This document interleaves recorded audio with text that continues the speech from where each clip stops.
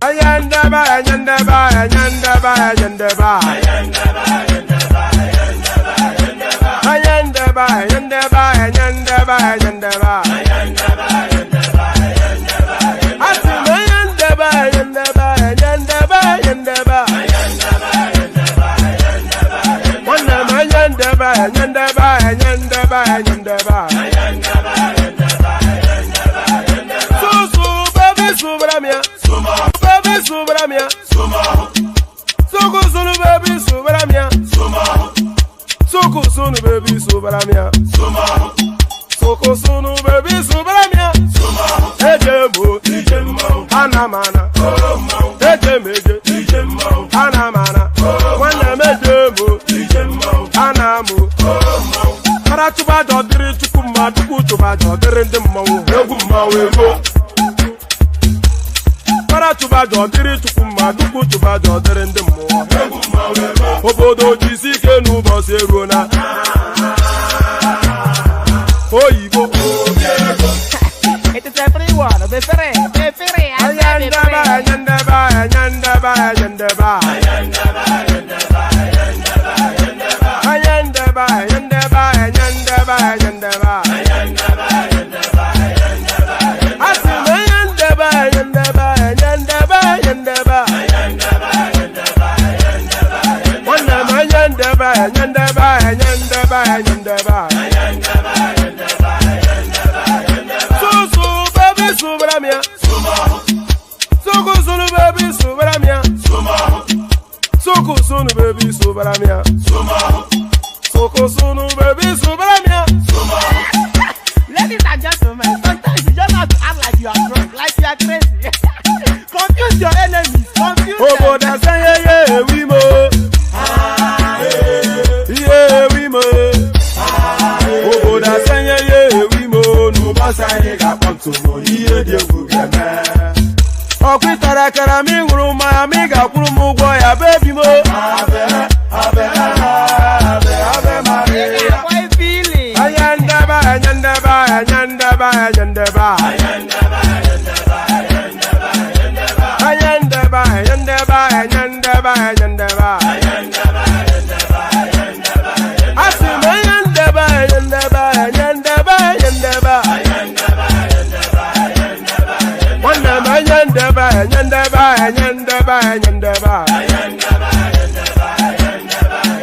Susu baby subramia. Soko sunu baby subramia. Soko sunu baby subramia. Soko sunu baby subramia. Asekwa nefo jabani si akuna nyego mkambasi ozo. Since I was born, but now I am getting youth. Akuna mota mwa akuna kogabu.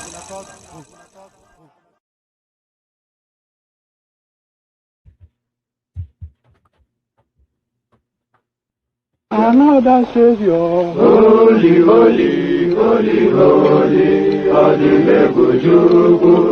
Another Savior. Another Savior. Holy, holy, holy, holy, Adimebujuku. Another Savior. Well, this is Mobien. This is dedicated to the gallant heroes of the Nigerian Biafra War and IPOB families all over the world. I remember the Nigerian Biafran War, in the thickness of the Biafra genocide. Hey, one man revived the vanishing hope to life. Let the great Biafran army to fight, and they were singing out, holy, holy, holy, holy, Olumewojuku is another Savior. They were singing out, holy, holy, holy, holy, Olumewojuku is another Savior. Holy, holy, holy, holy, Olumewojuku is another Savior. Many years after the genocide, whoa, yet another great leader has risen up now. Oh, and he's leading the Biafrans to victory. In your madika, yabika kokwa namno wow. Hey, ana mekele mazuche me for. one memo.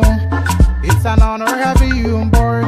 When I'm singing along. Holy, holy, holy, holy. Nnamdi Kanu is another savior. Just sing along. Holy, holy, holy, holy. Nnamdi Kanu is another savior. When I sing along. Holy, holy, holy, holy, holy, holy, holy, holy. Is another savior. Getting moving right and getting moving faster now. Holy, holy, holy, holy. Is another savior. Holy, holy, getting moving right, moving faster. Yeah, for freedom. Is another savior. Yeah, for freedom. Holy, holy, holy, holy. Nnamdi Kanu is another savior.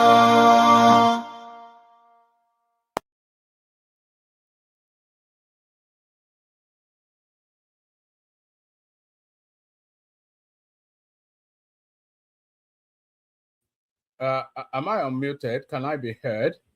So there it is. If you didn't know now.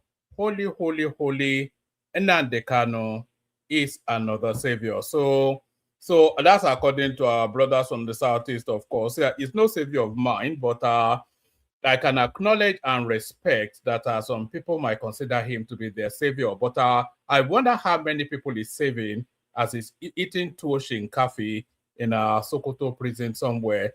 Now, once upon a time, Mazi Nnamdi Kanu, now Malam Nnamdi Kanu, by virtue of being locked up somewhere in Sokoto.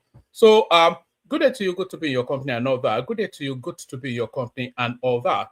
So, it's going to be one of those lazy and easy sort of session. There's not an abundance in the news cycle, but I'd already set it up, so I thought, why not just do it? So, in case people want to come in and chat, it's going to be one of those come in and chat sort of a session. So if you feel inclined to come in and chat, come in and chat. There are things going on in the news. We'll go through them. But like I said, there's not an abundance. So, but Trump came out. Actually, let me actually just get the Trump bit out of the way. As a lot of you may or may not be aware, Trump is in Davos at the moment, speaking to the global community.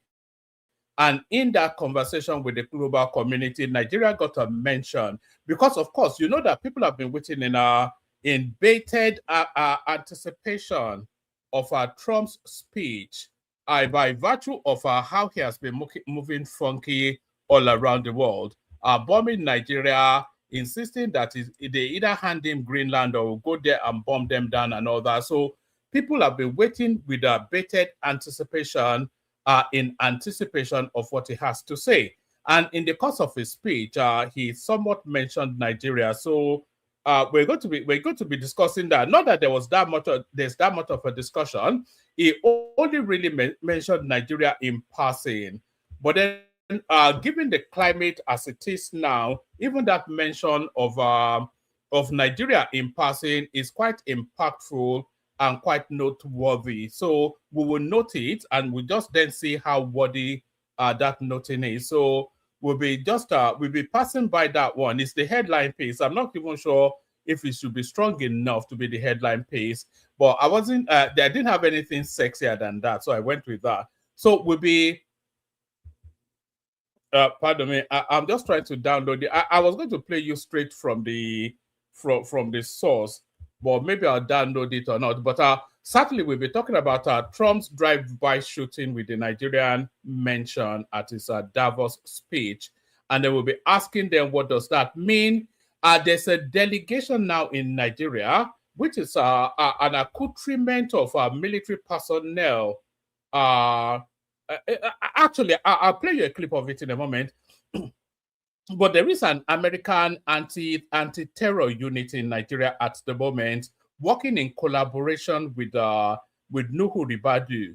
But how heavily do we want this American presence? And what's the infiltrator system? Are we able to get rid of them? And what exactly do they want? They don't want our greater good. They're not after our well-being. So are they just infiltrating them so that they have a strategic hold on the Nigerian space? This is what seems to be the reading Trump wants a strategic hold on the Nigerian space, and I think he has moved very quickly to secure that. So the bedding in and the concretizing of that strategic positioning within the Nigerian space is what we're seeing going on now with this American delegation of military personnel, anti-terror units arriving in Nigeria and bossing Ribadu about. So we'll be giving that a mention. And then Nigeria has also now started farming out. Nigeria has also now started farming out ambassadors. So ambassadors sent to 3-4 countries. So we'll be looking at the countries that those ambassadors have been sent to, and then we'll be asking, and we'll also be looking at the people sent to those countries, and we're going to be then concluding then what we're making of it. So there is that to come as well. So there's a whole myriad of all sorts. Abdulaziz Mena has come out to tell us that he's able to trace the money stolen by Abubakar Malami. So we'll be giving that a mention. And the obedience pace, they are getting a dose of somewhat of a reality check. You know, how politics works, as we've been trying to explain to them, I think the realization is coming to them thick and fast. So we'll be giving that a mention as well. So we'll be mentioning a whole myriad of all sorts. What else will we be mentioning? Yes, we'll be mentioning we'll be mentioning also Shell making their way back to Nigeria and the reasons why they are making their way back to Nigeria. So Shell are back in Nigeria now, but why are they back in Nigeria? Their chief executive officer met with Tinubu and explained exactly just why Shell is back in Nigeria now. So I did say there was not an abundance in the news, but there's certainly sufficient enough for us to chew over. So we'll also give you the Davido situation and honorable mention. If anybody wants to talk about that, we'll talk about that. But we're not going to be spending too much time on the hold on. I was trying to. Oh, yes. We're not going to be spending too much time on the Seun Kuti and Wizkid sort of thing, because we'll be doing a session on that tomorrow afternoon. So we'll leave that on the burner. We'll leave that as a teaser, and then we'll get into that tomorrow. So that's to come as well. So a whole raft of all sorts. So sorry, hold on. I'm trying to do so many things as I'm speaking. That's why I'm somewhat hesitant. I want to play you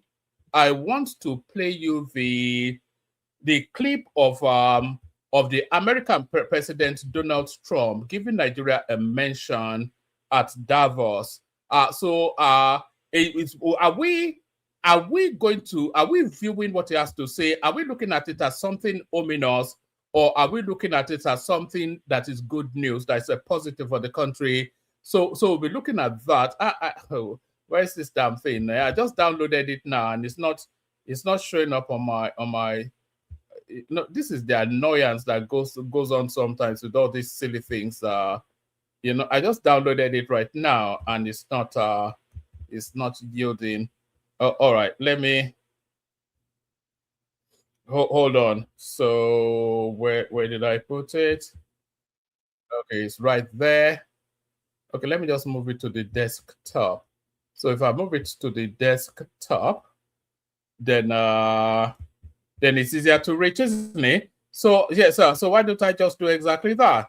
And I have just done exactly that. And by the way, click on the like button just as you're coming in. I'm not sure I've given you sufficient enough to be clicking on the like button, but if you feel inclined, please click on the like button. If you're not already subscribed, please subscribe. As you know, we're ever and forever looking for a new convert. So if you're not already subscribed, then please, where is this damn thing?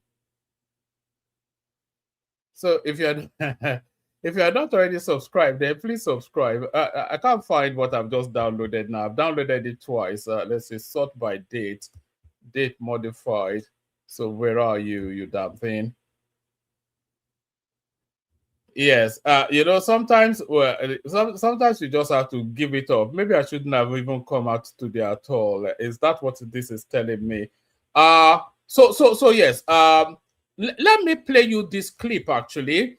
So there was a conversation we were having in an earlier session, not today, but sometime earlier in the week. There was a conversation we were having, and we were having that conversation, and I was explaining then that I heard Taiwo Oyedele, the czar of the new tax regime, I heard him say that by the end of the month, when people are getting their pay packs, then they will see that the new tax regime, the new tax regulations, it returns actually more money to their pay pack than it takes away from it. And I think somebody, maybe it was Larry, that rushed in to argue with me. So I've got a clip now that speaks exactly to what I said.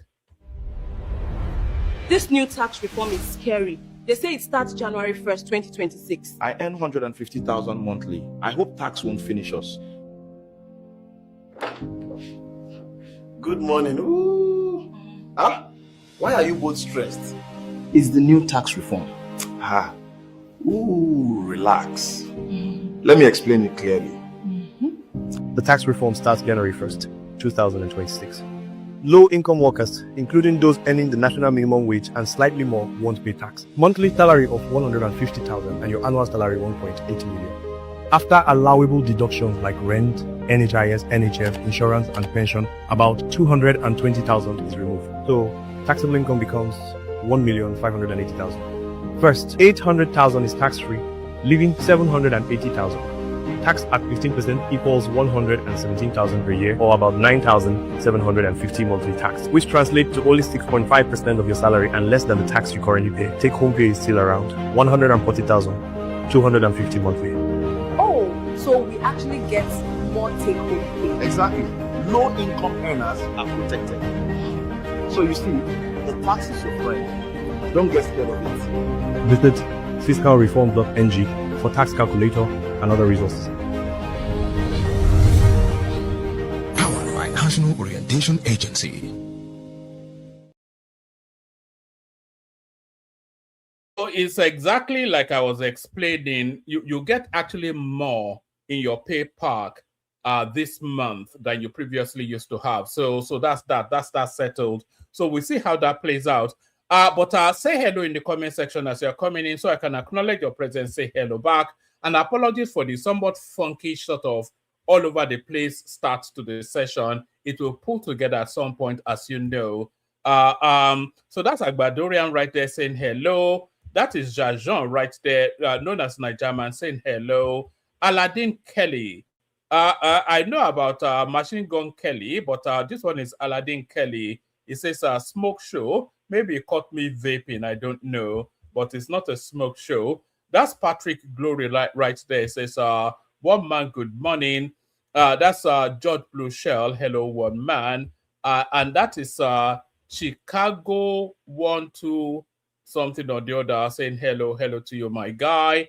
And this is Olu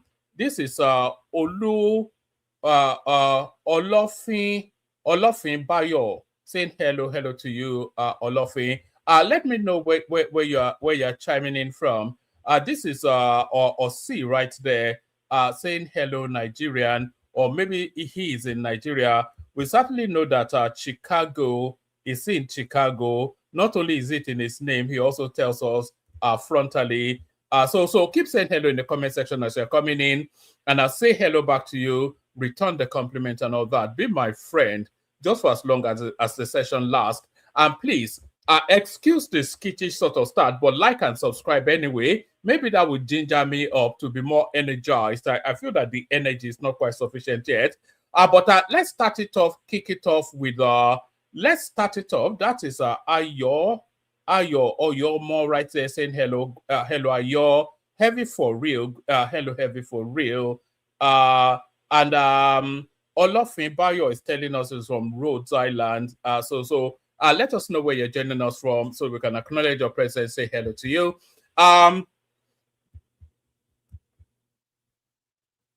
all right, let's start it off and kick it off with this one, actually, because like I said, it's somewhat of a skittish session. So we go with the skit.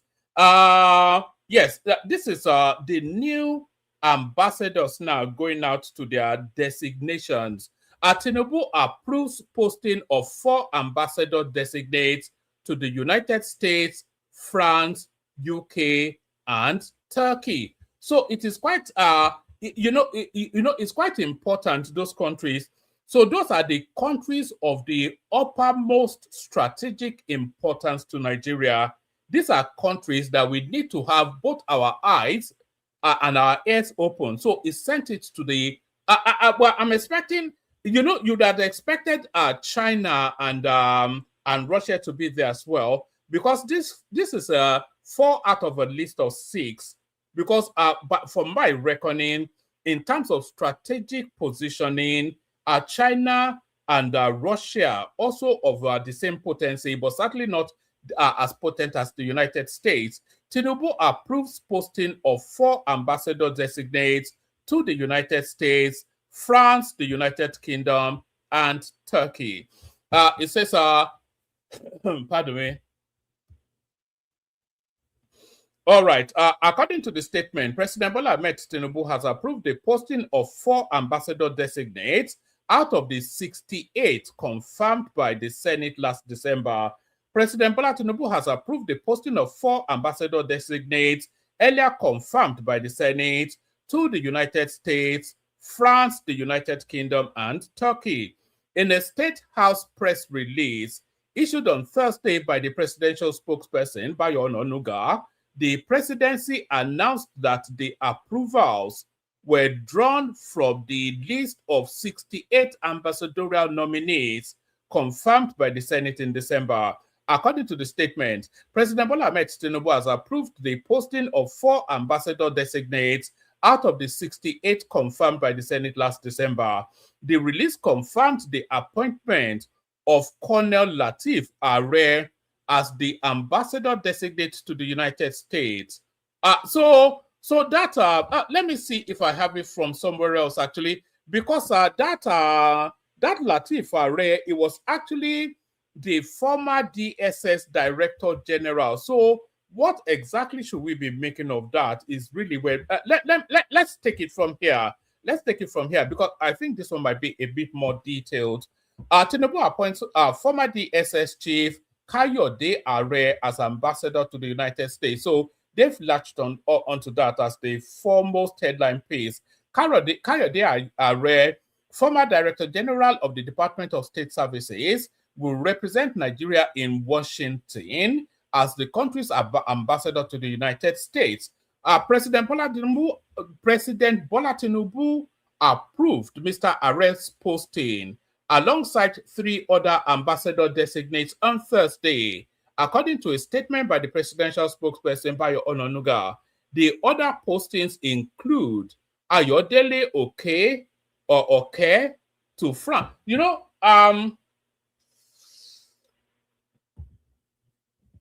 The Yoruba centricism that this guy stands accused of is not shying away from it at all. It will appoint a whole raft of Yorubas, and then it will appoint some northerner as just some make peace. You know how they employ one black person in an office just to fulfill a quota, just to say they have a black employee, like the token black man sort of a thing. So the Yoruba-centric sort of narrative around this administration, this guy is not shying away from it at all. President Bola Tinubu appoints former DSS Chief Kayode Are as ambassador to the United States. Kayode Are, former Director General of the Department of State Services, will represent Nigeria in Washington as the country's ambassador to the United States. President Bola Tinubu approved Mr. Are's posting alongside 3 other ambassador designates on Thursday. According to a statement by presidential spokesperson Bayo Ononuga, the other postings include Ayodele Oke or Oke to France, Amin Dal Hatu to the United Kingdom, Usman Dakingari to Turkey, Mr. Dakingari, a former governor of Kebbi State, is expected to take up his post ahead of President Tinubu's state visit to Turkey next week. So I didn't actually even know that, this guy stands, but Tinubu has not yet traveled as much as Buhari, by the way, but people think he's all over there and everywhere. But I don't think he's quite done to the extent that, because Buhari was never in Nigeria anyway. He was governing Nigeria from whichever abroad space is Jolofin in. So there it is. But the headline piece is this former DSS Director General, now the ambassador to the United States. So why are they sending one of the country's topmost spies? Because you have to conclude then that the DSS chief will be a spy. Why are they sending one of the country's topmost spies to be our ambassador in the United States? So what are we reading into that? What's the underpinning of that? So there's that. Right. Yes. So Kayode Are, Director General of the Department of State Services, will represent Nigeria in Washington. Tinubu approved him alongside 3 others. Bayo Ononuga said the other postings are Ayodele Oke to France, Amin Dalhatu to the United Kingdom. Why are we having an Aboki as our representative in the UK? That's the question. And then Usman Dakingari to Turkey. Dakingari, former Kebbi State governor, is expected to take up his position ahead of President Tinubu's state visit to Turkey next week. Mr. Are, who hails from Ogun State, was amongst the first batch of ambassadorial nominees that President Tinubu sent to the Senate in November, ending nearly 2 years of vacancies at Nigeria's missions abroad. So there's that. The appointment comes as Nigeria works to restore its diplomatic presence worldwide. Last month, the Senate confirmed Mr. Are, Mr. Oke, and Mr. Dalhatu, alongside 64 other nominees, bringing the total number of confirmed ambassadors to 67. I'm somewhat disappointed, actually. I'm not quite sure about the power or potency of this ex-DSS Director General, but I was expecting somebody like Reno Omokri to have either gone to the United States or probably more likely to the United Kingdom, because I think his language and posture, it lends to that. So I think those sort of positions, where would they send Reno now? Maybe they'll send him to Sudan or something, our ambassador in Sudan, Reno Omokri. But I thought if they are giving either Reno Omokri or Femi Fani-Kayode, they'll be well suited to the British landscape, especially Fani-Kayode, who to all intents and purposes is a British man anyway.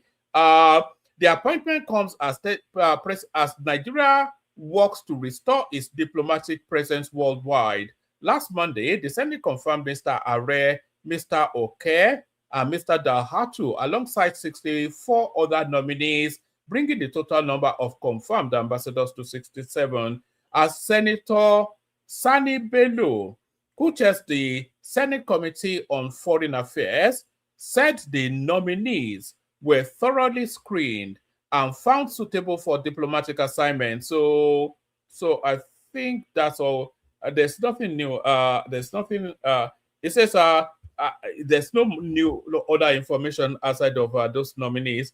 Amongst the high-profile non-career nominees were Reno Omokri, a former presidential aide, Mahmoud Yakubu. You'd have thought somebody like Mahmoud Yakubu, maybe they'll send him to Saudi Arabia because he's somewhat of a bit of an Islamist anyway, isn't he? Mahmoud Yakubu.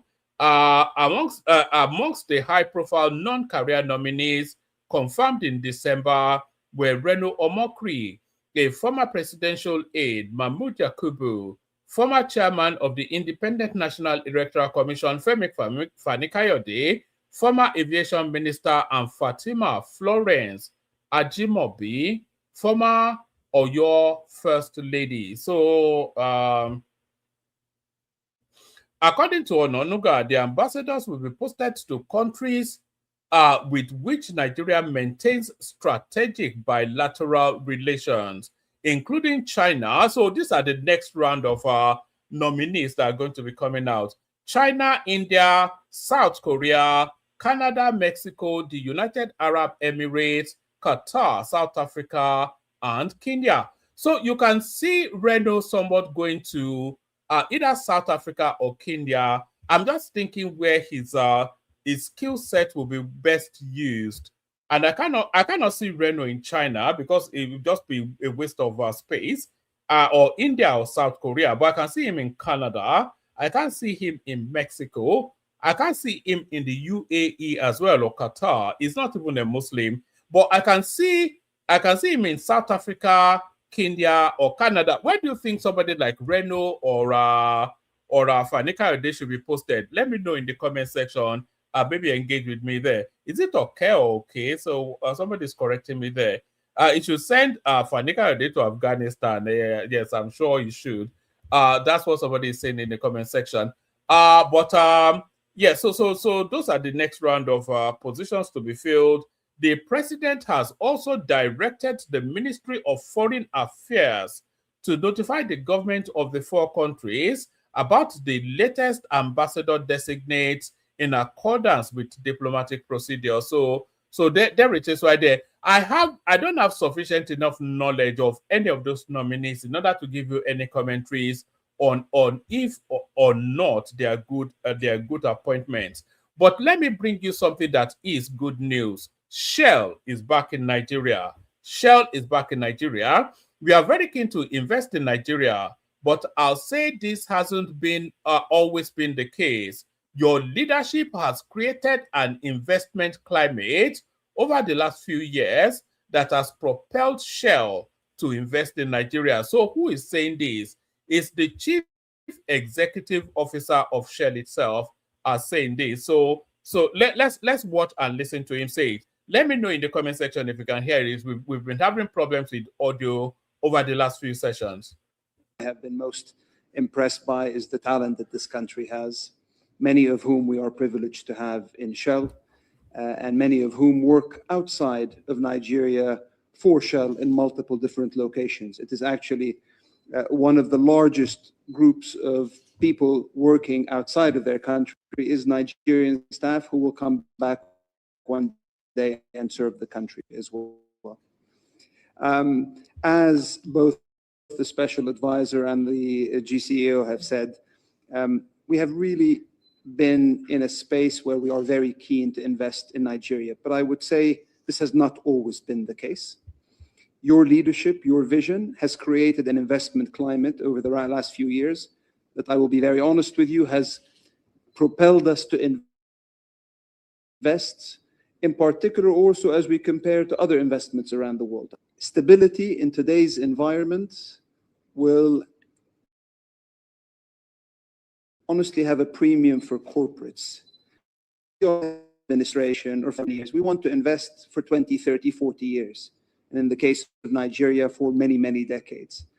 And therefore, as we look today to multiple different countries, I can tell you, and I'm proud to say, Nigeria stands as one of the ones that is attracting more capital than most.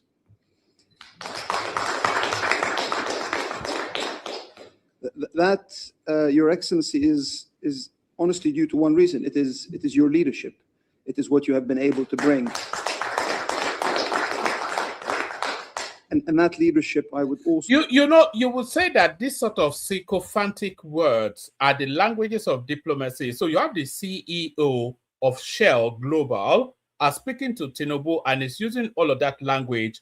But you have to also say that Shell was leaving Nigeria once upon a time. In fact, they left for the entirety of the Buhari administration and everybody was hemorrhaging out of that country. And people are asking where the inward investment is. What's that terminology they use?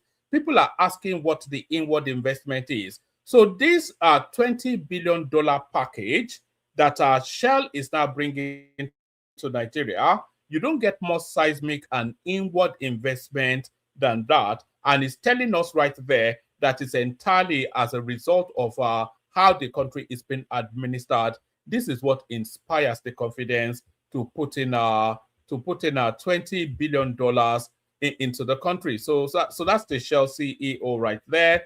To say, has put many of the people that we are working with, your team, are amongst the best that we are dealing with anywhere in the world. And that professionalism allows us to be able to have the confidence, and I would say our partners as well, to have the confidence to continue to invest. As the special advisor has said, just in the last 12 months, we invested that $5 billion in Bonga North, $2 billion in HI, the gas project to NLNG. We have also acquired or deepened our interest in Block OML 118, the Bonga block. Total Energies was selling, so we bought because we want to deepen further. But that we think is not enough. We think there is more to invest here, and we understand the vision that you have for the country. And so we are indeed working on a project, Bonga Southwest, that could potentially, if we get to an FID stage, see us with the partners invest around $20 billion foreign direct investment, half of which will be capital, and the other half will be the operating expenses and the like that will come into the country. This will be one of the biggest, I would say, energy projects in the world. And I'll come back to that if you don't mind in a second, but there is more.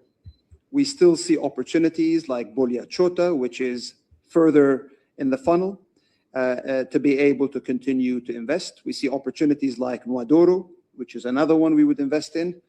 And we are looking at the exploration round that you currently have ongoing because we are interested to potentially look even further out for those investments. That is a sea change maybe than where we were several years ago, where we were pulling back on investments rather than putting the sorts of billions of dollars I'm talking about. Maybe the last thing I will say, Your Excellency, to Bonga Southwest, that huge project, I'd like to thank you. I'd like to thank you for the leadership you have shown there to be able to provide the incremental incentives that are now getting us line of sight to an investment in this project with our partners. That is a significant step forward. I recognize over the next 2 months, and I would very much ask for your support to now officialize the framework that you have so kindly supported.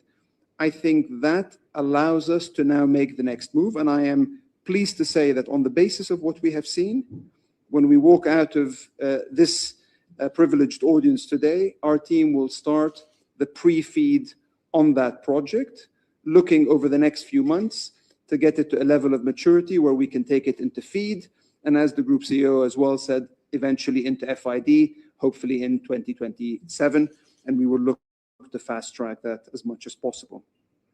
So in short, Your Excellency, I have nothing to ask for but your continued support and to thank you for what you have already done for the country. And I hope you see Shell as a long-standing partner that allows you to achieve the great visions that you have set for the country.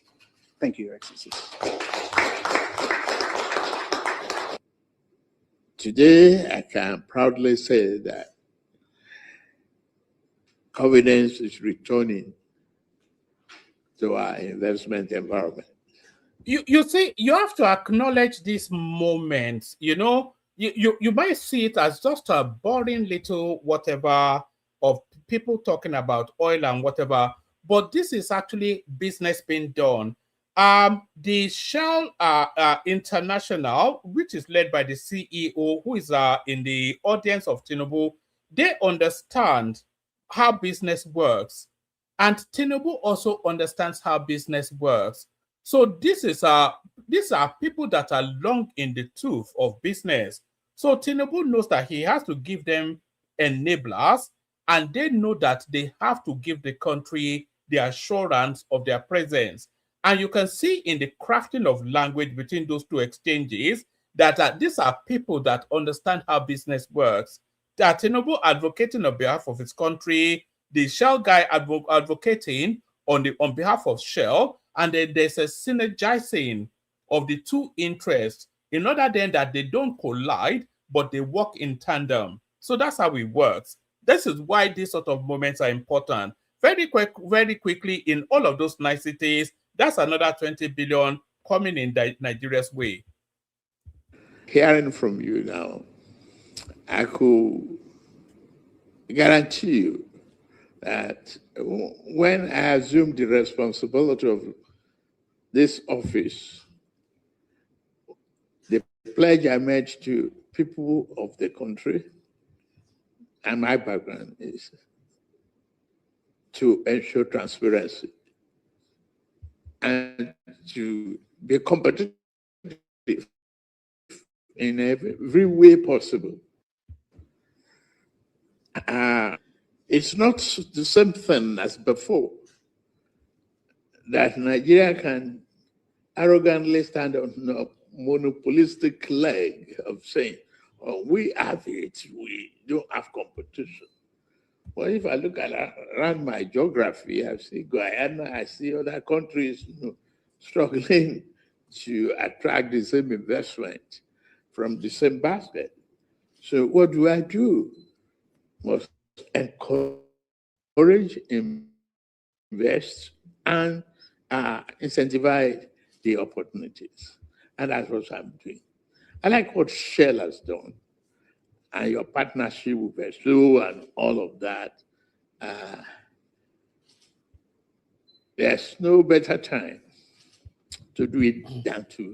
I hope you're actually now. paying attention to what And I Tinubu want is to saying. assure you that What is actually saying is that the topography of global business has changed that much that you cannot just rely that you have resources and therefore people will come chasing for it. There are several countries now with several sort of resources, and the monies chasing those resources are still the same set of monies. So there's oil being discovered everywhere. You know, Congo has oil, Ghana has oil, every country has oil, but the same set of monies that is chasing that oil are still the same set of monies that is chasing that oil. So why do they chase it into your country rather than another country? So there are several reasons. One, the quantity that you have, but more importantly, how you incentivize them and the reassurances that their investment is on solid footing. So that is what incentivizes business to come in your direction. And the Shell man is telling us right there that as a consequence of Tinubu's policy and positioning, they are investing more in Nigeria than they're investing anywhere else. So pause and reflect on that for a moment. Shell International, a globalized conglomerate with a presence in every known country that has resources, is telling you that they're diverting the abundance of they are betting a lot. They're betting quite a lot of their future on the Nigerian fields, and they are saying they are doing that off the back of how Tinubu is positioned towards business. So that's the difference right there, and that is leadership. You know, but a lot of this will go over a lot of people's heads, unfortunately. But these are the boring bits that puts money in the pocket of the country. That's just how it's done. So I thought I'd bring that to your attention, just to let you know that Shell International is now back in Nigeria, and I think I may have the clip that have been. Where's this? Yes, I think I may have the Trump clip now. I've been able to download it somewhat. So we listen to that momentarily. If anybody wants to come in, by the way, I'm just trying to stick it together. It's not if we are listening to Tinubu talking about oil deals, then that tells you just how much news there is in circulation. So there's not an abundance in the news cycle. So if you want to just come in and gist or whatever, just come in and have a chat with one man. You can do that. Let me see if that is ready. So here is Trump telling us then, giving Nigeria a mention at an important speech that he had in Davos. But what are we making of what he said? So listen to what he has to say first, and then we'll discuss what we're making of it. And in Nigeria, we're annihilating terrorists who are killing Christians. We've hit them very hard. They've killed thousands and thousands of Christians. What's that all about? So there it is right there. In Nigeria, we are annihilating. Did he say annihilating? I think it's annihilating, isn't it? Or whatever. In Nigerians, we are savaging the bandits that are killing Christians. That's what he said at that important meeting. So what does that tell us? That tells us then that there's a commitment beyond just that Christmas Day bombing of Sokoto State. So what does that then, should that fill us with trepidation or with hope? That is the thing. Because there's an ambiguity to that statement, and it, depending on how you are politically leaning, then you give it the interpretation. So does it give us reasons for trepidation, or does it give us reasons for hope? So if you look at events subsequently and consequently, you might well say that that it gives us reasons for hope.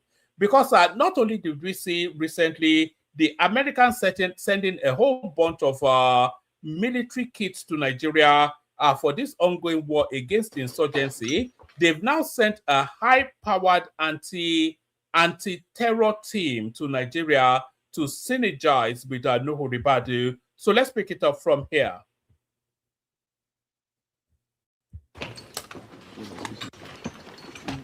So those are the grand halls of Aso Rock, as should be familiar to all of you. And those are security personnel of Nigeria right there. That's the Inspector General of Police.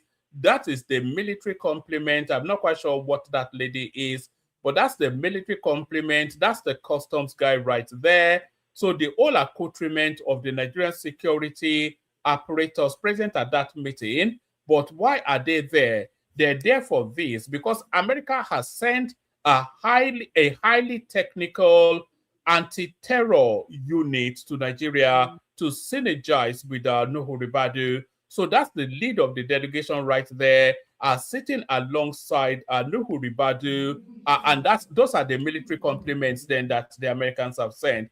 You know, this one rather looks like, who does it look like? It looks like Donald Jr. That's not Donald Jr., by the way, but he has somewhat of a striking resemblance, wouldn't you say, to Donald Jr.?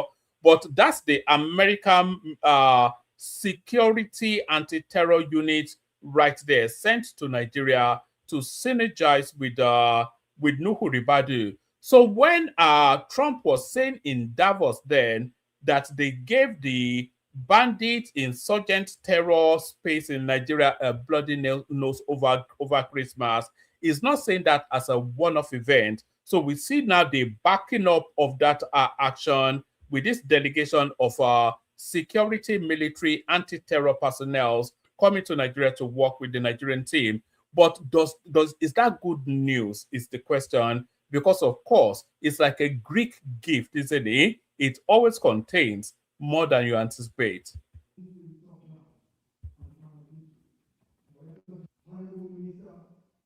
So those are the usual functionaries. They go on to give us an explanation of why they are there in a moment. So that's the Nigerian team, of course, with people trying to look as important as their job title tells us they should be, but they are all as dumb as they come. There's no single IQ amongst the whole bunch of them, of course, just a bunch of here is the explanation. Especially between the two countries. Oh, hold on. Let me start it again. Bilateral cooperation, especially between the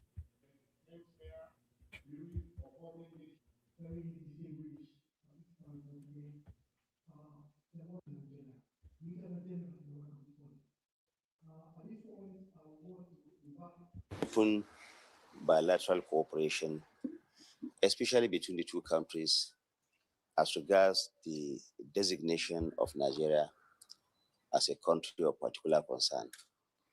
You have heard remarks by the National Security Advisor of Nigeria and the U.S. Under-Secretary of State for Political Affairs. Therefore, I want to give you a few remarks, and thereafter, if you have any questions, we can then take. Now, this engagement that we have just had represents the third high-level engagement by senior U.S. government leadership since the visit of the Nigerian delegation to Washington in November last year. Now, all right, that guy goes on to give a bit more detail on what we just saw, but the upshot of it is that the Americans are embedding even more within the Nigerian narrative it's a good news for insecurity if you want to see it that way. But is it in the overall interest of our national interest to have this level of interference, especially in our security structures? That remains to be seen. We find out in the fullness of time. So let's go on from that to this one. In the fullness of time, we were saying, and here is the fullness of time dawning on the obedience space. What we've always parroted on this platform, it looks as though the penny is starting to drop in the obedience space. So here is a little bit of a snippet coming out of one of those Twitter spaces where they all huddled together to do their midnight meetings. So here is an outtake from a midnight meeting of the obedience.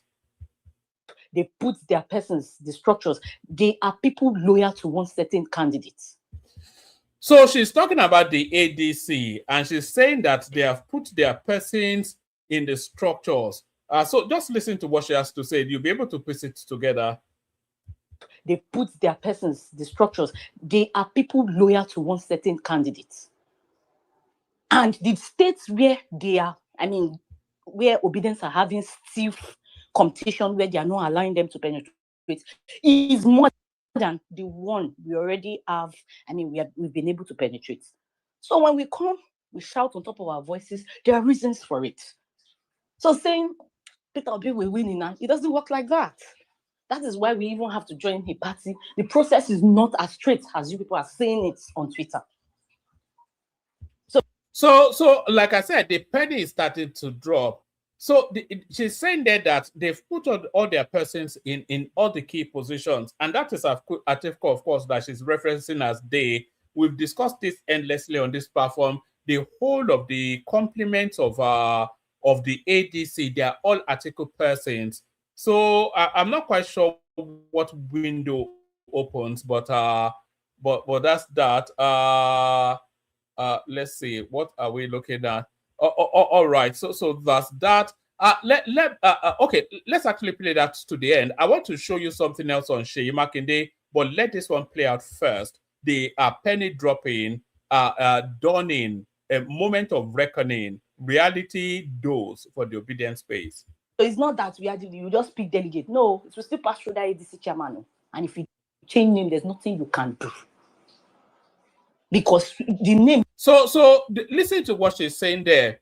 It's not just a matter of getting the delegates, that's one, but the list of delegates has to go through the approval of the ADC board, which is oversighted by Atiku people. So they will pick delegates that gives Atiku we know the ticket belongs to Atiku anyway. Why do we even carry on with this topic? You will not even know.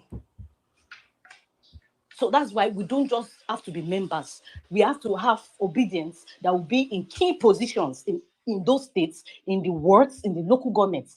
Should in case an indirect oaths, we are very aware. We are sure that, okay, it is the names of people that are loyal to, that can sway votes for Peter Obi, that will be there. Else, it will be like it will be like dream. So consensus is the best though, to me. If you are doing direct now, they are not even allowing you to register. They are telling you no registration. Meanwhile, they are doing registration up north. So those are the issues.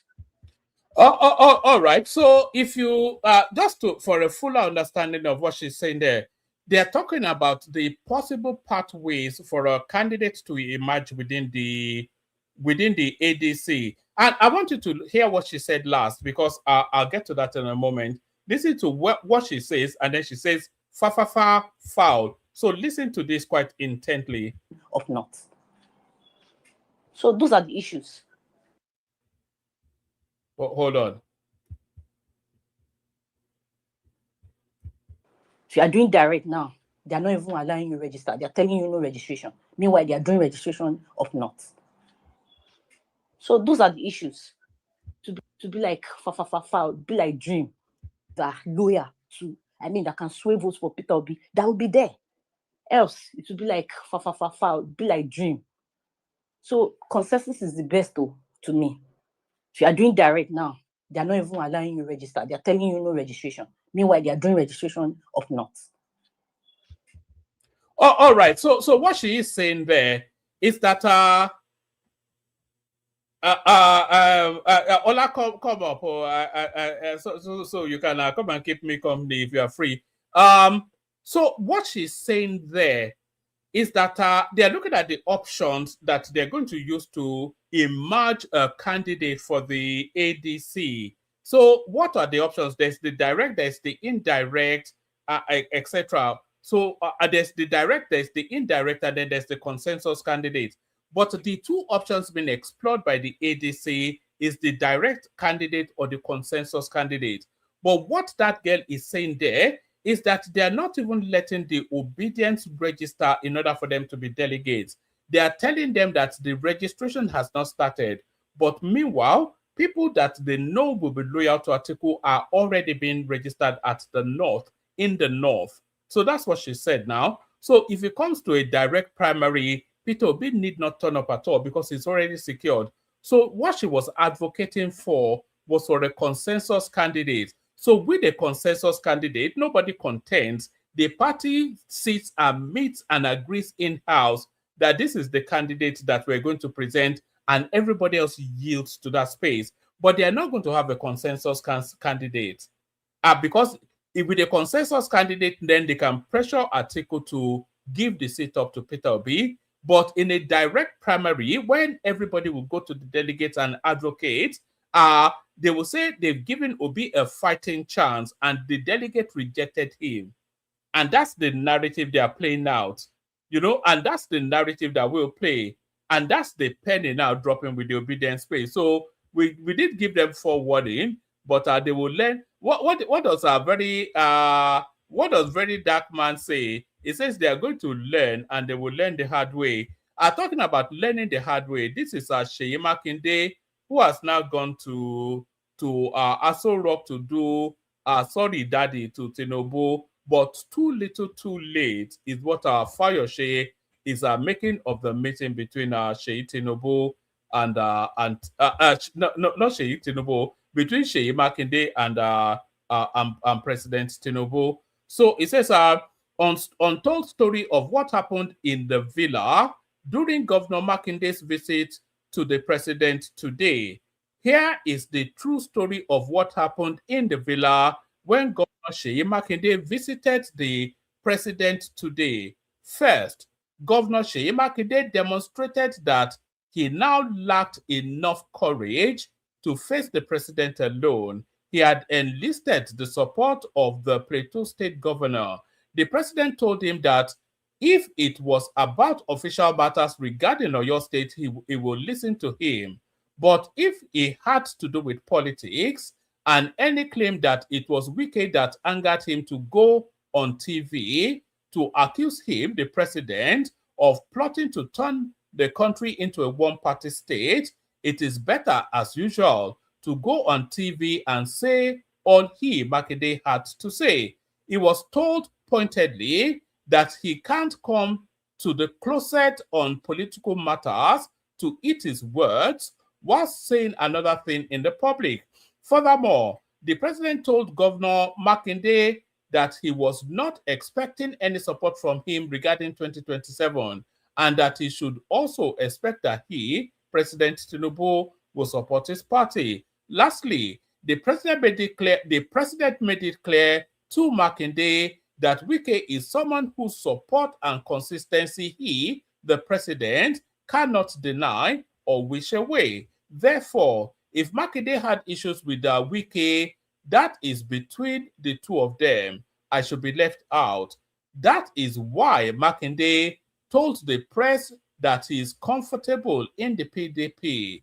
It is because of the reality that there is nothing for him in the APC. And after this meeting, shouldn't Makinde tell the people of Oyo State if he had returned the 30 billion naira he admitted to have received from the federal government as intervention funds for the January 2023 Ibadan explosion? So this is from Ayo Fayose, of course.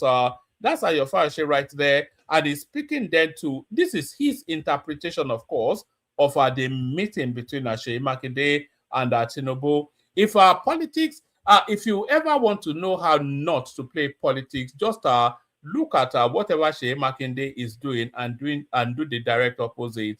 Quite how that guy won the Oyo State governorship is beyond me. Is just too politically naive. That's just the thing. So that's all I've got. I did say there was not an abundance in the news cycle. Let me play you the Kegite music and see if we can tease anybody in to come and have a conversation.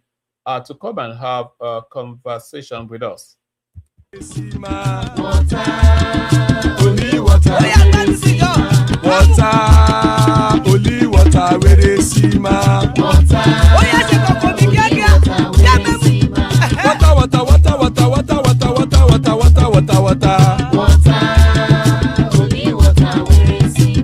Hapa o naido.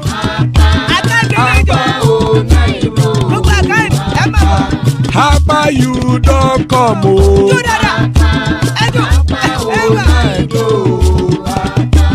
Hapa o naido.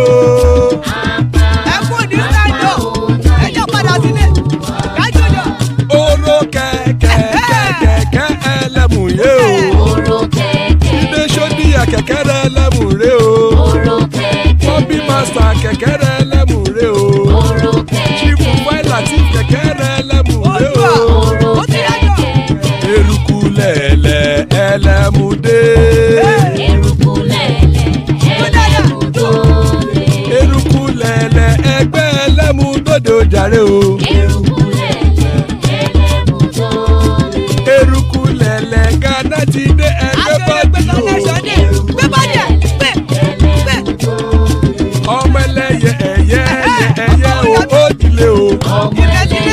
Olúyẹ̀lá ẹyẹ o ó dilé o. Petrosonama ẹyẹ o ó dilé o.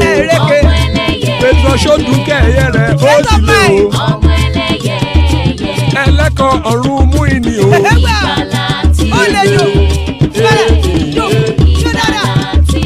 Àkùkọ ọ̀run mẹ́kọ̀.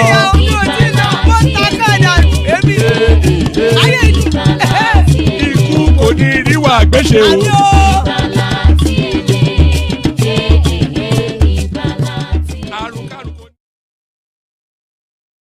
And there it is right. And there it is right there. Ikú kò ní ríwà gbéṣe, may death have nothing to do with us. So we've got Chioma joining us. Good to see you, Chi. And To Nigeria makes one of his rare cameo appearances. That's To Nigeria right there. Before I think Chioma sent this in, so maybe she wants to run commentaries on this. This is about the beef. Who's the greatest? Was it Burna Boy or Fela Kuti or Wizkid or Fela Kuti? Anyway, let's listen to this, and then Chioma comes in after it. You see, Nigeria is the only country in the world that don't have music legends. Nigeria is the only country in the world. America, they have their Dr. Dre. You know, when it comes to dancehall, Jamaica, they have their Benny Man. You know, different genre. Reggae, you see Bob Marley, you see Lucky Dube. You know, Nigeria is the only country that don't have music legends. You know why? Because this place, they don't call them music legends. They call them past glory.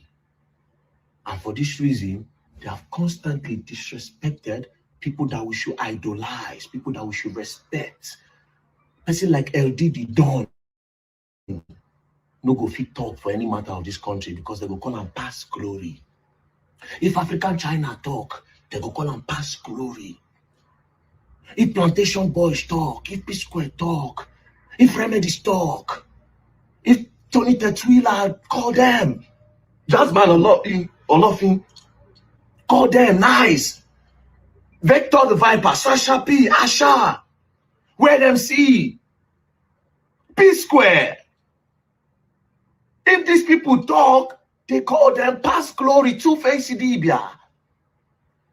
Face alone, blackface, the Plantation Boys. You call them past glory. And you people have constantly disrespected people that you will idolize. Now, why am I talking about this? This issue going on between Wizkid and the Kuti family. Because of this reason, a lot of you have gone out of your way to disrespect Fela Kuti. And it's not fair. It's not fair. Now we're going to talk about Whiskey. I don't have a problem with Whiskey and Seun Kuti doing their thing. Personally, I feel like Whiskey would have just knocked Seun Kuti like this. If Whiskey had come out to say, well, first of all, I have a tattoo of Fela on me. Fela is somebody that I respect. If you go down to issue, somebody I love and I respect. I will not let anybody disrespect Fela. But again, you Seun Kuti, are you bigger than me? That one said for big, very good bands. But this thing when you post as Big Bad Kuti, I am Big Wiz, every day bigger than your papa. What do you want to do fool? This small thing where you post, you can't make the whole Twitter children start to dey bash Fela name, they insult Fela. Fela. Now the one where even bust my head and say this tweet. After Wizkid, Fela is the greatest Afrobeat artist. Fela no get Grammy. God is dummy. Now let's talk about Wizkid Grammy. This is Wizkid's Grammy. Wizkid, Best Music Video, 2020, Brown Skin Girl with Beyonce and Blue Ivy. Best Music Video, not even for vocal. Best Music Video. Is Wizkid a model? Is Wizkid a model?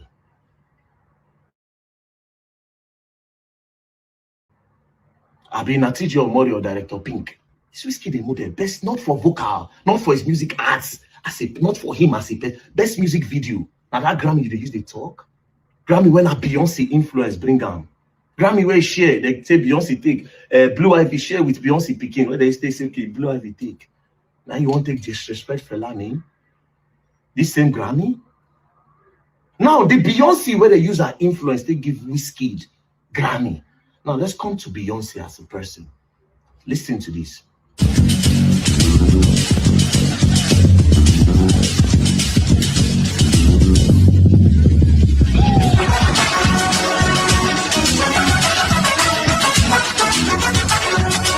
What is the title?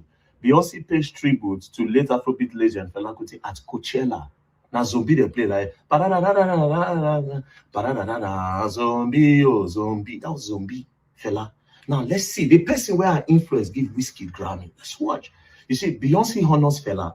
Now let's read. Beyonce talks Fela Kuti in recent Billboard interview. I recorded more than 60 songs. Everything I ever wanted to try, I just did. I started off being inspired by Fela Kuti. I actually worked with the band from Fela for a couple of days just to get the feel for the soul and heart of his music. It's so sexy and has a great groove. You get lost in it.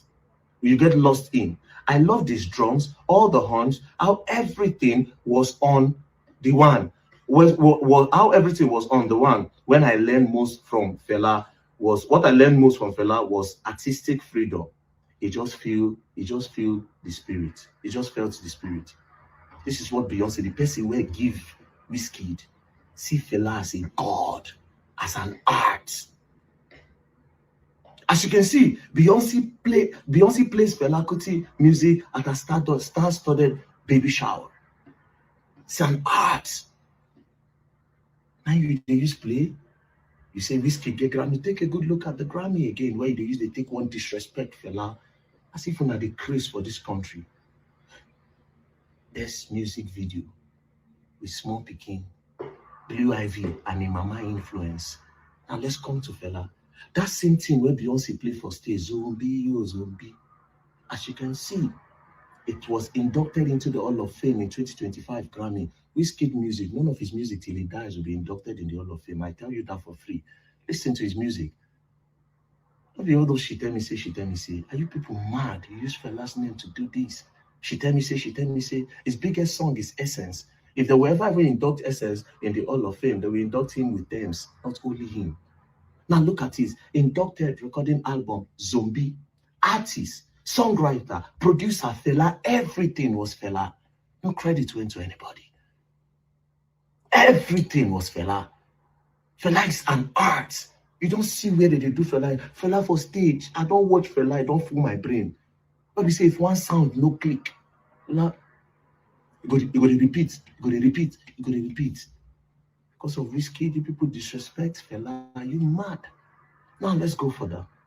Talking about Grammy, this 2026, he'll be given a Lifetime Achievement Award in the Grammy. After he was inducted in 2025 in the Hall of Fame, they give him a lifetime. Wizkid can never get a Lifetime Achievement Award in the Grammys. Never. Never. Which song? Which sound? when it comes to music as an art.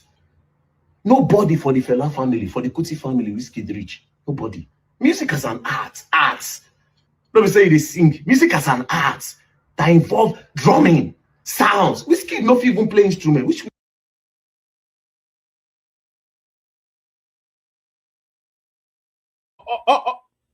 All right, that's a little bit of a teaser. We'll be doing a more extensive session on that particular topic tomorrow.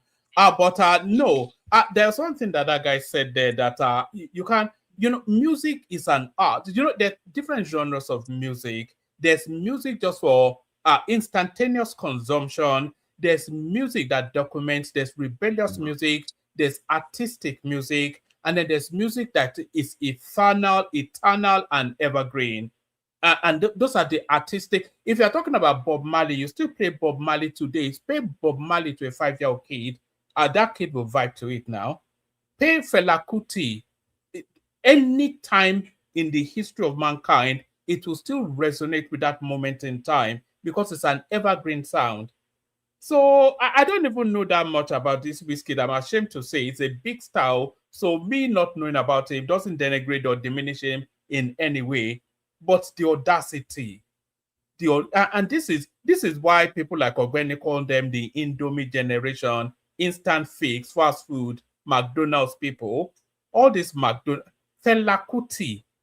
Did his father not tell him, if he doesn't know who Fela Kuti is, the audacity? But there it is. Choba, you brought it up. What do you have to say? I said it to you. I didn't bring it up, but good evening, woman. So yeah, Good evening to you. that's one video. I think the one and only video I've ever agreed with. What's his name? Very dark black man. Yes. So, yeah. So my thoughts on that is that I think it's a slip of tongue from Wizkid. Because from what I heard, Shaun was like dissing Wizkid for like about a whole week, and not one word from Wizkid. So finally he had enough, and I think it was just a slip of tongue. I think it was a mistake from Wizkid. I don't think he meant it. I think he just wants to, kind of like piss him off a little. I don't think he meant that he's bigger than Fela. I don't think so. Because mind you, he has Fela tattoo on his wrist, his hand. So I don't think that's what it is. But yeah, very dark black man is right because Fela is a legend. I don't know one of his songs, but I guess he's a legend. I only know one Wizkid song. Actually, I don't Have listen you to heard music. Yellow Fever? No, You should know that, being a light-skinned girl. no. Go and listen to that So one. that's the thing. I'm an R&B. I'm an American type of genre. I like American songs, mostly R&B and hip hop. I don't do Niger songs like that unless I'm vibing. You get my point? And then Wizkid song is only like one song of Wizkid I knew, which I know, which is like his first song. I Love My Baby. That's like the only song of Wizkid I know. I don't know any other song. I don't know any Fela's song either, but I know they exist. I know they're two talented men, right? But being that Fela is a legend, I just think they shouldn't be comparing both artists. And I actually think that Wizkid made a mistake. It was just a slip of tongue. I don't think he actually meant that he's bigger than Fela, you know. I think But you may be right. I think he said it in a moment of anger to piss mhm, to what's his piss him name off, off. And Shaun. I think it will, if it's well advised, if it should be advised to withdraw that statement. I don't think he The, should withdraw. it He will should. have to. No, I Okay. don't think I don't think he should withdraw because sometimes you have to say some things with your full chest. And not only that, some people should have pride in themselves. Yeah, he made a mistake. That's between him and God, and that's it. I don't believe in taking back anything. I don't think he should even apologize because then that will give Shaun and more ammunition to talk ish online, to talk more shit. And we don't need that. You get my point? I think that statement already really kind of pained Shehu, kind of, humbled him a little bit, if that makes sense. So let him just chill, you know. It is what it is. But the last video you posted of what's his name? Shay Makinde, right? Okay, so he went to Aso Rock, right? This week, Abby. But do you really know why? One man. Who went to Aso Rock? Shay Makinde. Shay Makinde. It's a state governor now, so for whatever I reasons know, but pertinent, you yeah, said but this happened recently, right? yes, I think it was yesterday or the day before. Okay, but do you know why? Do Do you you want me know to why? just? I know why. Oh, okay. Did you see the rally that happened in Oyo last week? I think, or last weekend. No, I did not. To what end? What were they It was rallying about? it was a governor, his opponent, like in 2027. I forgot the guy's name, but it was massive crowd. The crowd was so big, it was so large. Ask Baba, he will tell you. It was a very big crowd. Like I'm shocked that there was no stampede. It was crazy. One man, the crowd. So I think that guy is going to take over. I think he's going to be the next Oyo State governor. Yeah, By but the Shey way Makinde is things, no longer in contention now. He's served 2 terms, so he's not on the ballot anymore. and he's the guy's an APC candidate. He's not even the PDP. So I think that's part of the reason, just because. I think Shey Makinde is looking for political relevance post his governorship of Oyo State, and then I think he wants to strike a deal with Tinubu, to say, look, daddy, what do I get after this or something? So he's making all this rebel noise in the PDP that he wants to be on the ticket. So, but of who's going to vote for him? So that's just a nonsense. But it's very cold out there. Once you are used to the allure and the expansiveness of power, look, they're just stripped bare now. All the security retinues go, all the ranker day that goes. Look at somebody like Rotimi Amechi forever and constantly crying that where are my security details? Why am I so naked like this? So I think they all live in fear of being out of power, and I think that's what he was trying to negotiate with Tinubu. But I suspect, as Makinde, as Fayose said, Tinubu probably just told him to get lost. Interesting. Well, Makinde has a voice for the newer, the new generation. So he's still young, and yeah. Is that the only So criteria now? People are always talking about this generational chasm. Is that the only criteria now? Is that a metric of measure, or is this the yeah, substance of what you have to offer? we don't want the past politicians. We actually want like new representatives. People that like governorships that actually govern the people, that understand the people's situation, not just someone there. Shane McInerney never really contested. You know that, right? But Well, no, still, he's putting his name about now for the PDP ticket. yeah, but he did well. He governed Oyo State very well. He did an excellent job. Even the whole of um like Oyo State, like the road, he did a very fine job. He got the best engineer that built the road, and it was big progress.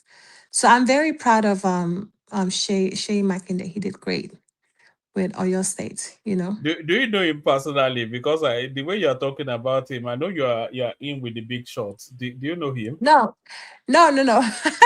No, but he did great since he became governor.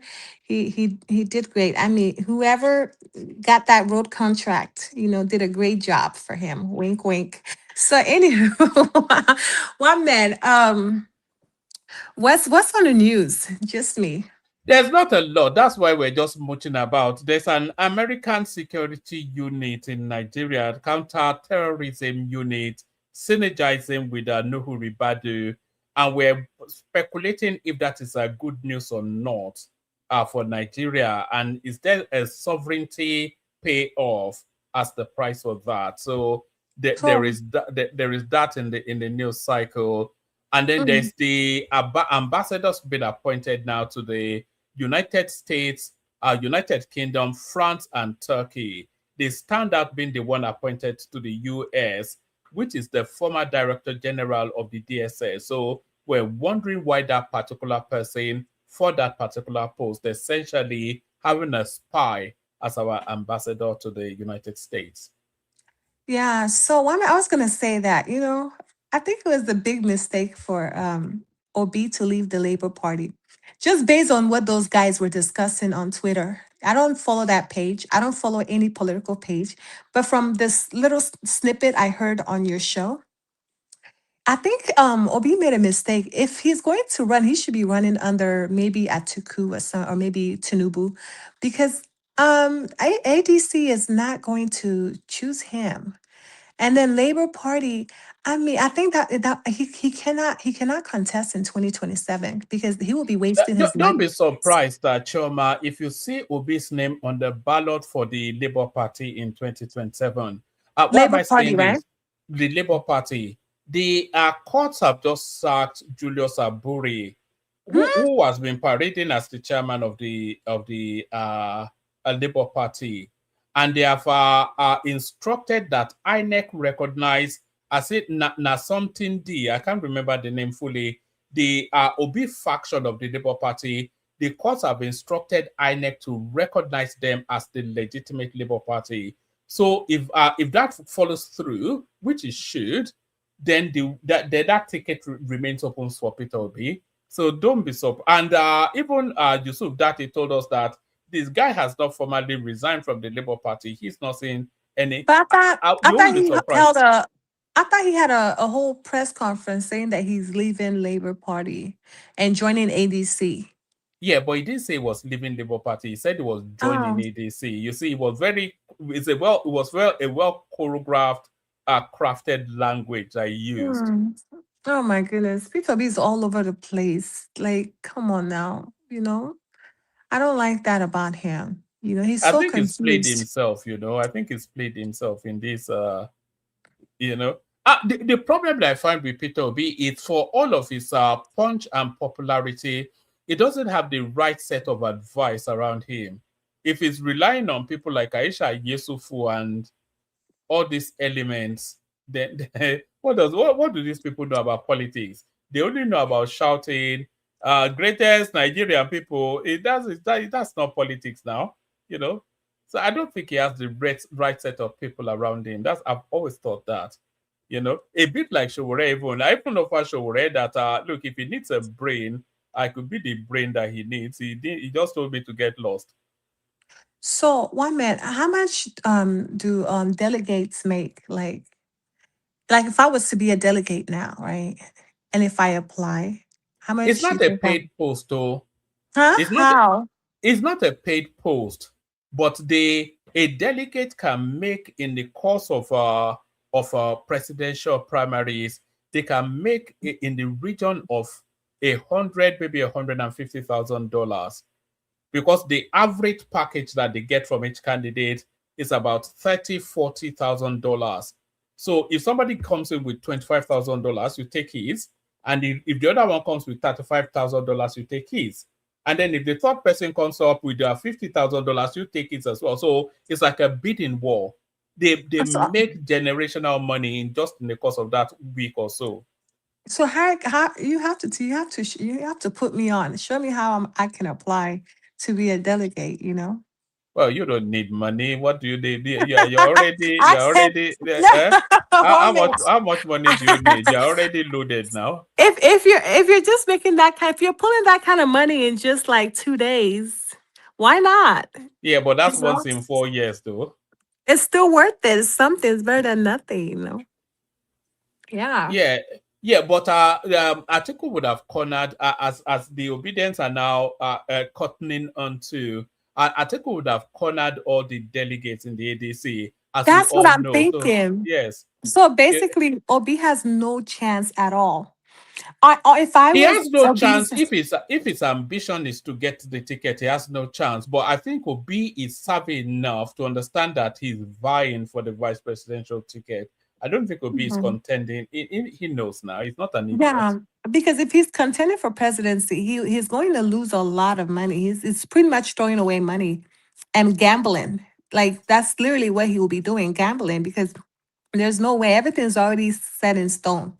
Nigeria, Another thing sorry. that works to his disadvantage, Choma, is that Mhm. Obi doesn't like to play, according to him, and even according to his wallet, he doesn't like to play money politics, and he doesn't even have the budget for money politics. That was why he Yeah, ran away that's from the true. PDP now. He knew he couldn't out-dollar anybody, and he can't out-dollar anybody in the ADC either. Yeah, that's true. Yeah, so basically, he's just going to settle as a vice, right? Yes, but his space would not accept that. That's where that's the only difficult, that's the biggest hump that he has to surmount. That's the biggest hurdle. Because as soon as he joins the ADC, everybody in politics knows that he has subordinated his ambition to Atiku. But his space are insisting that if he's not on the ticket, then they are not going to follow him.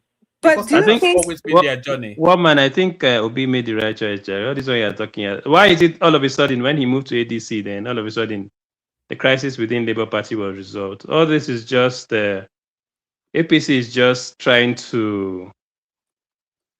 It's resolved basically because they feel threatened by ADC, obviously. Like they just want to. It's more or less like a what do you call this thing again? Divide and rule.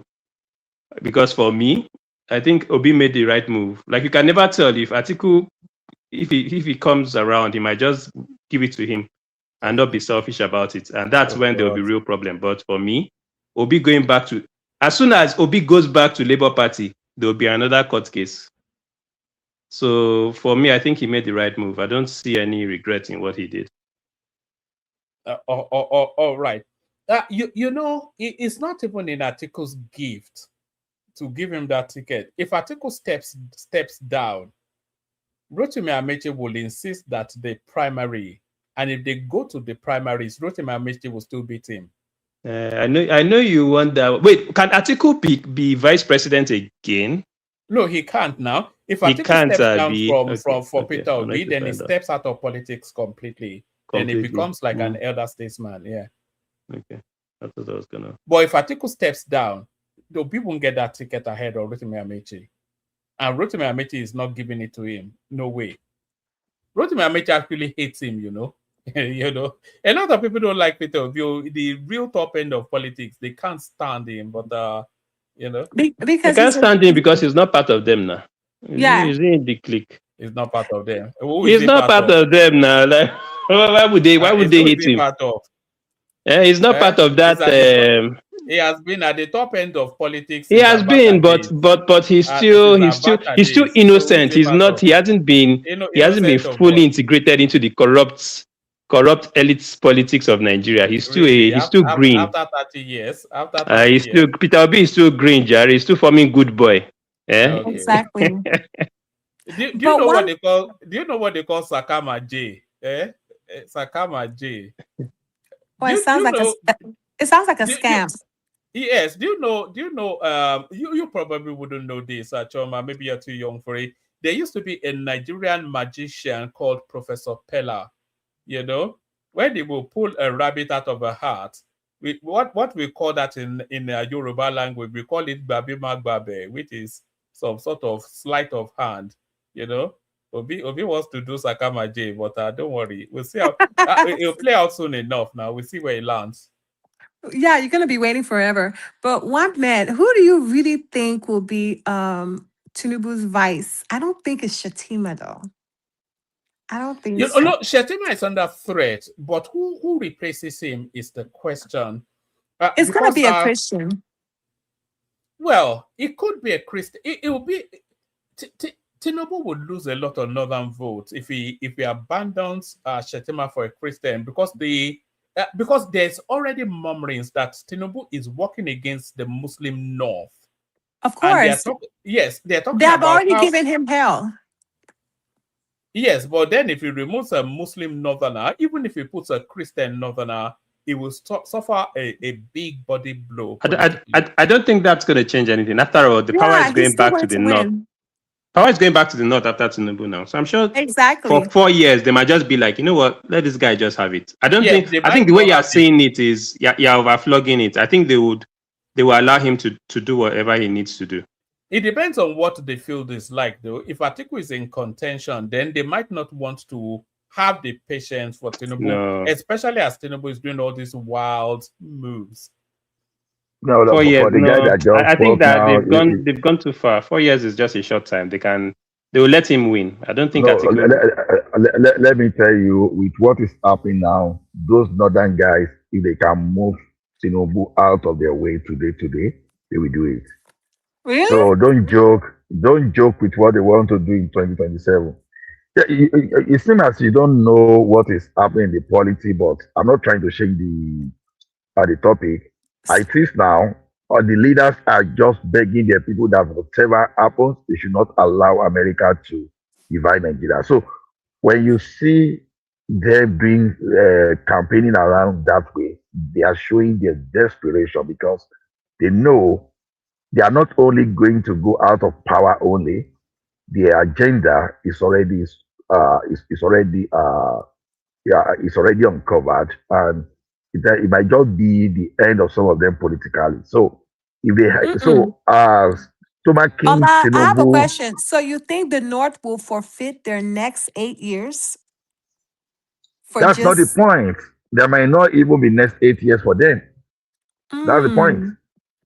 So, because you see, if you listen to what Trump said, there are a lot of things, although I don't know whether those things are really, I don't know where they got the information, but those guys peddling those rumors underground, when you look at the accuracy of what they've been saying over time, they appear to be somehow correct. So, you start wondering where did they get the information. At this now, if the northern people will not stand up and talk against the insecurity there, you understand, then the alternative they have is to find a way to exert power. As a matter of fact, that's what they wanted to do when they were intensifying on insecurity.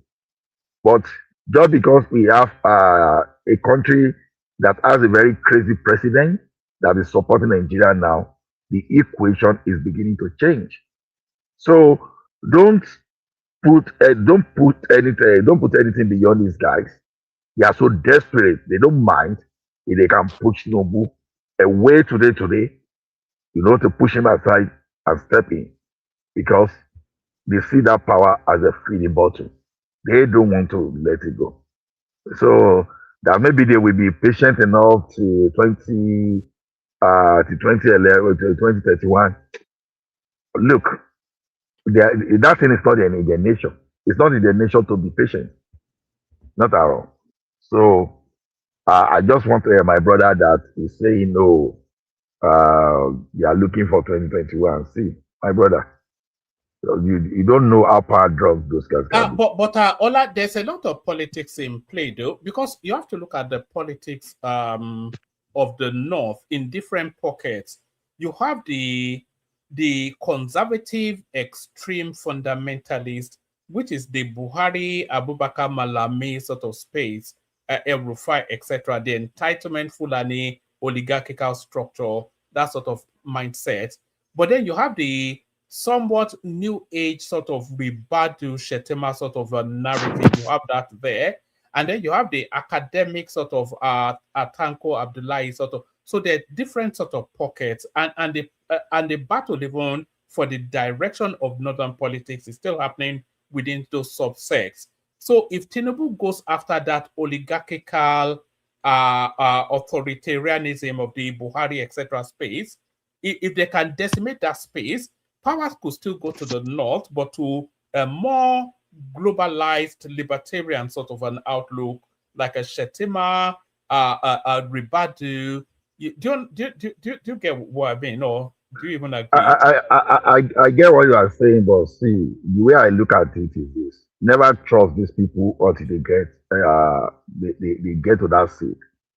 Let me tell you, a person like me, I know how much I spent uh, advocating for El Rufai in the past. Oh, this guy is okay. Try to justify. Oh my goodness, what he did as Kaduna State Governor. Oh my goodness, was a serious shocker. So it tells a lot that you can never trust these guys until they grab that power.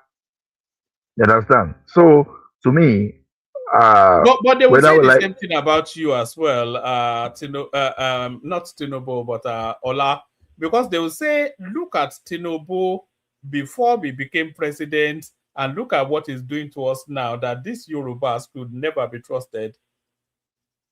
and anyway, whether we like it or not, you see, Tinubu is even more lenient because my expectation is Tinubu should even be like as strong as Abacha in Green State, only that he's not going to do it criminally. He has to be as firm as Abacha. So you know that when you have politicians from the south, apart from Jonathan was the only person that was just too gentle. You understand? Was too gentle. But when you look at our Obasanjo and this guy, the only thing Tinubu is not doing is Tinubu is not coming out to make pronouncement like Obasanjo. Obasanjo will tell you that, oh, now do or die. Oh. You understand? That's Obasanjo for you. Obasanjo will tell you that I'm coming there. If you like stay there, I'm going to crush you. And he's moving. He's going to do that. But Tinubu will not say that. So when we say we don't trust Tinubu, it depends on the context. Now, see, if the northern people will take power and they will use it judiciously to make life better, I don't have any problem. I don't have any problem. But when you take power and just because of your agenda, because you want to sustain yourself forever, and you are developing some kind of insecurity structure, then that's where the problem is. You see, the thing is, if Buhari had come and no banditry, and maybe everything is going on well, very well, the economy is growing, I'm telling you, no one will care. Because the few people that will be crying, people will just ignore them. That what's your problem? You can get job, you can work, the infrastructure, everything is okay. So why are you troubling yourself? But when upon not doing anything, you are now bringing insecurity to them.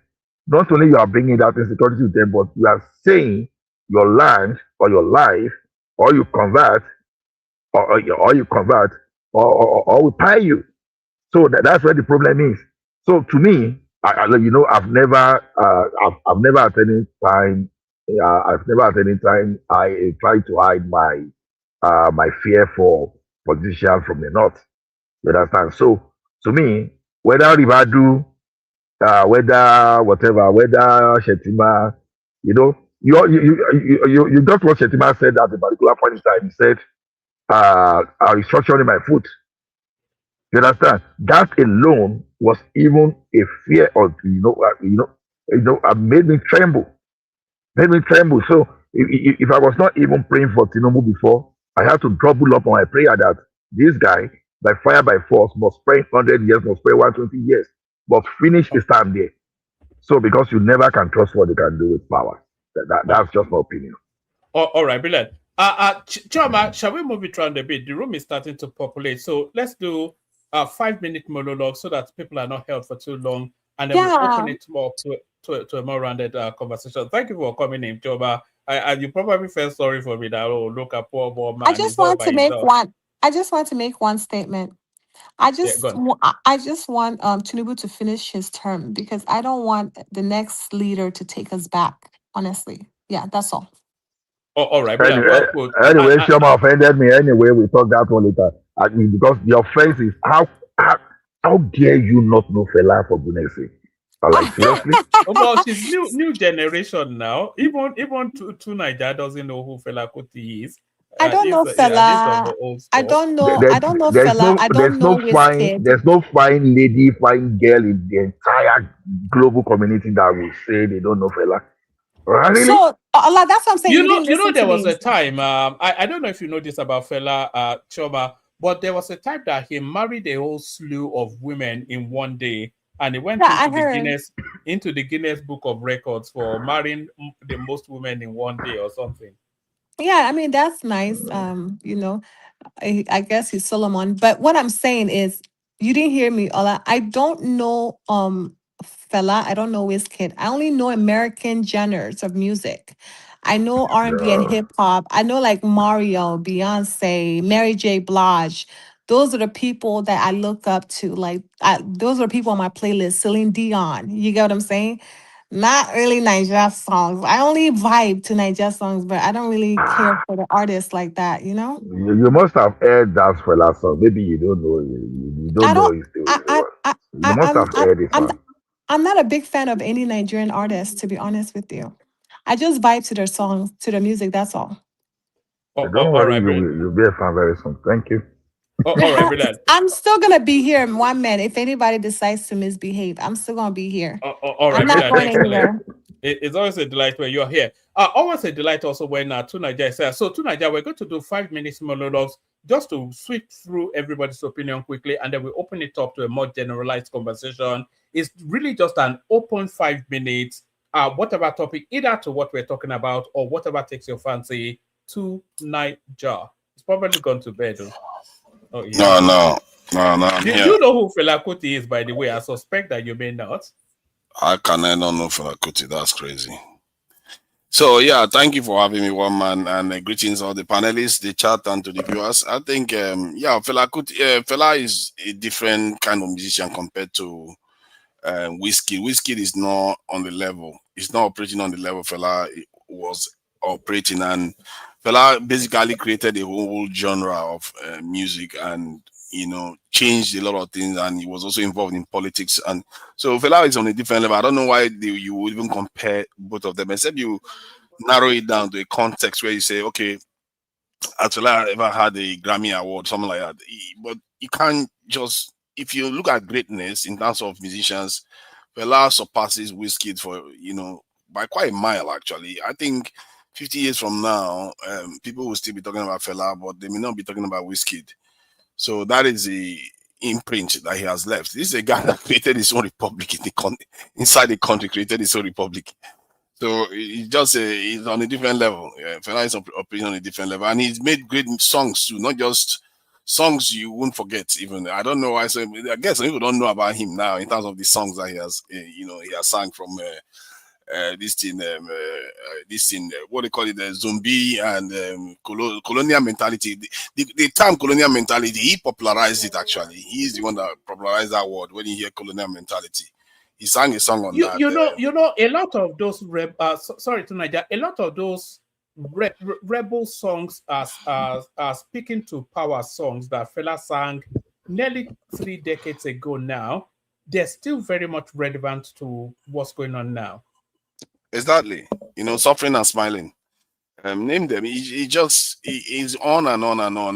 Most of his stuff the way he sings about Nigeria. You can tell this is a guy that has his hands on the pulse of the country, of what is going on in the country. And one of the, I think, which one? That one, the Yangadi, something about Yangadi. This thing, I forgot the name of that song. Very, very funny song. When trouble sing, yeah, that was a very, very funny song, and and that's the guy that knows the country that he's living in now. So he's a very, very great musician in terms of most musicians in the world that actually value music. When they hear about Fela, they know that's a great musician, not just an individual. I think maybe you can even categorize him on the level of people like Bob Marley. Even if Bob Marley is known all over the world, Fela is not known. But the kind of nature that they have, the kind of change that they brought to the music that they're singing is similar in that sense. And Fela changed music from that point, that type of music anyway, in Nigeria. And he did a lot of things. He's just he's not an ordinary human being. Fela, if you are looking at people that are extraordinary in Nigeria, he was one of them, without a doubt at all. So I don't know why you compare him to Wizkid. So that is that on that one. From the point of view of, I saw the video of the Nigerian official Ribadu working with American security forces. I don't know. I guess working with them is better than not working with them. Nobody needs Tinubu getting bomb left and right. So that when the bomb fall out on Asoro, God help us. Because those guys, they can do anything. They technically can just show up in Asoro. That's it. It's done. This pretense that we have that our nations are free and we can just do whatever I like, it's just totally false. And this is why I like Trump. He makes everything blunt and clear.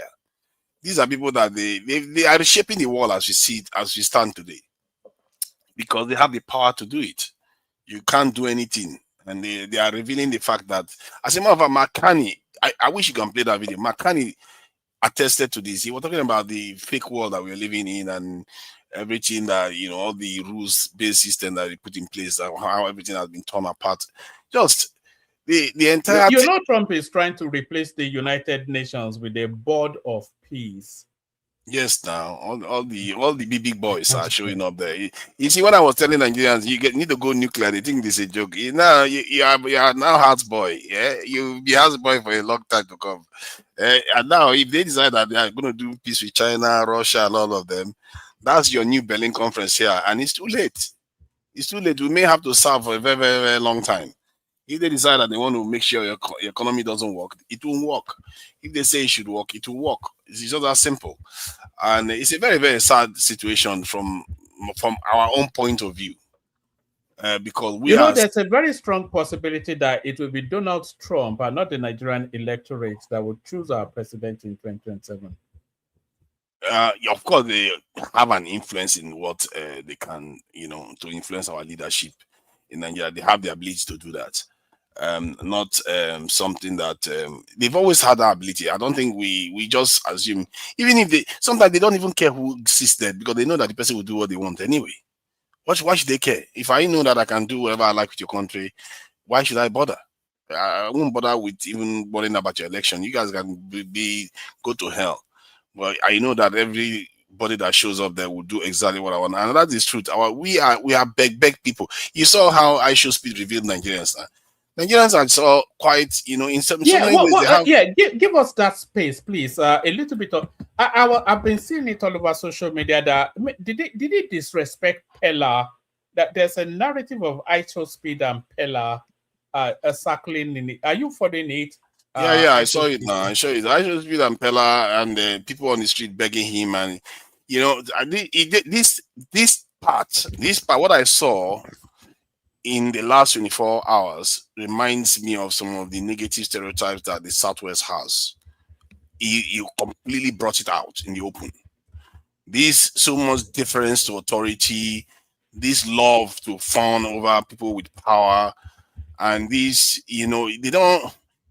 We just finished talking about fella that is just completely the opposite. But you see that there is this culture where they just beg, and this culture where you just want somebody, you want to orient yourself with somebody that has wealth and all that stuff. It's just to Nigeria. No, first of all, he asked you to explain the narrative, what happened, and you're here talking about Southwest. Just speak on the main objective. You want to talk for me? If you want to talk for me, you can no, because you don't know the story. I can keep quiet, so you can explain the story. So okay, no, so you don't know the story. Then why are you bringing it up for Southwest? What does it have to do with Southwest? Go ahead now, if you want to talk on my behalf. So I've caught you, right? You see your life. Yeah, I see my life now. You go ahead and talk now. It looks like you have the mic and everything. You speak for me now. It's less work. For tonight, we have 3 more minutes. It's less work. You can speak. Speak. So I'm gonna let him speak because he's already bringing up Southwest. That's why I'm like, what does it have to do with Southwest? Just speak. I'm bringing up Southwest because I grew up in Nigeria and I know the stereotype that is out there. Okay, but what does Southwest have to do with this situation with I Show Speed? Because of the way there was a drama. The I Show Speed went. Sorry, Tunaja. Do you know the Nikkei Gallery in Lagos, Choma? Yes, I know about it. Yes. So I Show Speed went to the Nikkei Gallery in Lagos, and as always is the case, an international superstar they just used the opportunity, and then they immediately threw an ashoke on him, put a hat on, gave him the Yoruba beads, and then made him do dancing and all that. And then that seems to rankle some people that they try to Yorubanize him, and that's one of the side fights that is going on especially I on think TikTok. he wore some southeastern He clothes too. also, yeah, he also wears some Ishago outfits. Mm. And he All took these, a picture with Tiwa Savage son as well. But I yeah. just think is that content creator wanted to be in a video with iShow Speed. So I think it brought some drama with this guy named Tunde Perry or whatever, you know. So it was just a whole lot of social media, you know, back and forth. But it's really irrelevant, There's a you know. narrative of I Show Speed and Jarvis as well. How have we even ended up here? There's a narrative of I Show Speed and Jarvis as well, the erstwhile girlfriend of Pella. You know, there's something going Yeah, on. they met up and they had some great time. That's on the live feed anyway. So I don't know whether Did they there's do some anything bit else of going mommy on. and daddy? Is that what they did? No, I No, so doubt it. I iShow doubt it. Speed, one man, iShow Speed is traveling all over Africa, and he's meeting with everybody, even Miss World, who happens to be Ethiopian. You know, Can we discuss the problem that is facing our country? The people that have been kidnapping. so iShow Speed is a big time, you know, YouTuber. Actually, he's a big time YouTuber for kids. So yeah, It's a global name, you know. I mean, he's all over the world. You know, he had two key moments in Lagos. He got his 50 million followership in Lagos, and then he turned 21 in Lagos as well. So that's an indelible mark in his history. That's a two good reference points for Nigeria right there as the guy goes around the world. And he started from YouTube. You know, he was a gamer. That guy's barely 4 years, 5 years. So he was a gamer that just used to do all this ding dong, a bit like KSI. You know, he was also some idiot little gamer with pimples and freckles. And then he started shooting a video of himself playing Roblox and all these other games, and you know, getting all the kids like hyped. You know, he has a lot of followers even on Roblox. Yes. He's done well for himself. I have to give it to him, and he does have a very good and disposition about him. Yes, I agree. People admire, and so he's likable, which is very yeah. unlike people that come out of that particular. Yeah. I think he knows how to carry himself, and I do admire that about him. But that said, Pella, from what I got, I was chasing him. I saw a video of him on the bus chasing him left and right when he didn't have to. Even if he doesn't meet you, so what? Is that the end of the world? You're already big. I don't know why we always do with this kind of stuff that we do. But that said, what I was saying about the Southwest, some of the culture that I saw there, people were just chasing him along the car, telling him to bless them, give me money. And that is very, very embarrassing. They are making videos, East Africans are making videos laughing at this in Nigeria because of that. And which is, I don't know whether that makes much, it's very kind of judgmental on Nigeria, but I just feel like there's something about that is a little bit embarrassing. And you don't recognize sometimes you have to show a little bit of difference to certain people. Not everybody you ask the same thing. You know, you can, if you are within people that you're familiar with, you can behave in a certain way, and when you're around people you are not immediately familiar with, you will kind of be a little bit more reserved. But Nigerians don't know that. They just go out, anybody, they just open. It's like fatherless children, really. You just do whatever they like with anybody. So, but that said, it was still okay. It's not the end of the world. Even people that saw the video in the diaspora saw the begging. The people in the diaspora that truly matter, they don't see it as a big deal. They don't see that as a big deal. But the Africans are laughing at Nigeria for it. And I hope it goes to Abuja, because Abuja is going to be slightly different. I'm a little bit surprised with the area they took him to in Lagos. He wasn't looking very good, and when it started getting dark in the evening, he started saying that it was getting dark. They had to light up the area. Man, it's really embarrassing. This is the Lagos that we're saying that it has been transformed. This is the Lagos that we're saying. But I saw him in Lekki now with all this cobbled. Man, it didn't look good, man. It's almost like Lagos now seems to be the most ugly city that this thing I just has gone to in Africa. It's unbelievable, isn't it? It's unbelievable. People that Lagos is quite no. I'm saying that's in a way from what I've seen with my eyes. So But I ugly in know look for or sure. ugly in experience, because when he went to North Africa, they roughed him up. They were No. tear gas at him in In terms of Algeria. experience, Yeah. in terms of experience, North Africa is by far the worst. But in terms of look, in terms of how the place And they actually nearly looks, beat him up in Egypt. Lagos is advanced. It's got a metro line. It's got everything you want in the city. It has it, but at the same time, it has rubbish. It has all kinds of things that shouldn't be there at all. It's like we can't even manage anything properly. The whole thing just It's looks not a little even bit the sad. rubbish, you know. You know what? Just on what you're saying there to Nigeria, and I think you mentioned it. It's not even the rubbish that can be cleaned up. It's those orisas that were chasing his car. Everywhere he goes, all these street kids, they were chasing him up and down. I show after you now, Baba. All this. I don't mind that one. It's It's the normal. begging. The begging was out of control. Even the people that are like the strongest man in Nigeria, kind of, or Africa, he too started begging him. And when I should be offered him money, he refused. It's like they offered him money. Beggar is becoming the chooser. It's like he embarrassed himself, which that guy did very well. The video he did with Aisha Speed was very, very good, very, very charismatic and all the rest. But he just ruined it by just bringing all that money issues out there. Sometimes Nigerians, I don't know, we just do this thing where we push the boundaries when somebody's offering us something. How can somebody offer you money, you reject it? Come on, why would you do that publicly like that? So it was quite distasteful to watch that happen. This is what I'm talking about. Something tells me that if you go to Abuja, people are a lot more reserved in Abuja. That's not going to happen. You're not going to see that kind of behavior, this thing in Abuja like that. And in many parts of Nigeria, let's face it. The average Abuja person is richer than him anyway.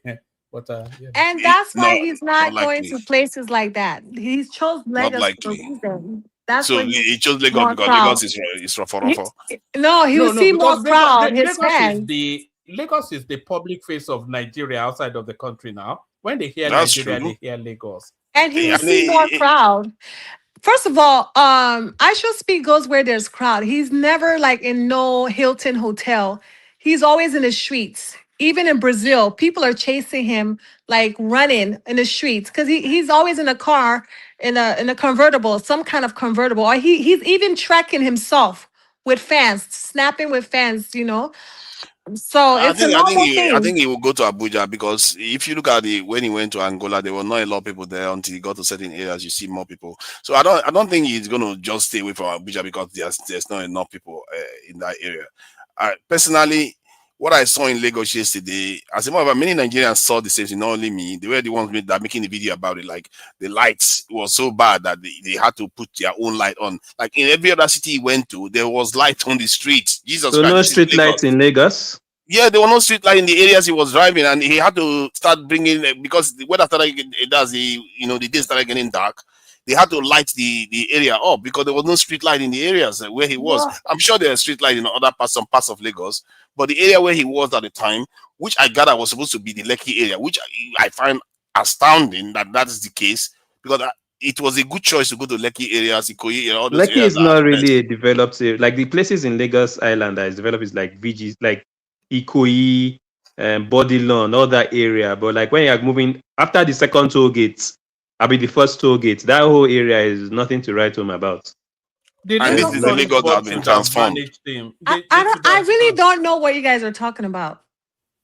Like when it comes to Lekki, they have street lights everywhere. And to Nigeria, at the end of the day, it's nighttime. It's supposed to be dark. So no, it's not supposed to be dark. I don't know what kind of. It's supposed to be dark. It's you? nighttime. You're being overcritical. She's an APC. She's an APC person. What's wrong with you? What's wrong with you, man? It's a British man now. Look at that. He's an Agbadorian. I'm comparing it to other cities in Africa that he's been to. That it became dark when it got dark in the evening. There was street light that was able to light without him needing to light his light his own feeds. But he had to do his own lighting because there was no light. You can see that the background was darker.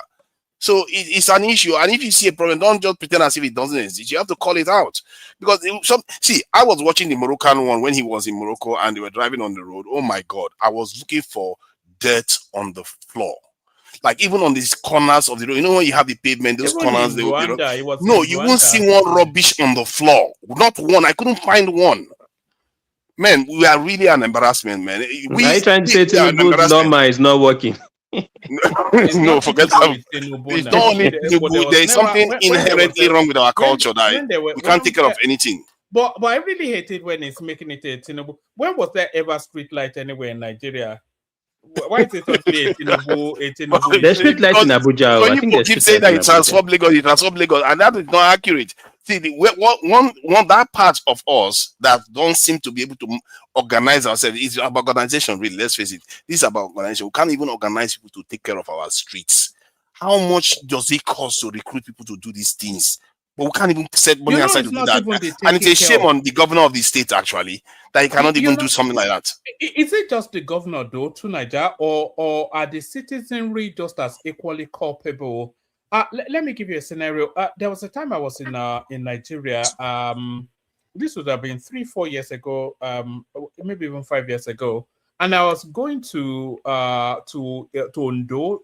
That's where my wife is from. So I wanted to go and see her mom.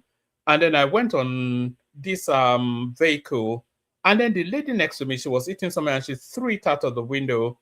And I was just saying that you could have held on to that and just disposed it in a more sanitary way.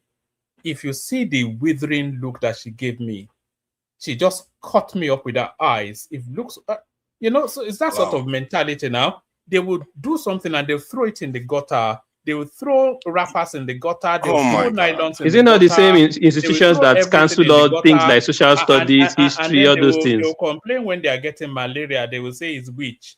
It's not witches Exactly. now. It's really awful. It's really and it's an easy thing to fix. Yeah. You see, we keep asking for big things. This one is easy to fix. It's just the governor now deciding that, you know what, they're going to take radical action and make sure the roads are clean. Employ all those people that are busy begging for money. I am a witness. I've seen several parts of Lekki that they're doing pickup. They're picking up the pollution on the streets.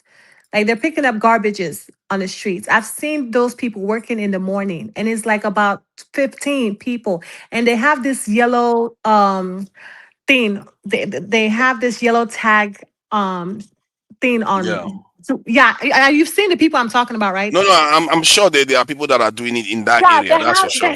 They have cleanup crew like every morning, and it's not like just say Saturday only weekends. No, every morning in Lekki, because I move around Lekki and Ikoyi and all these other places.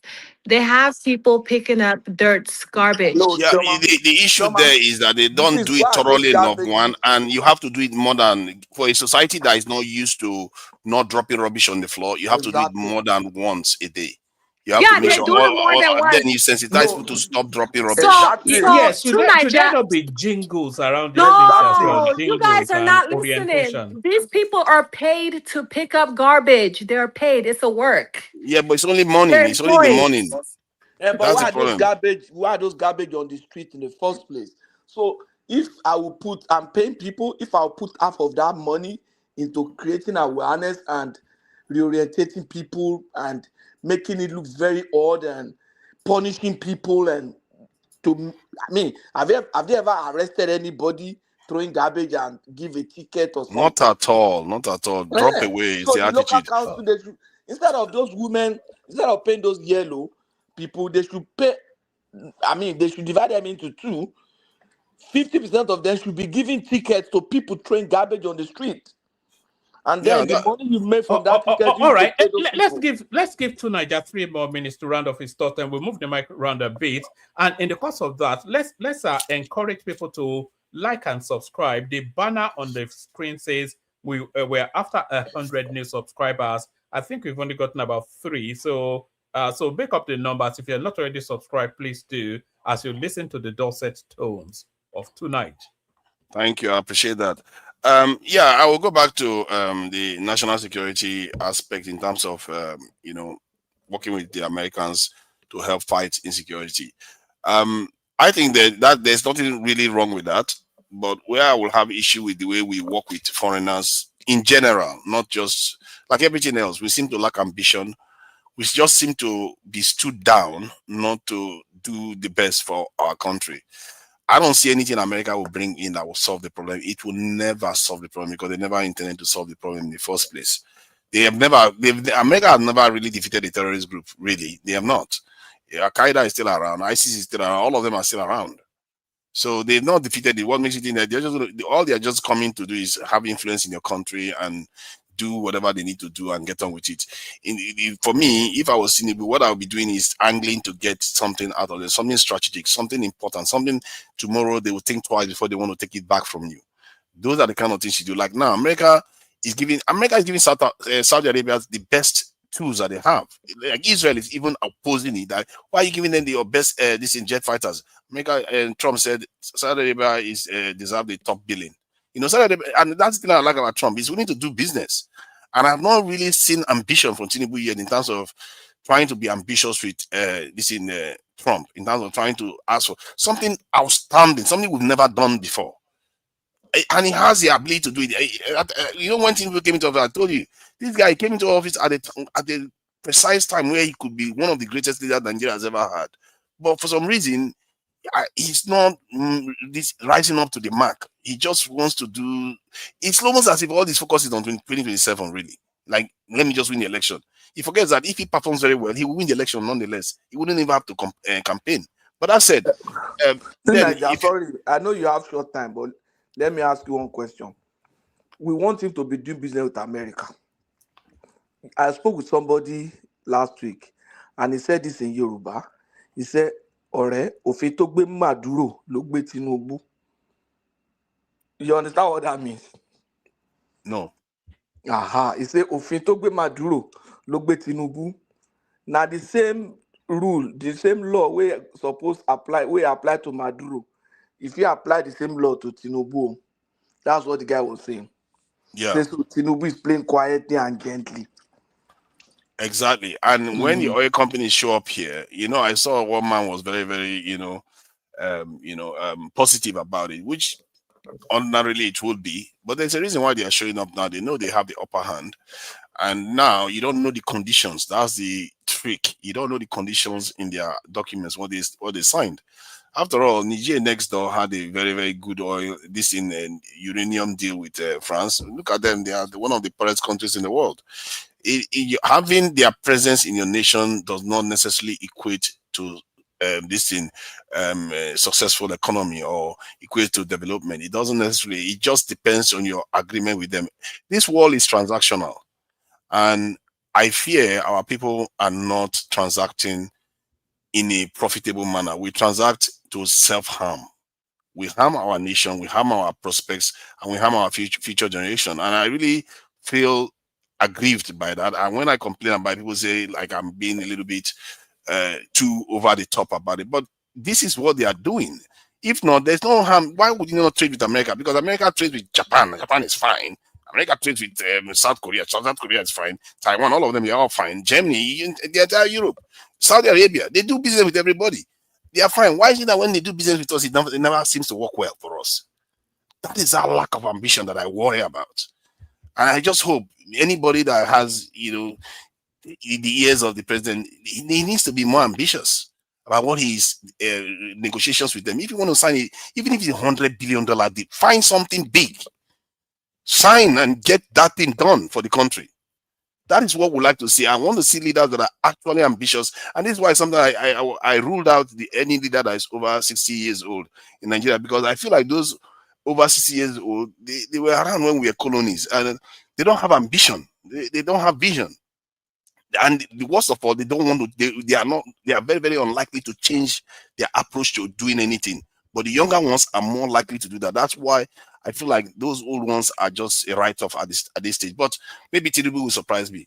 So I'll keep it at that. Thank you. All right. Before you keep it at that, who will you be? You don't have to answer, but who would you be advocating for 2027? It depends on what happens from now till then. Tinubu has weakened in my eyes quite significantly because of his antics. Because the bar that you've said, the bar that sorry, to Nigeria, the bad that you said it excludes Peter Obi as well. It could Because I exclude think him too. Peter So Obi be is it. I like don't about care. 65 thereabout. Yeah, it could exclude him, and sometimes you might miss some good ones, but it doesn't mean most of the crop is failed already. I don't think that crop is even 50 years. I feel like the crop is already failed too, because we're already done for. The reason why I actually have you hope. talk apathetically. Hold on. Give us an example of a leader you're talking about around that age in Africa. Which age? Around the age I'm talking about. Whatever age you're talking about. You don't like someone that's what, below 50 or 60 said. And all this Yeah, old one of them. people, I think the one of Zambia or something. If I'm not mistaken, or Malawi. One of them is and what somewhere was that? around a lot younger. What is their accomplishment, or what was the accomplishment that you're so enamored with? No, my reasoning is that they are more likely to change. It's not because they are not going to be corrupt. To like that, young people naturally, you can say, are ambitious and risk takers because of their age. Okay, but you've not shown any leadership quality from a young leader that we all can gravitate Ibrahim towards. Traore is a big change. What do you mean? Guy? Ibrahim Traore is a big change. Yes, he has transformed. The military guy. Let me say this before. Okay, your he time is came up into anyway. office. Next person. Time is up. Next person. What happened? Let me just. You want me to reply to him? Before he came into office, this is a guy that his country had about 12,000 soldiers. Now they have more than 150,000. This is a guy that has upgraded the security posture of his nation. He's transforming his nation. So yes, this is my point. Younger people are more they stand. It's not like they're going to change by default, but they have more likelihood of changing. But the older ones, they are dogmatic. They will not change. They will just remain the same way. Even when the whole weather is changing, they will refuse to move. That is what I have an issue with some of this older generation. I'll leave it at that. Because if you look at what Tinubu went and did and made our national anthem that of a British woman, that tells you what I'm talking about. They don't understand. They can't shift their way of thinking. All right, brilliant. Stay with us to Niger, because I'll be needing you later. But we're going from to Niger does anybody object to us going to Man of Prestige? Only because he's not been in for a while. So let's go to Prestige. But on our way to Prestige, let me signpost you in the direction of the session we'll be having tomorrow afternoon, which will be this. The link, where is it? Which will be this, if I can put it up. So what's going on? It should come up now.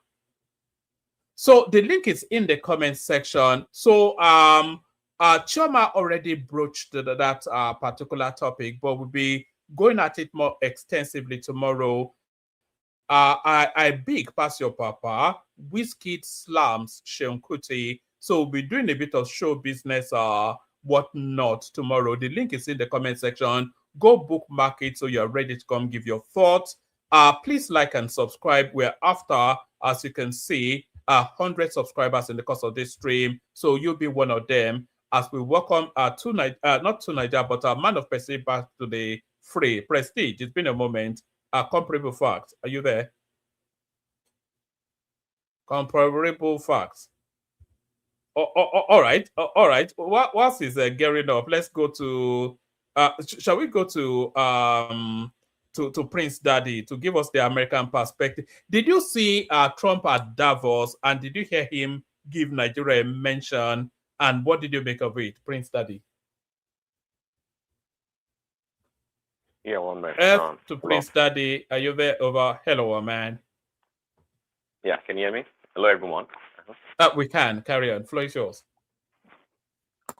Yeah, Trump at Davos. Yeah, I gave Nigeria a mention, but I guess more importantly is what he has to say to the Europeans and what he's doing around the world. That's that's an older man that Nigeria does not like, and is making moves around the world.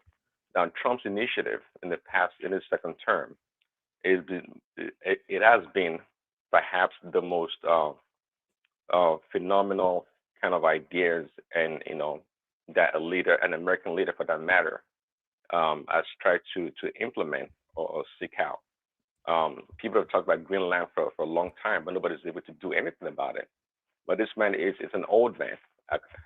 He is an old man, actually, not according to Nigeria, and is doing great. So I disagree with you, But Nigel, he's not that doing great. That's the problem.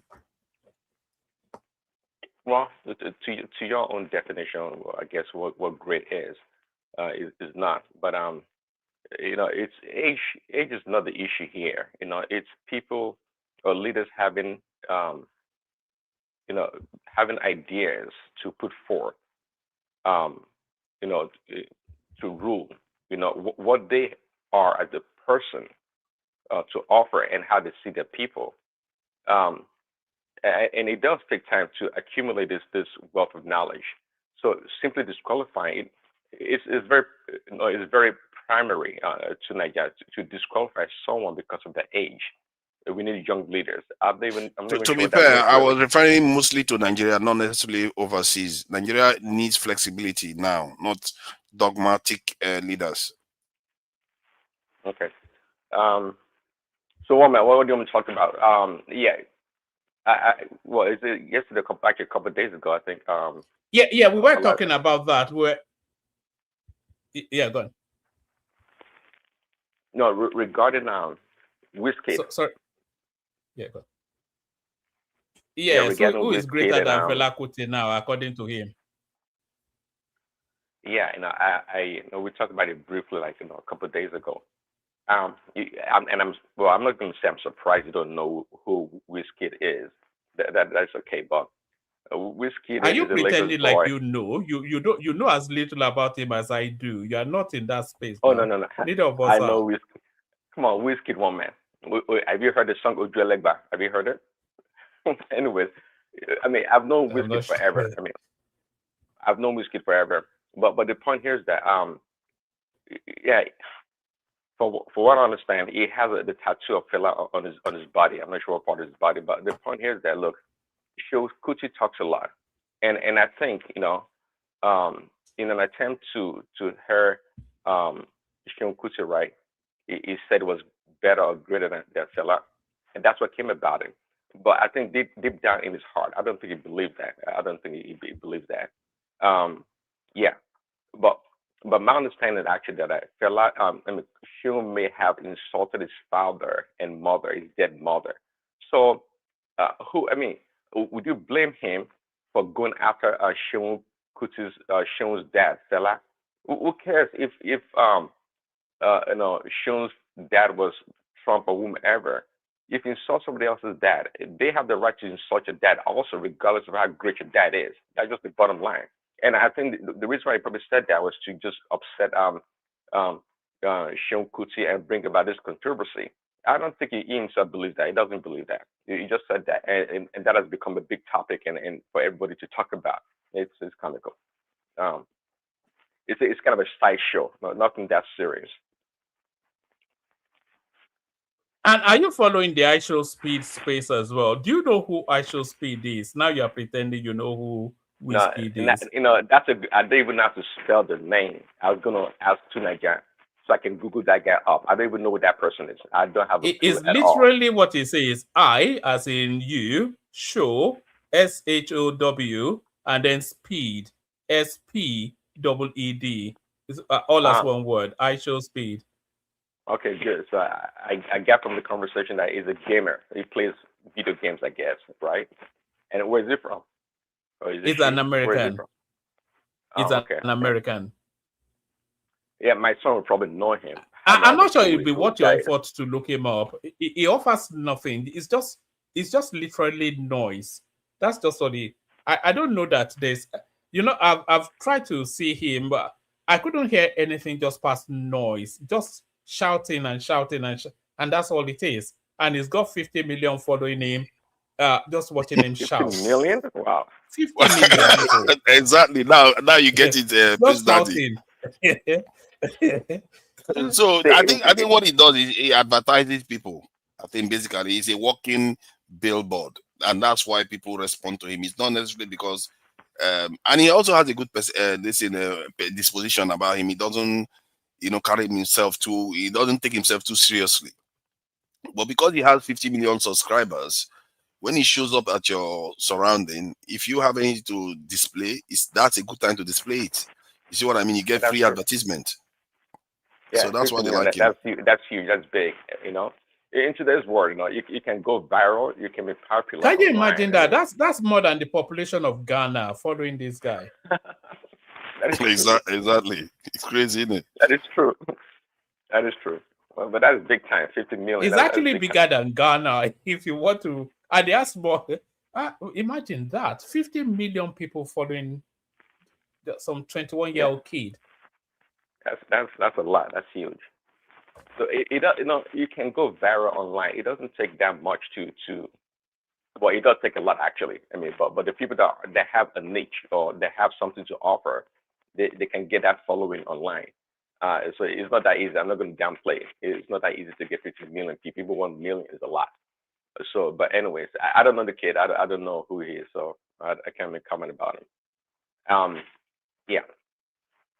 But in, you know, in true Nigeria's typical fashion, trying to downgrade Lagos or Nigeria in general, there are places in American cities that do not have street lights. Street lights is not always everywhere. Actually, it's not.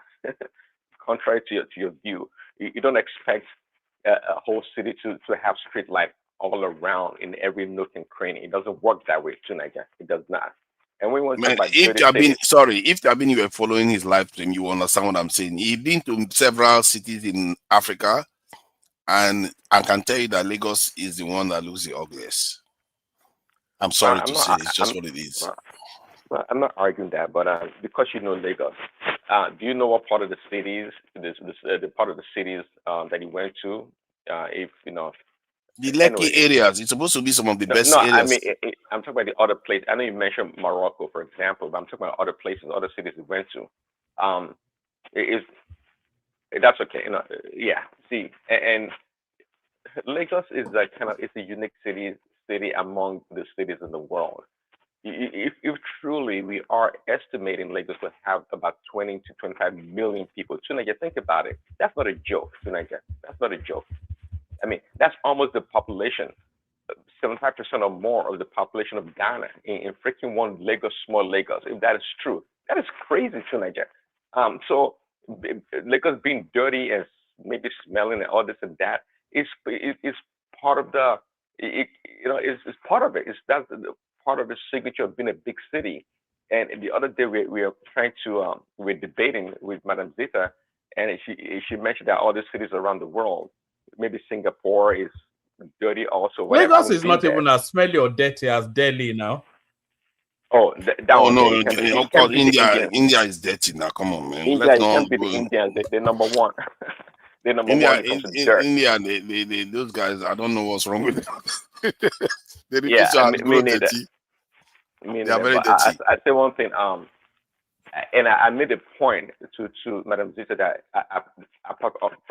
all the cities I've been to, the big cities, I would say, including London. And as I said, Japan, Tokyo is perhaps the cleanest big city in the world. It has to be.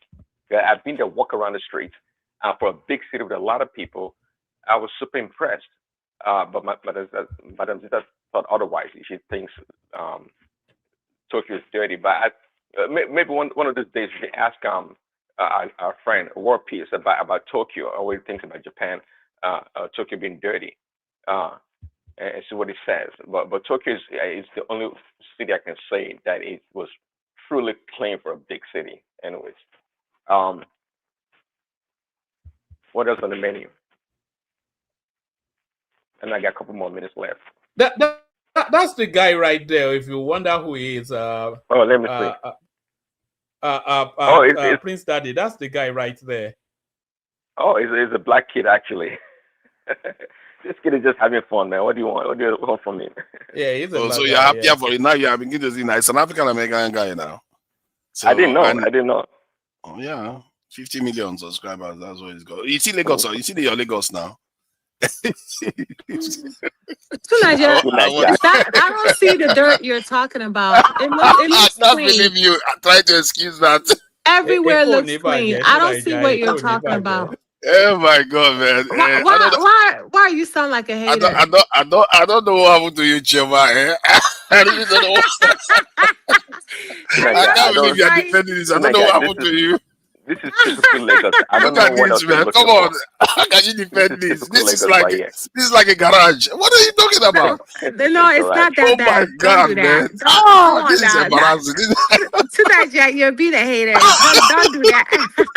This is It's not that horrible. bad. The This is ground is horrible. clean. God, don't make me make this a sexist thing now, because how can you, a woman, be proud of looking at this? You're proud of it. I am Come on. proud. I'm actually This proud. is awful. This is awful, man. Look What's at the awful walls. about it? Look at that wall. It hasn't been painted for how many years? I don't know how long they painted it last. The roads are horrible. Have you ever been to Napoli? Have you ever been to Napoli, to Niger? No, I'm not. Is Teenagers. that in Asia? We should say at least they're not in our villages. You hear me? My wife and I went You know, there once. It was Lagos would no have been slow motion. stay clean if now the government, particularly Jack Onde, that started allowing two Nigerian people to start migrating from their villages. Now he wants to blame us. Their millions, they shit everywhere. He wants to blame They other think they stay people in their now. village. They don't uncivilized people. Oh They're the one my that came to God. mess up Lagos now. Now he wants to blame You know, other people. So I thought that the other time we migrate. I remember when I was a kid, Lagos used to be. We used to have our. It was so. Wow. He's now considered that Lagos is rubbish. All That's what it's the considered. barbarians just started coming in from all kinds of villages, man. Just come Mike there. Mike is not lying. Mike is Yeah, not lying. most of them sound like two Nigeria without two Nigeria accent. They'll be shitting in the corner everywhere. Come on, stop it, man. Southeastern I don't think have. the accommodation nature of Southwestern is what kill Lagos, honestly. They just accommodate all of them. They just come in, enter. Well, look at that. People like my papa used to complain, like, what is this? Tonight, guys, talking about street lights and look at those traffic roads. lights. Hold on, talking about street lights and Tonight, you traffic sound lights. like a hater. I don't know what you're talking No, about. man, there's no hate in there. Hold That on, is talking really about horrible. street lights Where and should traffic Nigeria lights come from? If you tonight, go there, they still have In- mud in huts Lagos- everywhere. in Lagos, Yeah, you have to back call in it the what days- it is, Should man. Nigeria- Aye. Your village, if you go to your village now, mud huts. And now they sleep, you go. You see, Mike came here, didn't come to defend Lagos. He didn't say Now, that kind Lagos of is place, clean. those are the places He knows what he saw was horrible. Donald Trump will stay and say that place like shithole. Like, hey, the guy, if you look at HSBC feels sorry for himself. He's like, hey, God, this is where I am. I'm But here now. Tonight, don't you notice? You can say Surulere is trash, but I tell you, Surulere was the happening place back in the days before it got crazy. They have like 20 million people living in Surulere right now. But Surulere was the newest city. Yeah, it used to be. I remember, especially in Hades. See, It was Jack on there that started building. one man, you can send a video of Angola, and this guy. One man, what was Daniel? What's his name? Jack on Day. What was he thinking? He's just building free school and telling them the whole Nigeria there's free school here, and all of them just started migrating to Lagos to come and attend Jack on Day school. I'm like, what kind of mentality? I mean, I don't understand. That's why they still have good healthcare, this in education system in those free. areas. How can you be building free stuff in a city and then migrating people from villages to come and be attending for free? Mm-hmm.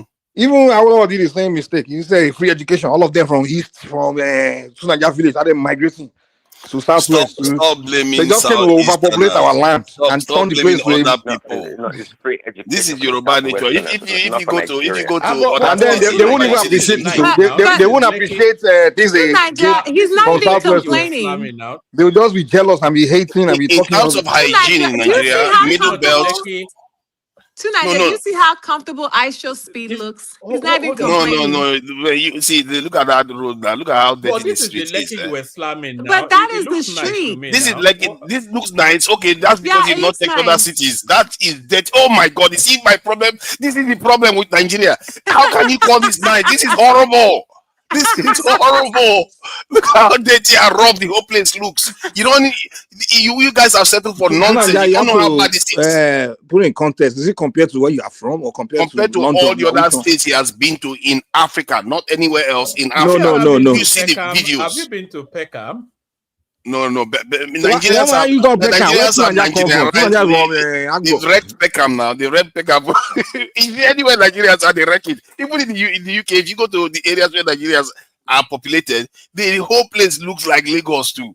They've wrecked it. It's even worse than this image that I'm looking at here. So now, actually, this administration, this APC, they've actually been cleaning up Lagos. Lagos compared to like in the late 90s, 2000s, when your people just came, when the ministry administration was not doing anything about it, it was very dirty. But now the Lagos government, they are doing a lot of cleaning and they are trying their best. Particularly upscale area like the island and so, they're doing a lot of cleaning, to be honest. But That's what I was telling the tonight. problem They is they just got clean to every cut morning. Look at the how problem in dirty. There's Lagos so is much rubbish everywhere. no, There's so the much problem in rubbish. Lagos is they just don't know how to control people migrating in there, coming what's this man? Dark man was showing, recording one guy just walked in from nowhere. Well, I don't know where he came from, whether north or somewhere or it's not just village. He just started taking dump on the next on the bridge.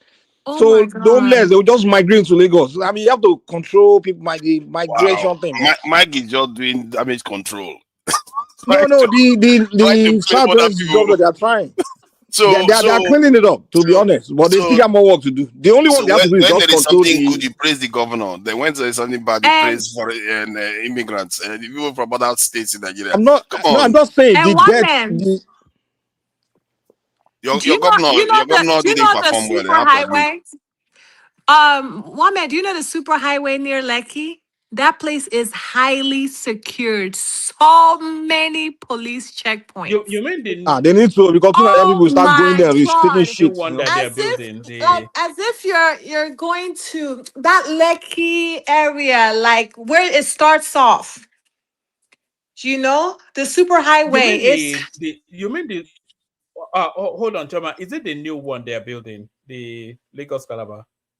Yeah, now that's what she's talking about. it's highly secured, especially at nighttime. Oh my God.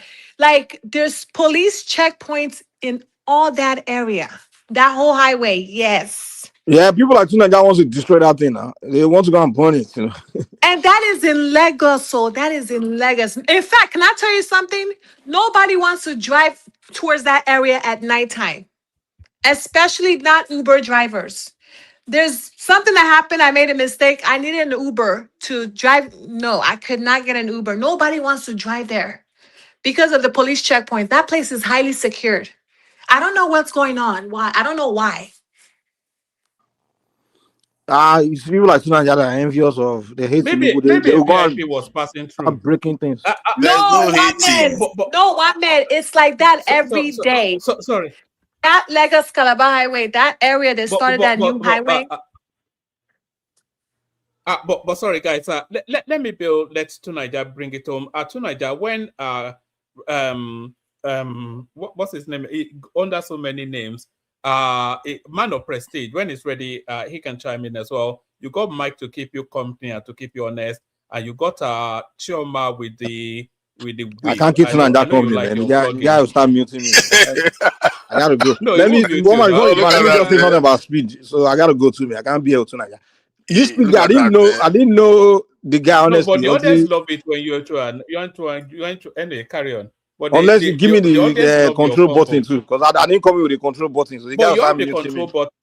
You also Because you will let somebody talk. The guy, you start muting me when I start roasting him. I start cooking his argument. Why would you start roasting me? You're supposed to be talking about the issue. No. when I start debunking your low IQ argument, you start getting mad, start muting me. No. Well, anyway, this woman, let me tell you how backward Americans are unexposed they are. Do you know Americans are saying, "Oh, speed is showing them Africa." They didn't know. Hey, Africans have cars. They didn't in 2026. Americans talking like this. He said, we didn't know they wear clothes. I'm telling you that's how unexposed Americans are. I'm telling you, woman. Like, see, when people like me, they be worshiping Black America. Yeah. You are seeing on their channel. These people they are not very exposed, man. If you come to America, the way how backward they are. Most Black Americans don't know who, they don't even know who Ronaldo is or Messi or those people. Anything outside America, they don't know. Some of them, in 2026, they still see Africa as one place where. But that is to be expected. Now, I mean, people are everything about what's going on overseas. Most people in most nations, even in the UK, barely know anything that goes on inside Africa. Some of them still think we are living on. No, it's not about what goes on. In UK too. Even in the UK, most people don't care about all these things we care about. Most people just want to get on. No. There's no way. No. One thing I knew when I first came to America, one thing I knew, people from Europe or South America, at least they know one or two African celebrities, maybe J.J. Okocha, Yatore, Jamila. They know because the football kind of make them know where Africa is. But Americans don't know. Except the poor ones, they don't know anything, man. Is this the Lagos you are saying is ugly? This is the Lagos. This is not ugly now. Okay, This is this okay place for is an not African no city no. now. By an African standard, by Nigerian standard, yes. This area particularly is not too bad. But remember, Nigerian standard it's not compared too to bad where you though. come from. It's not too bad, but you can see things that shouldn't necessarily be there. But this area is not too bad. I'll grant that. But most First of of look at all, that, the light is gone. There's no street light. The light is going. You see that they are lighting it for him now. They have to light it for him. In other cities, that's not what you see. you mean you're sitting in Agbo, you light everywhere. You see that? You see this one again. Every time you just like to argue. Oh, I'm telling No, you, it's in other cities now. That's what we're asking. other cities around Africa where he's been to, but he's Yeah, traveled like so in many Agbo, cities in Africa. right?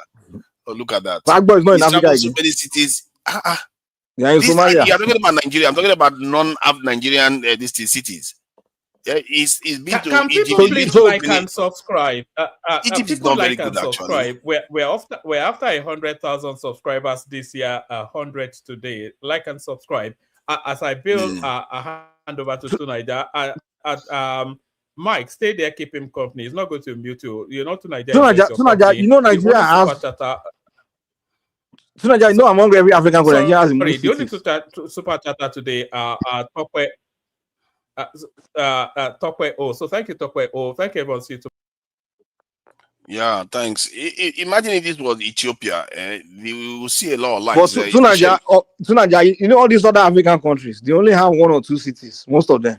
Well, Nigeria has over 30 cities where you can go, you can say, okay, you know, and again, none of these other most African countries. Lagos is the best one. Wait now. None of these other African countries can tell you that they build their own capital from scratch. You know, Nigeria is the only one that built his own capital, Abuja, from scratch. The other African countries are talking, like people always say Ghana, Accra. Accra is the capital, and it's kind of like all the resources you are pouring into Lagos and Abuja, put it in one place. You understand?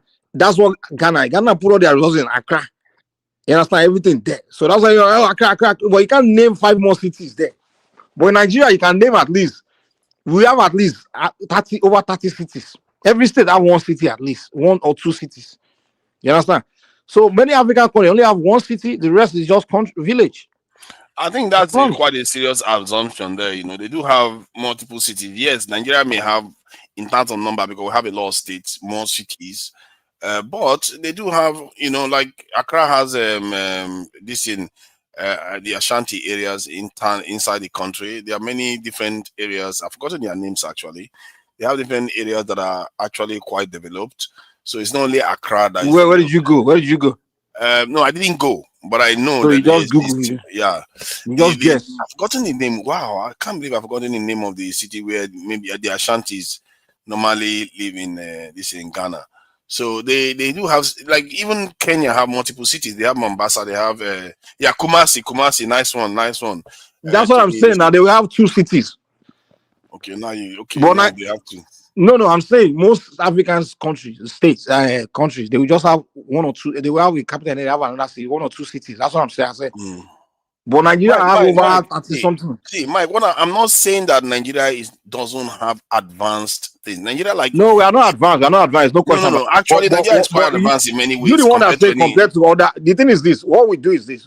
To be honest, every Africa is backward. We are not. The whole Africa is backward. There's no question. Not North Africa.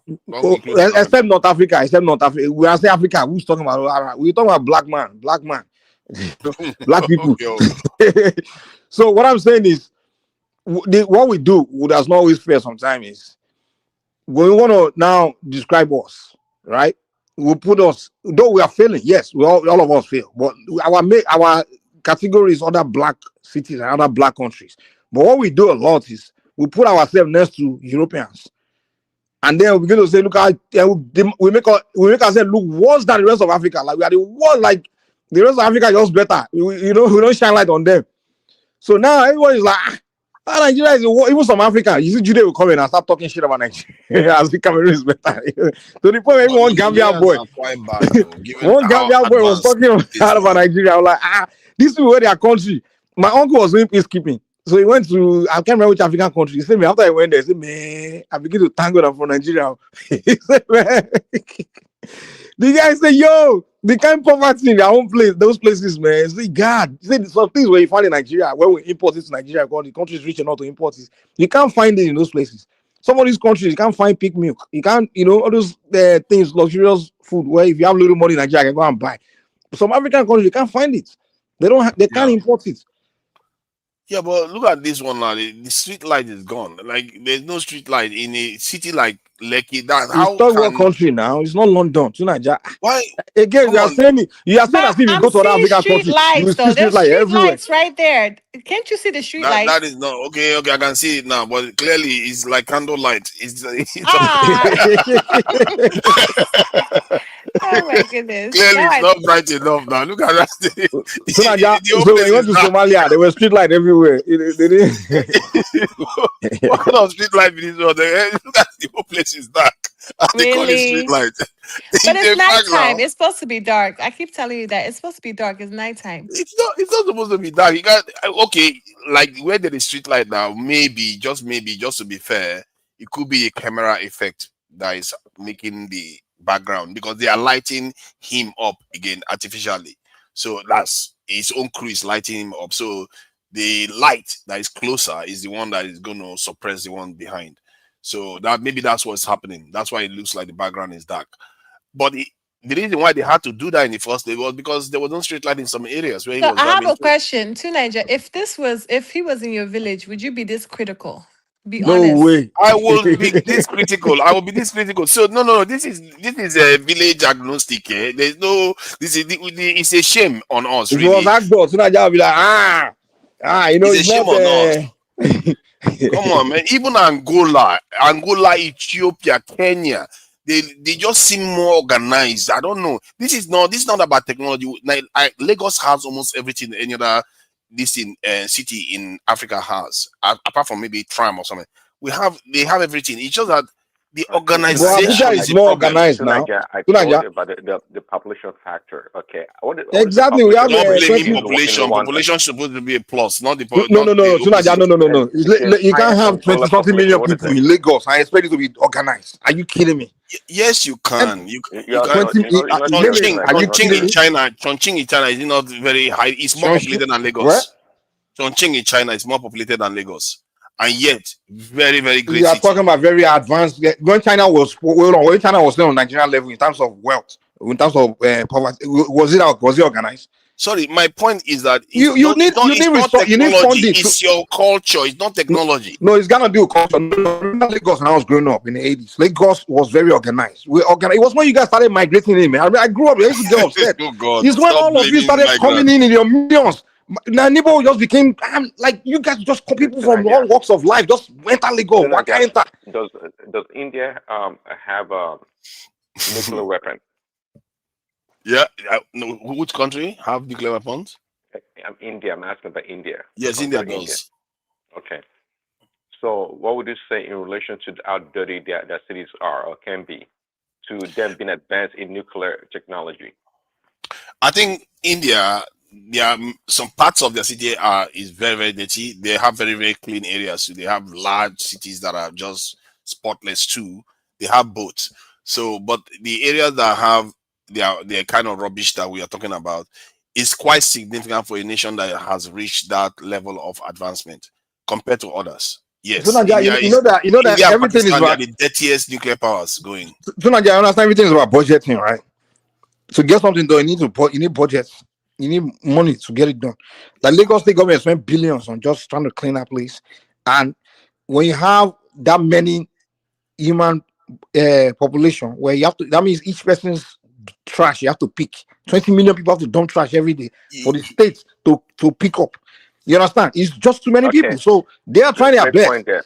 They are not Let's take trying. 20 They are not million people trying. and put them in your. It's They not that hard. are. To Nigeria, I It's not see that them hard to clean the every street. morning. They're picking Hold on. up garbage Listen to from Mike. the Listen I to ground. know Mike's these point. people are paying tax for the government to they're You not do paying it. enough tax. If you have to do it, Most of you're these trying to do it. dirty people that migrate, they come to Lagos. They just come and beg and pay and rob, and they're not there to contribute anything. Then they take shit everywhere. They trash everywhere. They don't pay tax for the government to use to clean after them.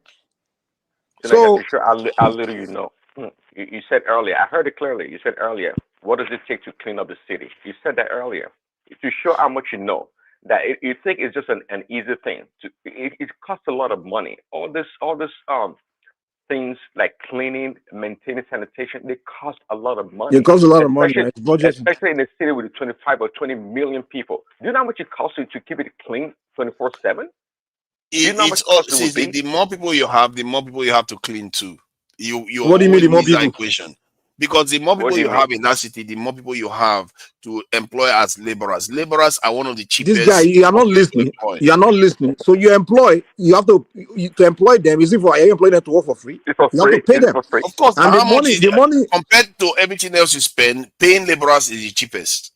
Sunaja, It's you by are far not the listening. cheapest. Cheap or no cheap. The fact of the matter is the money you have to use to pay the laborer, buy the cleaning equipment. It's still part of the expenses, right? So now that money, where are you going to get it from? You're not supposed to extract it from the You're going to get tax. it. Now you're not supposed to tax it. Or listen now, you're supposed to Exactly, tax tax. it. Listen. In cities you mentioned, like in UK, for example, in all these other places, right?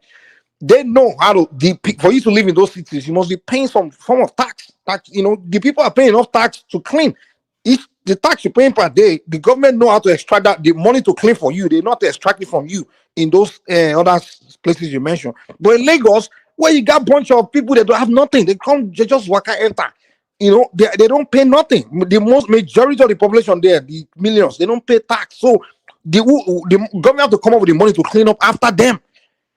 See, I think what you are doing is, what I can see is that it's very, very easy if you truly want to clean a state to clean it. I know that for sure. Anybody knows that. Nobody says it's hard. We're just saying the funding. That's what we are saying. It's expensive. That's my point. That okay, let's say it's expensive, but it's not as expensive as, say, running the train lines. It's not as expensive as No. It's way more expensive than that. No, are you kidding me? Running a train line? No, Are you? yes. If I have to clean after you alone, you one person a day. You know how much it will cost me to clean after you a day? You see, you are overstating just one person. Let me try to explain what I'm saying. One is just to pick up rubbish from the floor. It's not just that. See, okay. I know. You know how many times average Nigerian take the dump every day. You're thinking about waste disposal. If you're talking about like household waste disposal and all, that's something different. I'm not. It's part of it. Is it not the city that has to take care of it? No, that one. No, I'm talking about the one that they drop all over the place on the streets. That's the one I'm talking about now. So everything is they all try all together, put together. Waste, dumps, urine, feces, everything is a city that have to take care of it. You think we also don't just stay there? You gotta go somewhere. Are you seriously trying to argue to keep the city dirty when other is? No, I'm not arguing to keep it dirty. I'm just trying to present a point to you that the mistake the Lagos State made, the Southwest, the Lagos State, which Abuja is not making the same mistake. Abuja, they're very strict. Do you know?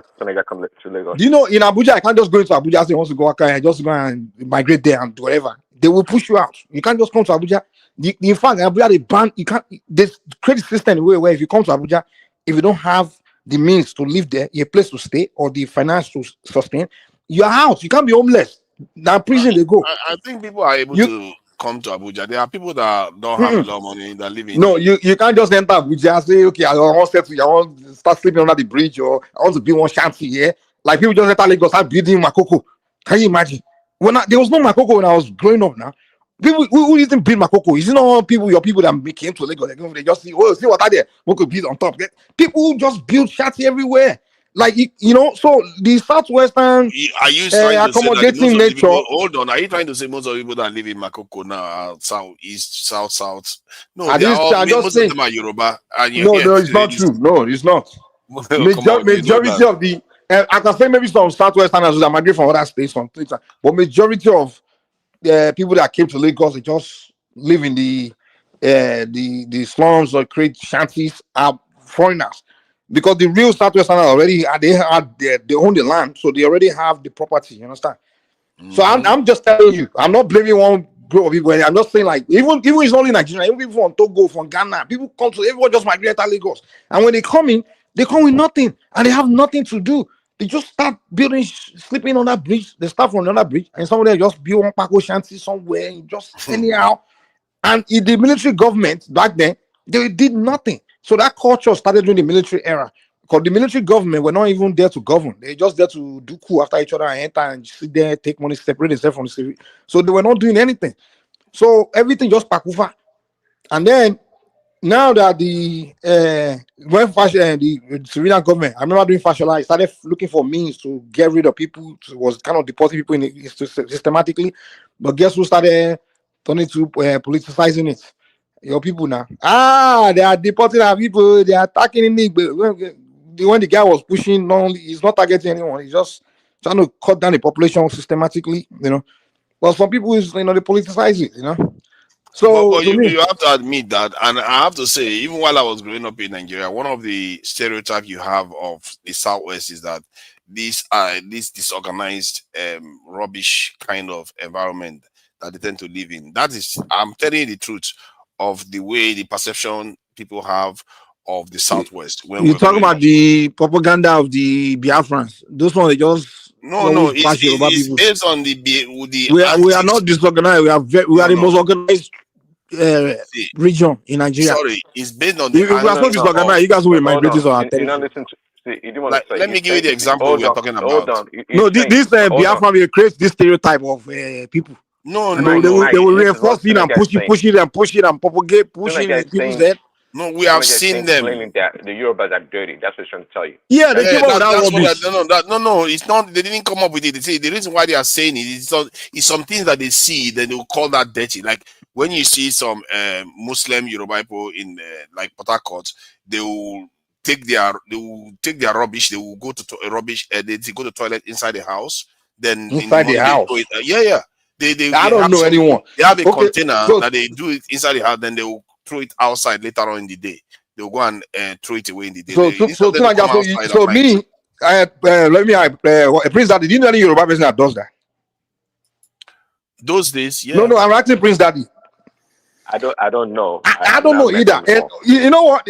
A lot of when I started disliking Southeasterners, because most of my friends were Southeast. I used to hang around a lot of them, and then they used to say a lot of these things that Yorubas. They will say those stereotypes, and I will consume it. And me myself will believe it. So at one point, I began to ask that question: like these things they just said, I don't do it. And then I'll think about Yoruba person I know that do it. I don't know one that does it. So I begin to say, so these people, it seems like they create some kind of lie about people, and then they push it and push it. There was one that tell me that I say Yoruba men, they will scratch their butt and all kinds of nasty stereotype. And I used to listen to you, and I was even me, I begin to see my people as some disgusting people. But then at one point when I got educated, I realized that information you consume sometimes is not always true. So I begin to ask questions like all these stereotypes Igbo people always say about people, even Northerners, most of the stereotypes they say about them, it's not true. So because they don't like your people, they will create some kind of lie just to. So I have a question. So to Nigeria, are you Igbo? No, I'm not. He's Delta Igbo, he's Agbo. So they one day they are Igbo, the next day they are not. They just I don't know why this guy keeps giving me a tribe all the time. Let him keep going on. Because you've been pushing Southwest since the first topic. No, yeah, because I wanted to call them out on some of the things that was going on there, because the reason why I'm saying it that way, because it reminds me of things that go way back when I was growing up, when you hear people say they are a little bit dirty and they don't organize. Yeah, after the war, Igbo started saying nasty things about Yoruba people and Northerners now, and they make a lot of it. They just bash. They push it in the minds of South people, and many of the thing is this. This is what I noticed when I hang around South people or Southeast people. The ones that grew up among Yorubas don't believe those things. It's usually those of you that didn't grow up around us. What you hear about us is just someone from distance. What they are pushing in your head, because the people they are telling that for that you didn't grow up around Yoruba people. You just say this is what I hear about them. This is what I hear about them. Yeah, and the people you hear it from. Who did you go around with? To Nigeria. I grew up around like people like Okrika people, Ijo people, some Igbo people. People from Delta people, Urobo people. So I grew up with Port Harcourt is quite diverse, you see. So we have different. So are you from Port Harcourt, or what's your tribe? Yeah, you can say I'm from Port Harcourt because that's where I grew up, and my sensibilities and sensitivity, the way I look at things is from that this point of view. Chama, then you're from Port Harcourt. Just say as it is. He's from Cameroon. Don't listen to him. Stop. Okay. He's from Port Harcourt. So anyone that asks me now to Niger, I'll tell them that to Niger is from Port Harcourt, right? Okay. He's not from You Port can Harcourt. tell He's them from Delta. He's from Agbo. yeah, I will happily accept that. Tell them I'm from Port Harcourt because And that's actually what I you tend to represent that. that's where you will claim for the rest of your life, right? And you will not change mouth. I will change my tune. It's easy. It's easy If Port Harcourt if you live start amongst messing up, people. Hold on. If you li- Hold on. Hold on, Let me Senator. see. If you live amongst people, it's easy to know their weaknesses and a lot of things about them. So I'm not even going to debate if some What Yoruba people happened? are dirty, or you see them in the environment that they're unkept. That's Okay, I will possible. show you proof of what I'm Oh, saying right now, so that we can have an objective view of this. So that this is interesting because you know what I want to do now. I want to search throughout. It will be the same for everybody. I'll say Ogun State aerial videos on YouTube, and Imo State aerial videos on YouTube, and see what we see there. So And YouTube. let's compare. So And you. no. You can do that, or we'll do it with Port Harcourt. No, so that will now select. You look at the pictures. You will select the one that looks good from Oh one place, God! and then you will pick the one that's bad from another Mike, state. you have And you done try it to. again, though. Yeah, Okay, you're we're not going to killing find one. remove people, man. Okay. We know you guys propaganda. Mike, We know you how you said play it your again. game. Mike, you said it. You know what? I'll give you the option of You will selecting pick so that the poorest way neighborhood in Ogun State, you pick and the you pick one the you want to richest neighborhood in his own place. I say, look, Okay, look. let me share his Mike can select because this is Mike. You are your No, trouble. it's not about select. You can't use YouTube or Google to try to educate people or anything. That doesn't make No, sense. but it gives you an impression. It's not I'm forget so impression. If you want to wrong, be impressed by a place, you if talk to I'm people that so live wrong, there, you see now he doesn't or want you to go there yourself. Now I give you the option of selecting which one you want to show. Just pick one. This is Ogun State. Pick any of these images. I'm not picking crap. I don't go. That's not where I educate myself. You see, I'm trying to be objective. I give you the choice to choose. Then You I will can't give use. you. You can't use pull up video to say that's what you want to use to describe. Because it's going to show you some truths that we need to. No, it's not. You can't get truth from that. Okay, oh, fine. You don't want to participate that in a what they kind of this is some kind of experiment to confirm some of these statements that are being said about this. This is Kenya that he was driving through. Kenya is not perfect. So this one looks like London, right? No, it's not perfect, but they seem more organized. You don't see This people. is more organized. Yeah, it's more organized than most of the Nigerian. Okay, explain what is organized. Do all that the corner where he was driving through. For one, you see him, he's smiling and everything is good. And he's not. He wasn't smiling. No, come on, man. Okay, look at it now. Okay, Kenya is. Look at the road. That one, that place wasn't very clean. So Nigeria is Africa, man. We're all one. We're all the same, man. No, we are not one. Not trying to drag everybody to the same level as the fact of the matter is the only place you criticize in Nigeria is Southwest. To be fair, if you want to lump us together, yes, I think we are all one compared to North Africa. I'm not saying we are one as the same identity. I'm just saying that as far as underdevelopment, we are all in the same boat. No, but look at Kenya now. It's relatively quite clean. They try. They are not as clean as Rwanda or. You see the game. You see the game trying to play a few minutes ago. You're trying to convince me that when you bring up area other than Southwest, it's more organized than Lagos. Lagos, all this side of the road, you'll be seeing rubbish there all over the place. You were just trying to tell me how developed and good Imo State is. I'm not saying it's more developed. I'm just saying they are. You didn't try to tell me how underdeveloped it is. Okay, let me show you. When it comes to Lagos, it's not that it's rubbish. Because somebody is better now. Okay, now you come back there. Imo State. There's echo. Mike, yours is echoing. No, mine is echoing too.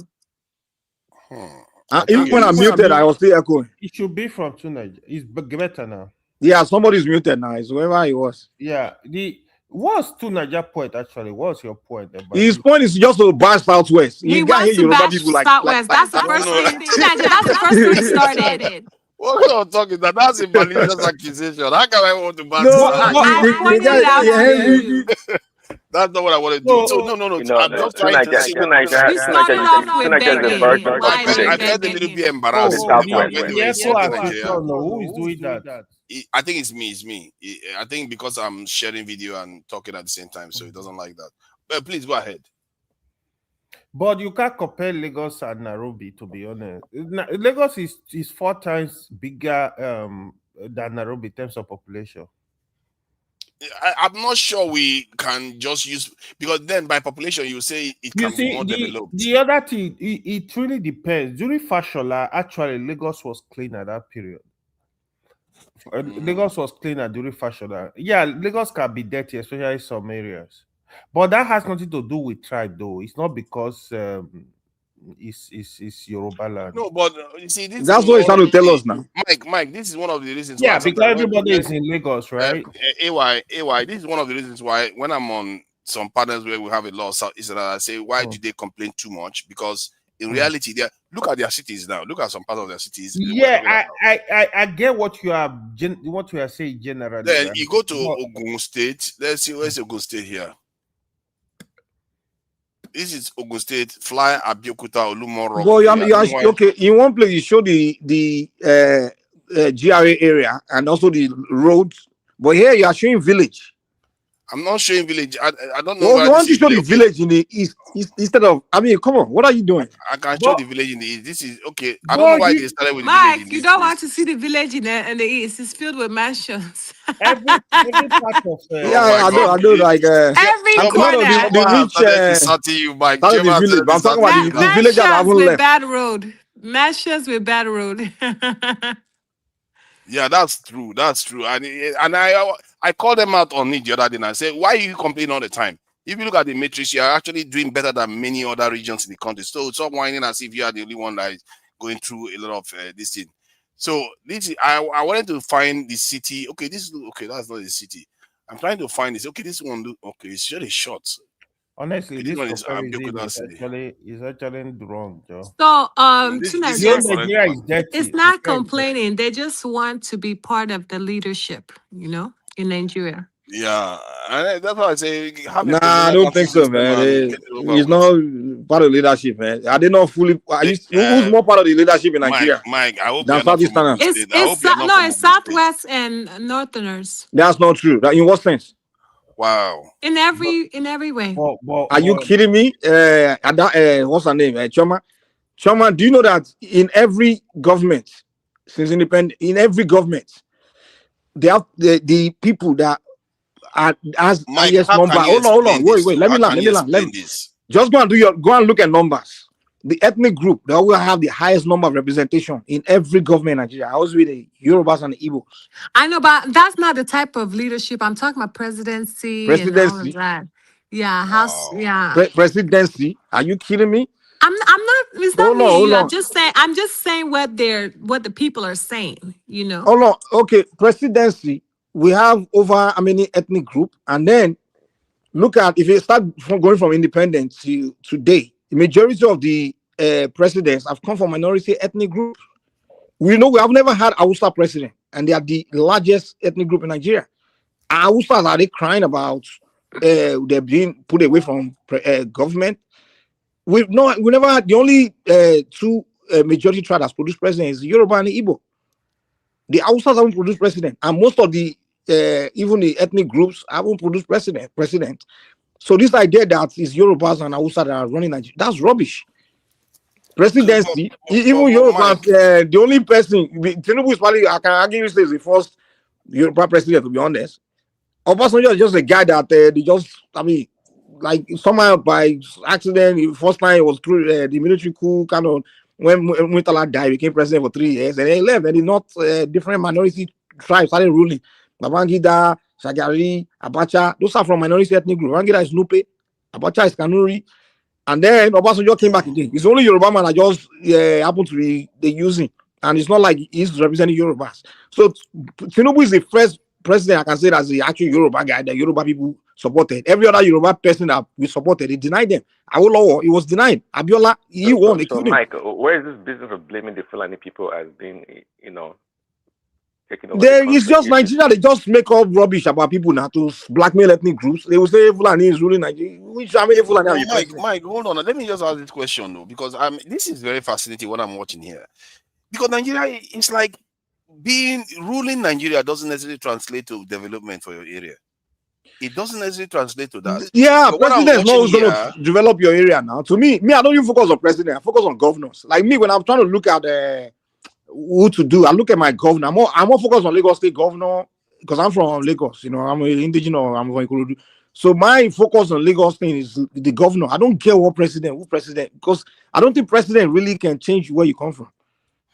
If you want development where you come from, you need to you yourself organize yourselves where in your states, and then work with your governor to develop where you come from. Because president really don't have business in. They don't even no matter how the president wish you well, he doesn't have affairs in state development.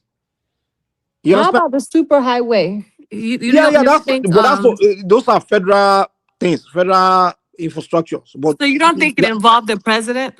it does, but that's okay. But that's got nothing to do with internal development. Because that is a big development, though. But the highway is coastal. It's not like interland. You can't build road inside the city now, like internally. You understand?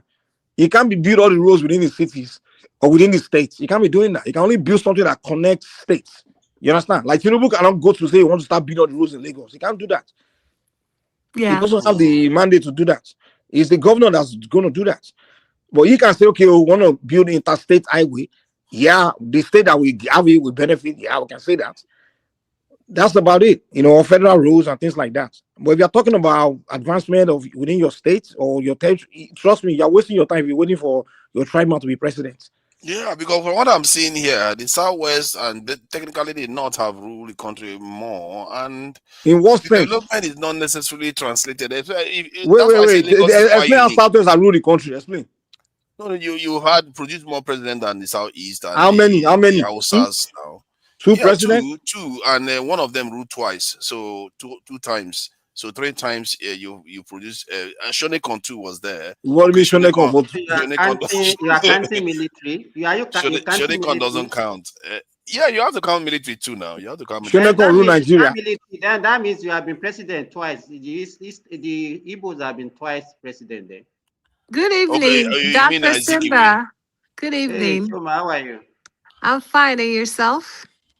I'm good. Thank you. Okay, so but that is then, in a way it's not only a good thing. What do you consider? Is it people building houses, mansion that you consider as development? No. I think what I'm looking at is the nature of the city from the aerial view, which may not be very objective, but it looks like these cities seem to be. Wait. Now it's not the look that you look. What are the metrics for since a place is developed? What are those things that you have to consider? No, okay, it's not necessarily. I'm not looking out for critical infrastructure. So you are looking at aesthetics. Is that what you are looking at? Yes, I'm looking at the aesthetics. How well maintained it is. How the quality of their houses, their roofing, things like that. Consider yourself as, is that what you use to say, okay, a place is developed? Is it aesthetics? No, just aesthetics now, because I tried to describe it to you. I said so that's what question I'm asking you. Okay, what are the metrics that you say? What are these things that, okay, when you see, say, okay, this place is developed, what are those things that you consider? One, I'll look at how organized the city is, the planning of the city. I'll look at how neat the roads are, how straight and neat the roads are, the buildings, how well maintained the structures are, and the roofing. You will see signs that, because if the roofing is neat and clean, it means that they're maintaining it. Like this, for God's sake, Nigeria. So when you are talking about development, you are talking about how the roof look, how the buildings look. Is that development? To an extent, it does. It's an indicator. It's an indicator. When you consider development, you look at the infrastructure that are available. Look at educational, university schools. Those are the things that you use. Those are the things that you. How can you be looking at how the roof of a house look? I believe nuclear bomb is development. Yeah, no, of course it's development. See, because if you look, those things are, you know how some women will say, if they look at the guy's shoe and they can tell something about the person. You know what? You know the problem I have. Mike, what I notice that the most confused people in Nigeria are these so-called Midwesterners. They are so confused that they don't even know where they belong. And that is why, if you look at, I don't know what That's why two Nigerians will never tell anybody where it's from. most of them here, especially these two Nigerians, you know, he has nothing in his head. They don't even know their Look at that. Look at this one. They don't- After let me give you, for I finished example. turning eggs and he started talking about my head. Wait now. You know, if a doctor can diagnose you, you know that, right? Tonight, just so No, you have he's nothing not. in your head. He's a doctor for livestock. That's all he knows. Two And Nigerians in only Yammed. chickens he owns. He only owns chickens. That's all he knows. And you just argue with me like, how can you eat? See, I was quite surprised when I look at Ogun State. The roofs looks like they are from 1920s, let me tell you one thing. and while that of Imo State looks like they just built it yesterday. It's ridiculous. All those brown roof that you are looking at, let me tell you. Are you talking about my state? You are born in Port It Harcourt. appears Southeast is more developed than Southwest minus Lagos. Now. Can you hear me? When you Yeah, we can hear you. Are you talking about Owerri? I'm talking, please. I'm talking. We've been trying to get your attention since one man before he left. Guys, it's not one man. That is why is my doctor? Why is my can you hear me? Yes, we can hear you, Mr. Prestige. I was saying that one why man is my- has been trying to get your attention for a long time before he left. Sorry, Maybe I'm talking now, so you should wait. When I finish talking, then you should talk. Go ahead then. Okay, do you know that how old is Port Harcourt? It's as old as Nigeria, I guess. It's not as old as. So how old is Nigeria? When you say it's as old as Nigeria, 1914, isn't it? So we have been around. so if for you have a just over city of 1914 and you are comparing a city that has been there for centuries, Port Harcourt was built by your so-called colonial. You don't like this word. The colonial British. It's scratch. also hard. The Two British. Nigerians colonial masters. Yes. Look at them. Look at them. Enugu and Port Harcourt were built by the British from the scratch. Good evening, sirs, and madam. Now that it's pretty, I can just hello. Kolawale, can you hear me? Yes, And I thought Simba was just talking. He just jumped Mr. in. Tony, wait, hold on. Let Simba I want to finish. respond. It's a little bit. No, why is it wait. I know you are my friend here. Please tell them where you are coming from. Tell them you are from Benue Plateau. Tony, stop. Don't say that you are from Port Harcourt or Benin or Wari. Please. You see that? You see the misunderstanding. This guy. No. Look, I can't. There's an audio. There's an issue with your audio anyway. And besides, you should just interrupt. Yeah, but you can't interrupt people now. Let Simba finish, then you can make your point. But you are you can't. Don't do that now. Don't make me put you backstage because other people are here. AY has not even spoken. Simba, please finish what you were saying. Sorry. Okay, so what I'm saying is that so for example, Port Harcourt and Enugu, I told you they were built from the scratch, so they are not old cities, they are not old town. You understand? So you cannot expect the same aesthetics that you see because those ones were planned from the beginning by the British. Do you understand? Then two, if you look at the Yoruba culture, it has been there for centuries. People have been living in those places for centuries. You can't compare that place with the Southeast. It's not as if it's not demeaning. I'm not trying to demean Southeast, but as at the time they started building houses in the Southeast was a recent story. They were all those places were I can't believe you are making that argument that they started building houses recently. I'm just telling you. Let me tell you.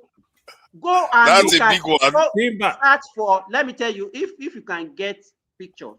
I can't believe you are saying that. I really can't believe you are saying that. No, just say Owerri in let's say 1800, 18 or even 1900, and look at what you will see. You'll be mad. Oh no. Okay, you see naked people, man. Naked people. If you want to go by that standard, yeah, you can say it wasn't the center of. If you have to go to Enugu, that is the capital of the southeastern region. That's where you are going to find. Enugu or was Calabar built by the British. Simba. So are you trying to say which part of Enugu? Are you trying to say you don't maintain your buildings for decades? Enugu is no man's land, though. What are you talking about? What is this man talking about? He's basically making excuses for some sense. of the southeastern states looking like this. Look at Ogun State now.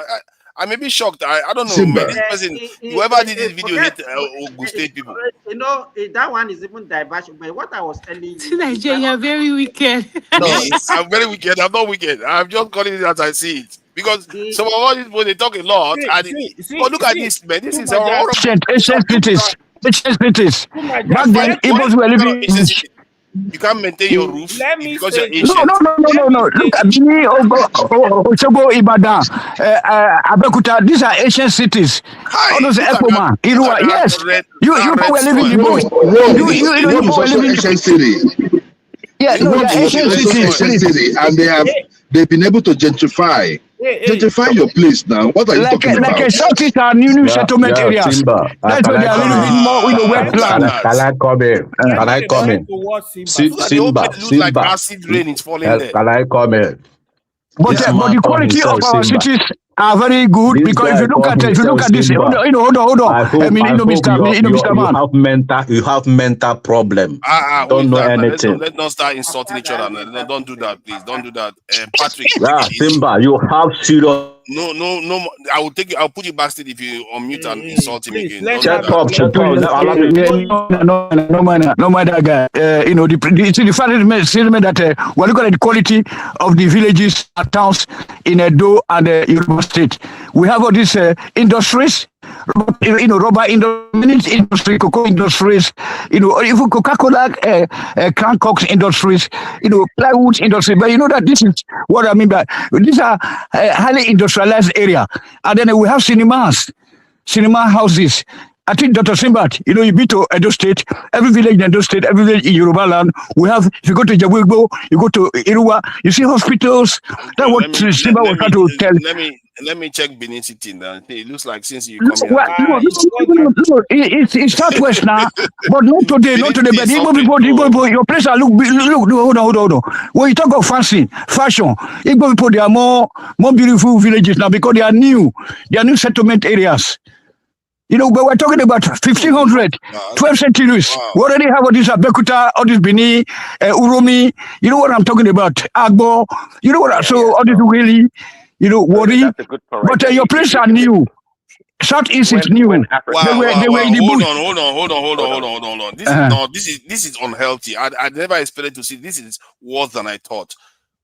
Anybody from the Southwest, how can you explain it? I need to go to Ibadan because look at all this state. Even in Edo State, I'm surprised. This is Edo State. It doesn't look so bad even. No, it depends on the area. Benin is bad. They look the same. All those kind of rooftops. Don't say, if you go to Edo State, the same thing.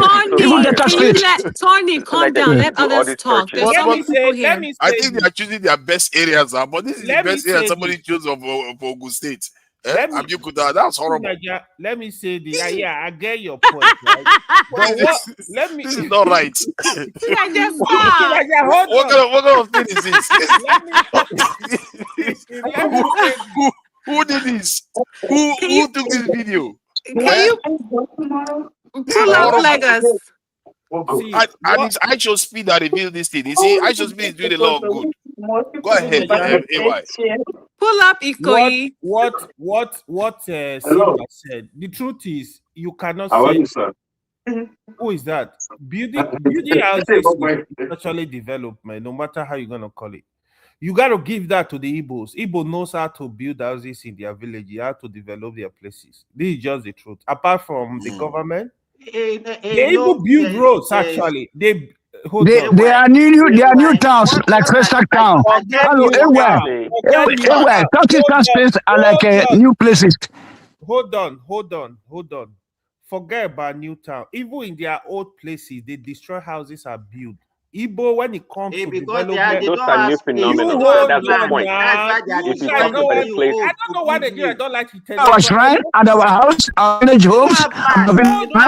Yes, shrine. You don't have land to expand. You can't keep your whole ancestry. One at a time, please. You hold on, Simba. You hold on. We can't be emotional every time. This is my problem. It's not emotional. Let me tell you, why do you want to destroy your history? Because you want in the name of say aesthetics. You can't be if you have land, you can leave the whole and go and build a new city. Where is the new one? Tell us the new area. Tell us the new area in Ekiti State. Simba, you are right. Simba, you are right.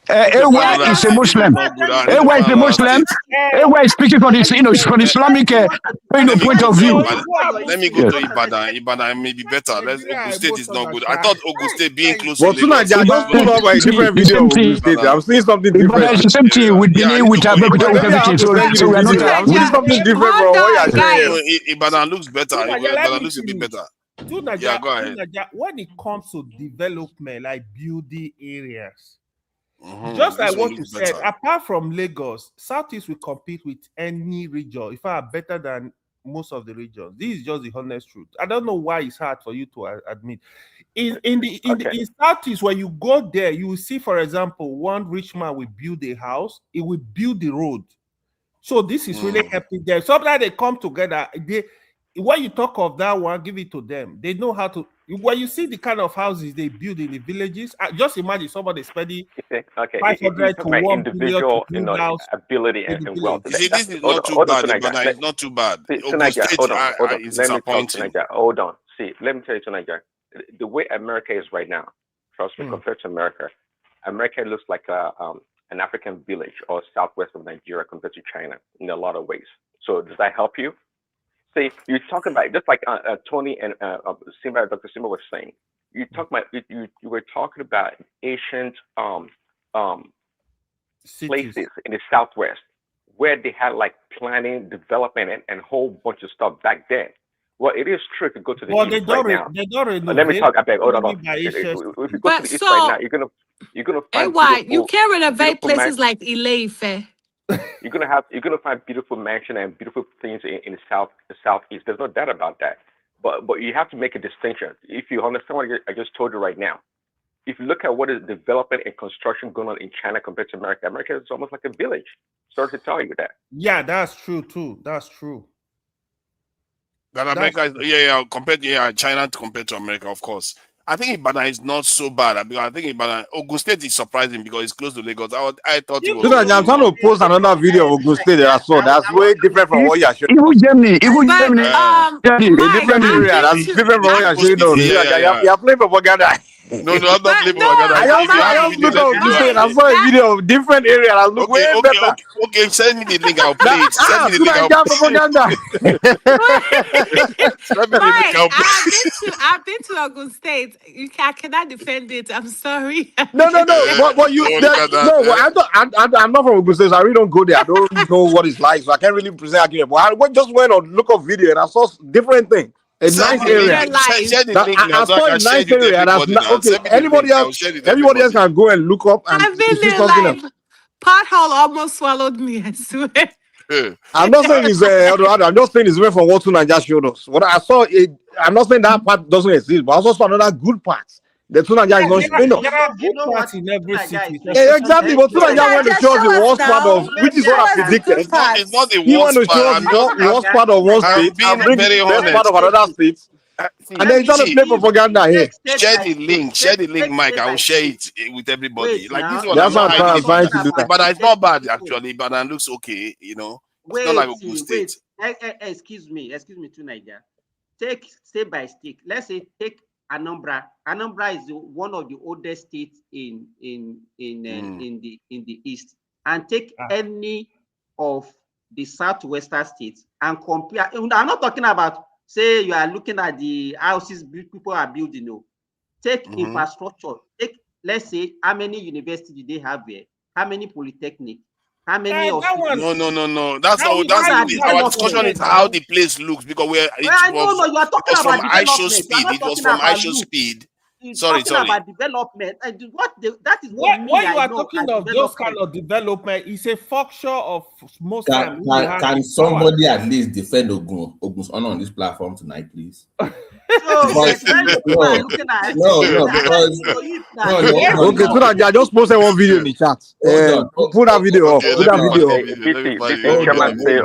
So Tunaja, can you show us your village without really telling us it's your village? Tunaja No, village without telling us it's is your what village, Trump but calls show us your shithole. You want me to join my village? Tunaja, play that video I can't just find the posted what in the video chat. did you send me? I can't see it. No, not to you, in a public chat, I believe. Because I couldn't. Put it in the public chat. It's not going to show now. It doesn't show in the public chat. Oh, you can't. Okay, I'm trying to you figure out. you have to put it backstage. Let me see the forward on the platform, please. So we know Fathers has this anti-Yoruba belief that is spewed on this platform. No, I don't. No, I don't. Can I finish? I didn't make this up. I didn't make this up. Don't interrupt me, please. Can you just keep quiet for a second, please? Thank you. Tunaja is an So equal offender. he has this anti-Yoruba. Tunaja is not equal. So Tunaja has proven it to me. So when Tunaja I came on his channel, me and his brother were fighting. Tunaja kicked me, I kept his brother. 2 years ago, this happened. Forget how many years ago you did it, so you proved it to me that you are complete biased. No, Mike, Tunaja is always. Let me. He may be trying to be fair to some degree, but he's still biased. Dr. Damages, Hey, Ayo, can I finish for a second, please? About the East, the one killer now. Yes, sir. They to attack me there. Can you guys get this instruction? Babati, okay, Babati, go ahead with what do you want to say? It's quite interesting to me that those from the so-called developed areas are the one trooping to the undeveloped areas. It was supposed to be the other way. If I'm from Ogun West, for example, you guys run there in your millions for manufacturing. So if you are so developed in your wonderful area, why can't you just stay back home? Why are you moving out if you're so developed? So I think you are mistaking the premise. Hold on. Before you carry on, the premise of the discussion has nothing to do with development. It's about the aesthetics, how it looks. Can you keep quiet? No, it's how it looks. Because we're talking about from ISO speed. I don't know why my hometown became your focal point for your anti-Yoruba rhetoric on the platform. Stop with your this thing. No. I'm not going to stop. Let's not. Maybe perhaps why would you use my hometown for your? Because you are changing the premise of the discussion. No. Because you chose old. Because in my hometown you have old Egba and new Egba. So you got a video. Did I choose a video? I asked Mike to choose. Can you just keep quiet? Okay, go ahead. Thank you very much. You took in my hometown. You have the new area. You have the old area. You post in the old Egba to make your point. That's the issue I have with you. Why would you do that? But you have this anti-Yoruba that you do all the time, and people let you get away with it all the time because they think it's funny. And if I ask you now, where are you from? Nobody knows. You say you're Nigerian. Are you not part of your hometown? Are you not? That's what he did. Now, no. Do you want to select? Where are you from? I've told you that I'm a Nigerian and I'm from the South. That's all I'm willing to share publicly. This issue doesn't have anything to do with your state. Hold on. No. When I share this video, it has nothing to do with your state. So that the first time I met you on YouTube 5 years ago, we are there another best. I can't remember. You told us you're from Agbo, so we already know you from Agbo. You won't believe how much you so good to swear that you're not from Agbo. You told me, so we already know where you're from. Hold on, before one man went to Mo, before all this channel. Hold on, Mike. Hold on, calm down. Let me just hear from this thing, Babati. So I don't know what your argument is. You can select any video from here. Ask Mike to select any video. No, perhaps if you just shut the fuck up and listen for a second, you will learn. Oh my, okay? You're cussing out too. Keep quiet. Go ahead. Okay. My point is this: to Simba's point, the metrics for judging the good of the city of a town is not based on incentive. By the way, where you showed is very close to Olumorok. They are left on purpose. Those are so those people are left by on purpose. People move to the new Egba areas. Okay. That's the way. That's the reason why it looks that way. But my point is this: beyond what it looks like, the value of Ogun to Nigeria is compared to the whole of Southeast. You can't compare to what we do in Ogun State. Okay. You don't produce like we do in manufacturing. In education, you're not even close. As a region combined. Close? Oh my God. You are not. This guy, you are slow. Can I finish? Please don't interrupt me, please. When it comes to manufacturing in this country, you don't come close as a region to us. So spare me your bullshit. But my point is, don't use my own hometown for your tribalist bullshit. It's not your hometown, it's a state. So it's not your hometown. What BT said now, when it comes to manufacturing, you can't Lagos, Ogun State, they are ahead of a lot of places. That's a fact. So of course, they do more manufacturing in Ogun State, but that's not what we're looking out for. Why are we changing? Why are we changing the goalposts? Because the premise of the conversation was different. You know, this is an emotional. Well, what's the main topic of this show, sir? Before we go into this, we're talking about ISO speed and how Lagos looked, and we started comparing other areas, how other areas look. Father, you know, when you touch Nigeria tribes, you touch the Layote. That's what's going on. So, but. What I like to stay on fact. When we were also talking about Fela and Lagos and its environs. Lagos and surrounding state will always be more attractive than any part of Nigeria, or maybe whenever, because Ogun State advantage is the location, right? Just imagine Dangote wanted to build this refinery in Ogun State, and the governor messed up, so that was why he took it to Lagos. Ogun State is the next place that is developing after Lagos. It's true when it comes to manufacturing and investment like that. No, yeah, let's just be real. The reason why he brought all this up tonight is because ISOSP went to Southwest. It's something about you guys always angry whenever something happens in Southwest. You know, that's what it is. No. Because that's what it is. You just hate the idea that things always happening in Southwest. I wanted to give you the context. Whenever something happens in Southwest, you have to pull up. You're trying to attack the place, find a reason to degrade the place. That's what you guys do. Mike. There's no finding a reason. This is worldwide now. Southwest is strategic. Well, if any stranger come to Nigeria, where do you expect him to be? Why can't they go to Abuja? But is it my fault? Why is it that when good things happen in Southwest, Nigerian is like you always get angry and begin to attack? God, why do you say they start attacking Southwest? Find a reason to insult us. What is this, man? Go and make your own place for people to come. I'm not even being. This is not the first time. Whenever something happen, it happened in Southwest. They will start talking shit. Let me find a good look. Let me try. This guy only build the real line. They start talking. Rwanda is better. Rwanda. And Nigeria carried on for hours. What do you mean I carried on for hours? I asked Mike to select the video. Mike, it's your fault. I asked you to select the video. You couldn't select the video. It's clearly your fault. Nigeria, you knew what you were doing. No, I didn't know anything. I asked Mike to select the video. He didn't select the video. I didn't structure. Everyone is talking at the same time. So why this? Hold on. Okay, let me find one good image from Abuja. Let's move on, man. We don't have your time for your propaganda. Let's move on. Okay. Your village is better. Let's move on. Okay. Now, who wants to say something? I think some people haven't said anything throughout. Let's bring. Okay, who is the next person to speak, please? I think Joel of the Nile haven't said anything. He's been here and out. Joel of the Nile, welcome. What do you make of the conversation? I don't know whether you know about ISO speed. He came to Lagos, and I can't help to feel like, oh my God, the videos of Lagos look very, very rough and dirty. You are saying it again. You know. This guy. And we were also talking about. But it's true now. Why am I not supposed to say it? It's true. We were also talking about Winston. And I'm a Nigerian. What the heck? Why are you even discussing high speed? I don't know why. No, because it's all over the world. It's all over the world. They are okay. In short, you know what? Let me share the video so you will see how bad it is. When he was in Nairobi, he was touring their GREs. But when he went to Lagos, he was touring the. In Lagos, if he goes, he went to Lekki. The guy went to Lekki when he was in Lagos now. I thought he was doing better than that. That's not Lekki now. That video that you show is not Lekki now. Yeah, some parts those parts that were not Lekki, I don't know why they took him there. I don't know why, because it was just looking really horrible.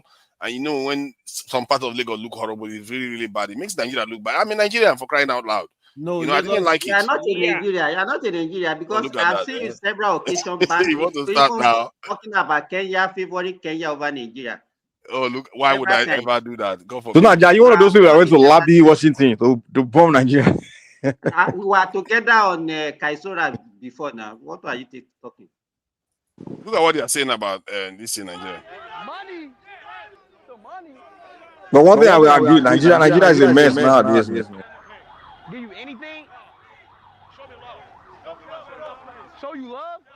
The Kenya video that you showed, did you see anybody on the street? It was like a lonely area where he went to in Kenya. Spent less than 24 hours. Everywhere just looks so rowdy, messed up, like as if they know it was coming. Like, why is it not looking organized? Like Nigeria, I beg. Imagine the moment Speed landed Nigeria, you see a lot of begging, asking for handouts. Imagine, that was so embarrassing. So that's the video. This begging thing, we need to address it. To be honest, Kenya was giving Speed love, real Yeah, love. let's address it. You are right. I'm sorry. But Nigerian own is So I pause the video. begging. On the video too, Nigeria. Let's have discussion on this. I think it's a good point. Honestly, we need to talk about this thing. We haven't seen all the other things now. We don't. Hold on. So this. So now, mute yourself. Now you're echoing us. Okay, let me mute this. Okay, go ahead. Yeah, this begging thing that in Nigeria, and I don't know how often you guys have gone to Nigeria recently. Like, I noticed it's become like an industry or something where everybody now just walk around begging. Like when I was growing, even in 90s, 80s, 2000, it wasn't like that. People the only people that I know that used to beg were the people that are like those northern crippled people, you know, that are blind or crippled. They are the only one that beg. Normal people don't walk up to you and be begging you for money. If they want to ask you for something, they say, "Where they do it, sir." Maybe they can call you silently or trying to convince you. But now everyone this begging thing left and right. Even people relative, it's like begging has become a normal thing in Nigeria. Like people are shameless now. It's a reflection of the society. It's something that frustrates me every time in Nigeria now. It's like left and right. Someone is begging. Yeah, let me add to what Mikey said. At the moment you land in Nigeria, from the airport, is that begging, police or military now? They are even begging. It's a sickness now, to be honest. So it's not. Now they call it bless me. Bless me. Everybody have become a Nigerian. Bless me now. No, it's too much. No longer begging at the airport. I last time I was in Nigeria, I was even thinking, like, what if foreigners are in this country, you're doing this? What do you want them to call us? It's foolishness. From bribery to begging is just irritating. They'll do it open. They don't even shy. They will just come to you and beg. And this person that's begging you is not sick. He's dressed well dressed. Yeah. Don't you guys think it's the reflection of the economy? So we thought those northerners are begging. My contribution to my contribution to begging. Yes, our people are begging, and we know that. But then I won't take it. Whosoever needs something that I want to beg, we beg. So we can't do anything. Unfortunately, it's going to take a very long time for us to eliminate. Yeah, but so we're not doing it before now. Country. No, we've been doing it. We've been doing it. We've been doing it. People can ask you for something. I'm talking about just act like my brother. We've been doing it. We've been doing it, but the economy is bad. The economy. What you're seeing right now. Money. Guy, hold on. Before you start talking of economy is bad, honestly, we've known that we were born in that economy, a bad economy, and so we still living in that bad economy. Even in the Western countries, it's still bad. Why do you think they have food? What do we call this thing? Food bank. Right. So if there's no food bank, what is different? The only thing is that Oyibo organize the whole begging specially. So you need a food. You need some food, and you go to food bank. That's Nigeria. Even people that have money, like people that are not broke, they'll still begging for money. If they didn't have a more structured social welfare program in the West, they'll be poor. They'll be like third world countries, man. I'm not seeing it as hold on, let me land. They'll be begging on the street. In fact, people still do beg. The panhandlers, are you kidding me? There are beggars in America. Are you guys kidding? Who doesn't know that? Yeah, they are begging, but not But like but hold on. No, You don't know. not You like don't this know one. because Not you're like talking. this one, though. no, This is not like different the level. Nigerian the one I'm one. even talking about, Niger, guys, it's not even like the people Niger, that are hold hungry on. that are You begging you for barely money. know I'm much talking about to people Niger. that are not hungry. They are even well dressed. They are not hungry. It's not like they are broke. They are not broke, but they will still beg you for money. That's Even, true. even people I That's know, true. they have Mike, jobs. because They they're are well doing dressed well. doesn't mean they have money in their pockets. I don't No, no, understand. hold on, Just hold because on. they're No, well I've dressed No, doesn't seen mean they have money in Nigerians their pockets. that look like they are poor, but they actually have more investment than you do. what I'm saying is that back in the day, people that are desperate, that they will call, people Nigeria will desperate back in the day before they come and beg you. But I'm talking about today, someone that's not desperate. He's just ate food. He's not hungry, nothing. But the fact that he see you, he Mike, just come and it's beg you trying for to get money. up for tomorrow. He's a wise man. He's trying to Yeah, get up for tomorrow. they call it packaging now. They call it packaging. They know how to. Okay, Ghana, let they me don't beg like No, that. back The in the guy is day, gonna they go to package, Ghana. they They try don't to beg like spike that. you. But today, they just Mike, outright ask I you for don't think money. they will beg like that in Abuja. I don't think they will beg like Mike, that let in me ask PH. you, Come why on, should even in somebody Abuja, in what are your you But talking family, hold about? on, guys. Mike, I'm not on the road. On the road Let's like just that, they will do it explain to. it. I should speed on the Hold road like I doubt. I on. doubt it. why should somebody in Hold your on. family come and meet you to ask you for help to maybe to raise his children or to even ask for school fees and all those? It's our culture that's But that one encouraged is different. This It's one not is different. a No, no, different no, no. level. This one is on a Hold on, different Simba, level. Simba. That's not Simba. That one is always been there. That one is different. Like coming to come and share, talk about problems to solve, like family, school fees, all those things. That's normal. I'm talking about we just People sitting have down. extended beyond family. When they see you now, they think that you have. Then you must. It's like an Simba, entitlement. Simba. That one, I understand that one. I understand. I'm talking about just outright. Give me money, give me money. No, for reason, no, give me for this reason, or because I want to do this. Just give me money, give me money. The same person asked you yesterday. The next day, see you again. Give me money, give me money. Nigeria are beggars. I'm telling you, we don't do like that before. I'm like back in the. Just give me money, give me money. I'm like, what surprises me is that you people that are abroad, and I don't like the way you are speaking down on the people. If you are at He's home, not you'll not be speaking speaking down. Simba, I don't think you've been back home recently. I'm Okay, telling you you. know what? Let me just play the video because this is not people that are abroad. This is something the whole world has seen now. I don't know why we keep making excuses for Yeah, this. yeah. Young man. Come on, bro. This boy don't turn to Anyway, war, man. don't play the video. We know what the video is all about. Doing Don't just begging. take this video I every never time. seen any Kenyan person that was doing So what begging is he on saying live now that stream. we have not heard? They were doing different activities to show speed about Kenya, how it is, and different activities. You come to Nigerian own. The only thing you are seeing is who looking for. They are begging. They're looking for handout, begging. Ghana, you're the only one that can save West Africa from this bad image. You're the only ones. Because Nigerian own it. Welcome to the channel. It's Ndageri here. Thanks for clicking on this video. Oh my god.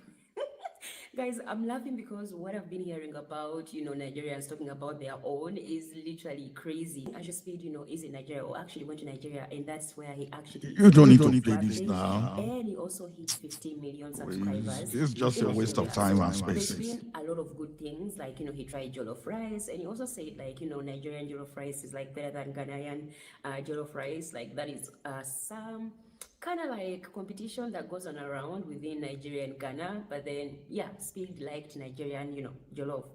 A lot of Nigerians or even other Africans. And So is that to Nigeria what you want us to be listening it's to? the begging culture.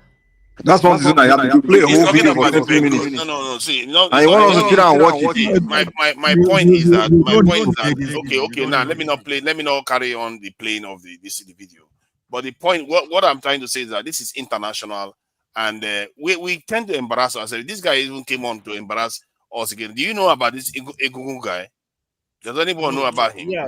Tonight, don't let us amplify this thing. Yeah, the guy. Let's check somebody that was doing interview now. Hold on. I will just need. It's not more than. It's barely this in 30 seconds. It's not going to be long. Just spare You don't need to play. It's the waste of time. Viewers need to see it too. It's not only about you. Viewers need to see it. Which viewer is telling you to see? Okay, let me just play 30 seconds. 30 seconds. You just like dictatorship. The panelists are telling you that this is a waste of time, but you just want to impose. Happy birthday to you. How old are you today? 21. Jesus Christ. And you look so healthy and strong. What the heck? When did you start? What? 21-year-old looks so healthy and strong.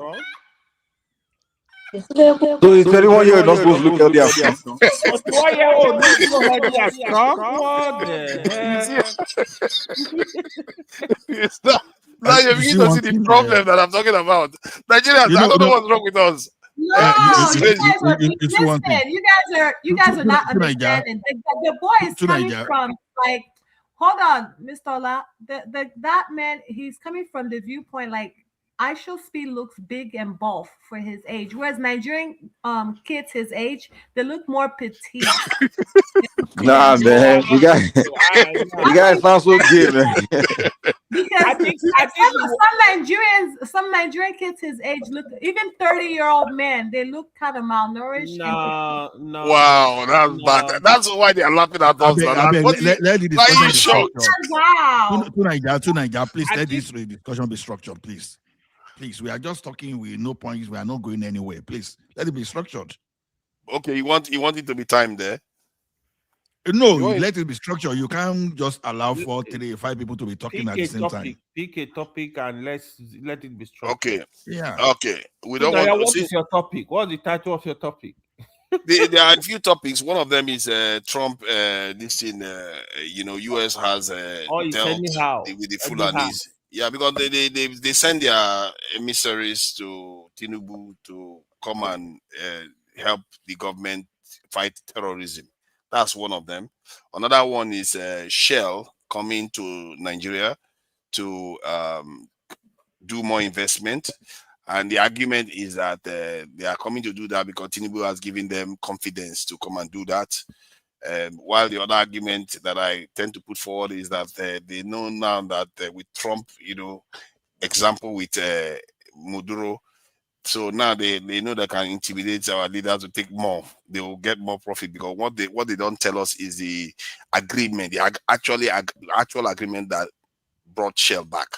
Maybe before they were getting 40-50%, now they're going to get 60-70% of the profits. So those are the kind of things we don't look into. And then I think the final one was about he went on to talk about I Shall Speed and what was going on in Africa.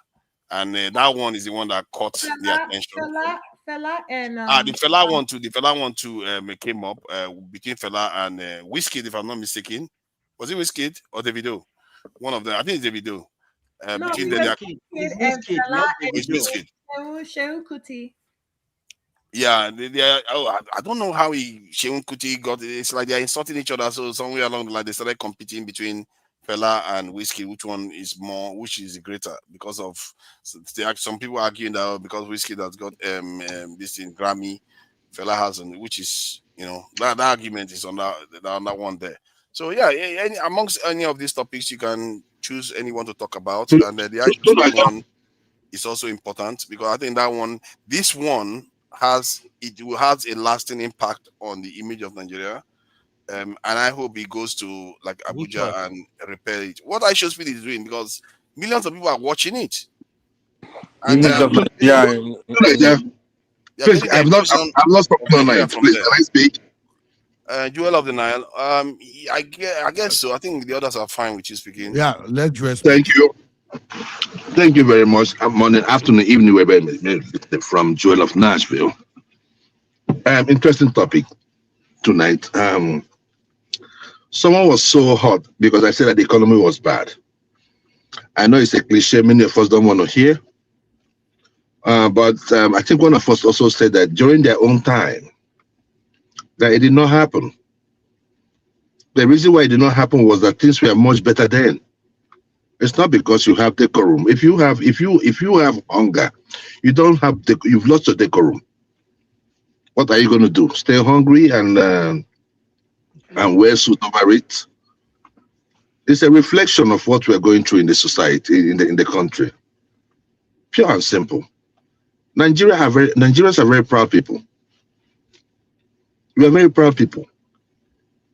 If you want to know how Nigerians actually, take their ego, if you want to know how high they take their ego, come to in the West where they're doing good. He might be just working in his factory. He doesn't care about you. That is a doctor. He's not coming to beg you. He's out there just putting in the time because he values his ego. So when you see those guys in Nigeria, they're begging you money, do not see it like probably they don't have a choice. So let's look at it from that angle. high speed came, it doesn't show, it doesn't make any difference. They're always going to beg you money. Whether it's high speed, if you touch, as you are from America, the moment you touch down, it starts with the customs, the police, the driver that took you, the Uber driver that took you home. So it starts from there. You start paying. So it's just normal. It's normal. It happened to me in Jerusalem. People were begging me for money because they knew we're from the U.S. and we were tourists in Jerusalem. So and when we left the hotel, they were begging for money. In Israel? Yeah, in Jerusalem. Yeah, they were. Oh, that's Palestine. Sorry. Yeah, that was before the whole bombing stuff happened. That was in 2000. Was it Palestinians that were begging for money or Israelis? I don't know. It was the poor people. But they don't look poor. They don't look poor. Everybody was just begging because they knew we were American tourists in Jerusalem. Even in Morocco, I was in Casablanca, and the people were begging me for money. Even a woman came to me. I was getting out of the toilet. She came to me and begged for money. The problem that we have is that most of our problem, Nigerians are the ones that amplify it for the international people to see. You put it online. Yes, we are the one that will always amplify our problem. And I don't know why Zimba, I just speak when you went to those South African countries. I'm sure you must have had some kind of negative experience in one corner or the other. But the people from those countries, they didn't take it and turn it to. They didn't take it and turn it to the highlights. Let me add this one. I saw back at 2006. At Joburg Airport, Johannesburg, right? Joburg. The immigration officials there just passing us, they were begging for money. Okay.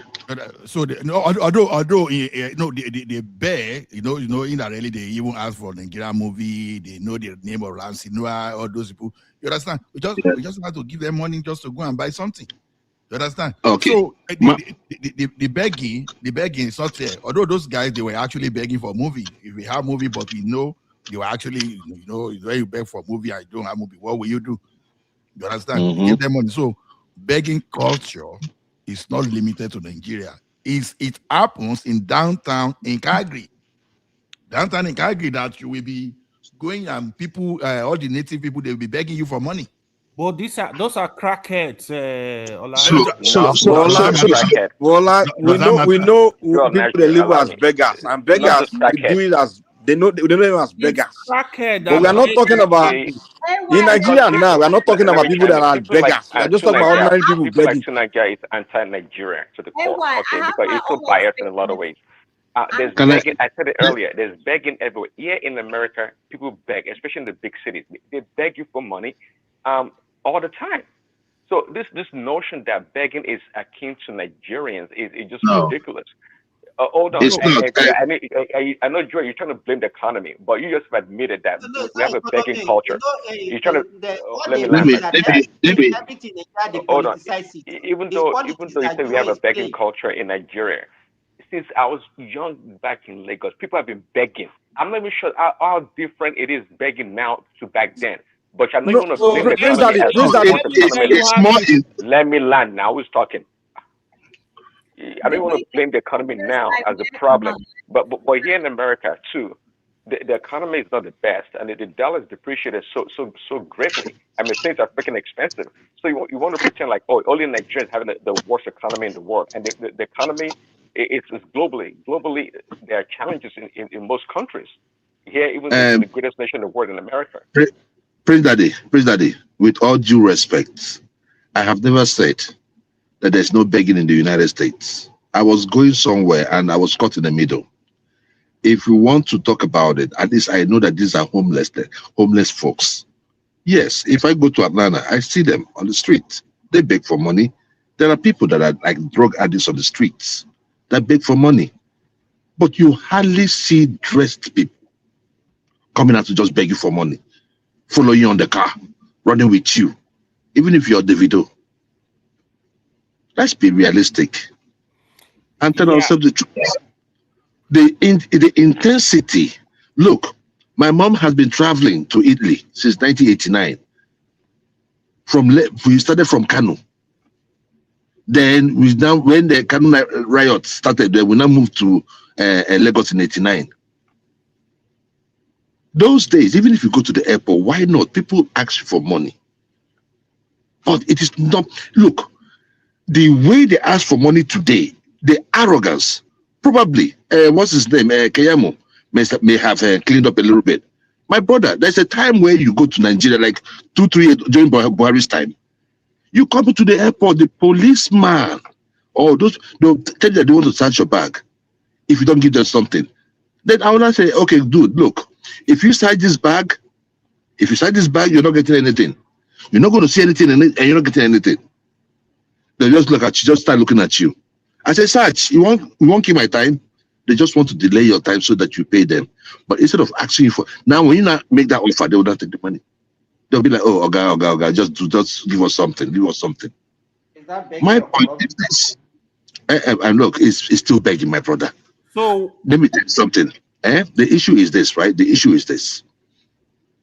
Our economy is not doing that good. Especially, look, we might look at the macro area of it, but when it comes to the people are not feeling it. It is hard for those folks. So when they are begging, I don't really blame them. We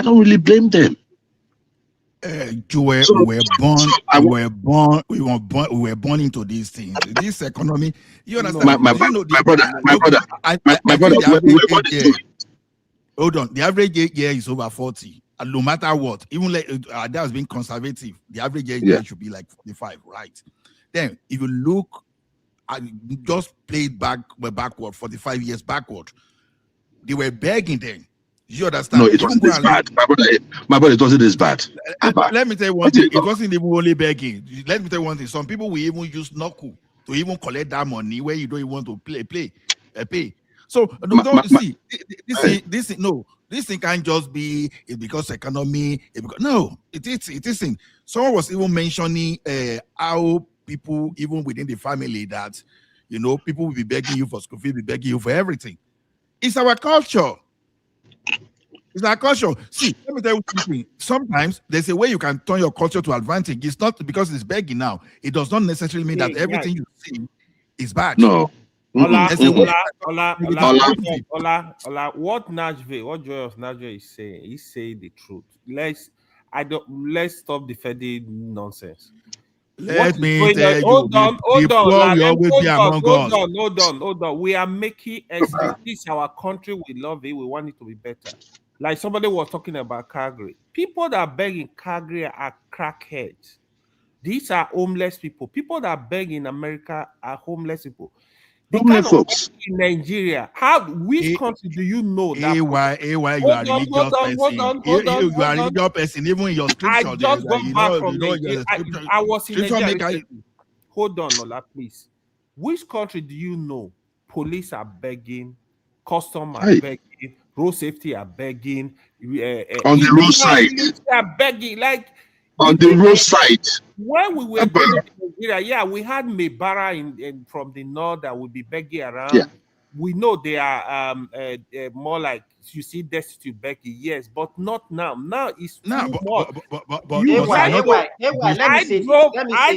I drove to what's this shopping place in Abuja, bro. Even the moment you park your car, like it's too much. I don't know why. Let me say this. I stay. All of you know that I'm in Saudi Arabia. Yeah. I've been to Yemen. You understand? I've been to Yemen. You know, the way people are looking at it, that's why we know my own is about our culture. Because we don't have values again. It's not about our economy. You cannot say that the economy of Yemen is better than the Nigerian economy in any way. People are ravaging in severe malnutrition in Yemen. Right. Do you understand? But they still have dignity. Yeah. They don't beg. God you understand? So no. Wait.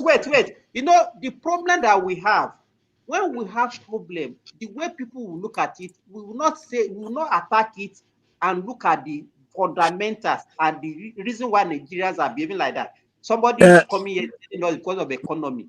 Let me add something to it, though, guys. Another factor. Because of economy. By war. Let me add another factor to it. I think what also happened in Nigeria the past, what's been going on in Nigeria, people leave the rural area to just migrate to the city to go and look for opportunity. And when you get to the city, why so? Because government don't invest in the rural area. We tend to every so state. it's the economy. Calm down. No, that don't do economy. People in the rural area, they develop, calm down. They depend heavily on agriculture. They have usually farmers fishing. They live off the soil. That's how people survive the rural area. What about the farms? I'm coming. Don't come with that Fulani stuff, man. I'm not even talking about. Hey, no. Because I'm telling you this, because this is they are attacking farmers. Well, let me make my point. Hold on. Let me make my point. Let me get slow. But I gotta learn my point now. Let me do that. Just hold on for a second. Joel of the Night, please hold on for a second. The point Joel of the Night is making is that the economy aspect is there, and sometimes economy has always been hard. Now, economy is always the reason why people. Then you should acknowledge that, then move on. But what the hell? Am I responding to his point, or am I? Hold on. Wait. Let me ask you. What I said, if you don't want to look at it from that way, I gave example of Yemen. Even the economy of Iran now, you can't compare it with Nigerian economy. Well, you guys, most of those places that you go to, they always have cheap food. What are you talking about? What I'm saying. Let me tell you. And that is why I understand your point. You are saying that the morality and the kind of culture. It's not about you. Dignity. Hold on. I hear what you're saying. I was making the point. Now, can I at least line my point? Don't worry. I will let you go ahead. Don't worry. Don't worry. I don't know that point, and I think people hear the point you're making. But okay, what was my point? No, you. I'm talking about Simba. Both things play a part in it. The culture versus the economy help tilt people to a certain behavior. But please go ahead, Mike. I'm trying to say another factor. I'm not saying what you guys are saying is not legit. I'm just trying to add to it. Like another factor, one thing I noticed as leading to the increased number of beggars in the cities is that a lot of people, they grew up where their lively way of survival was agriculture. They were in a rural area, farming, growing crops. They decided they want to participate in the city life. The city life kind of appeal to them.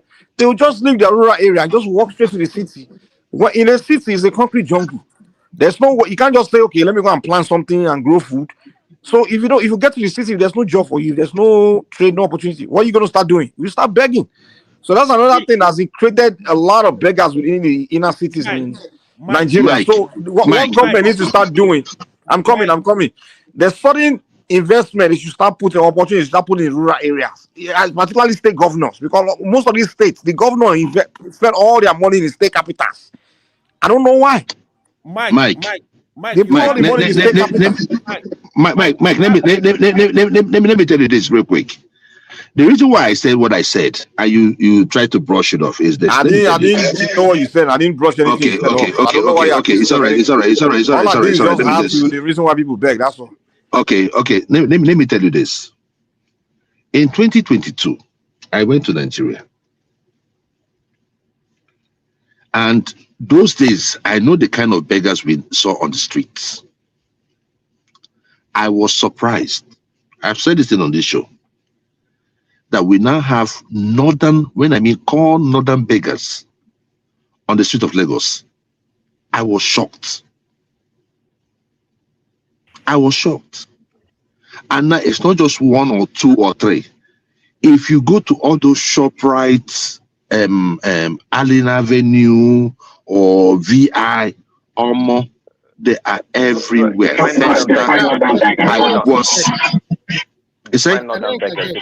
I'm talking about northerners, people that live in the north that move southwards. I'm talking about in their numbers. That's what I'm saying. That right now is so intense. I'm telling you that right now is so intense.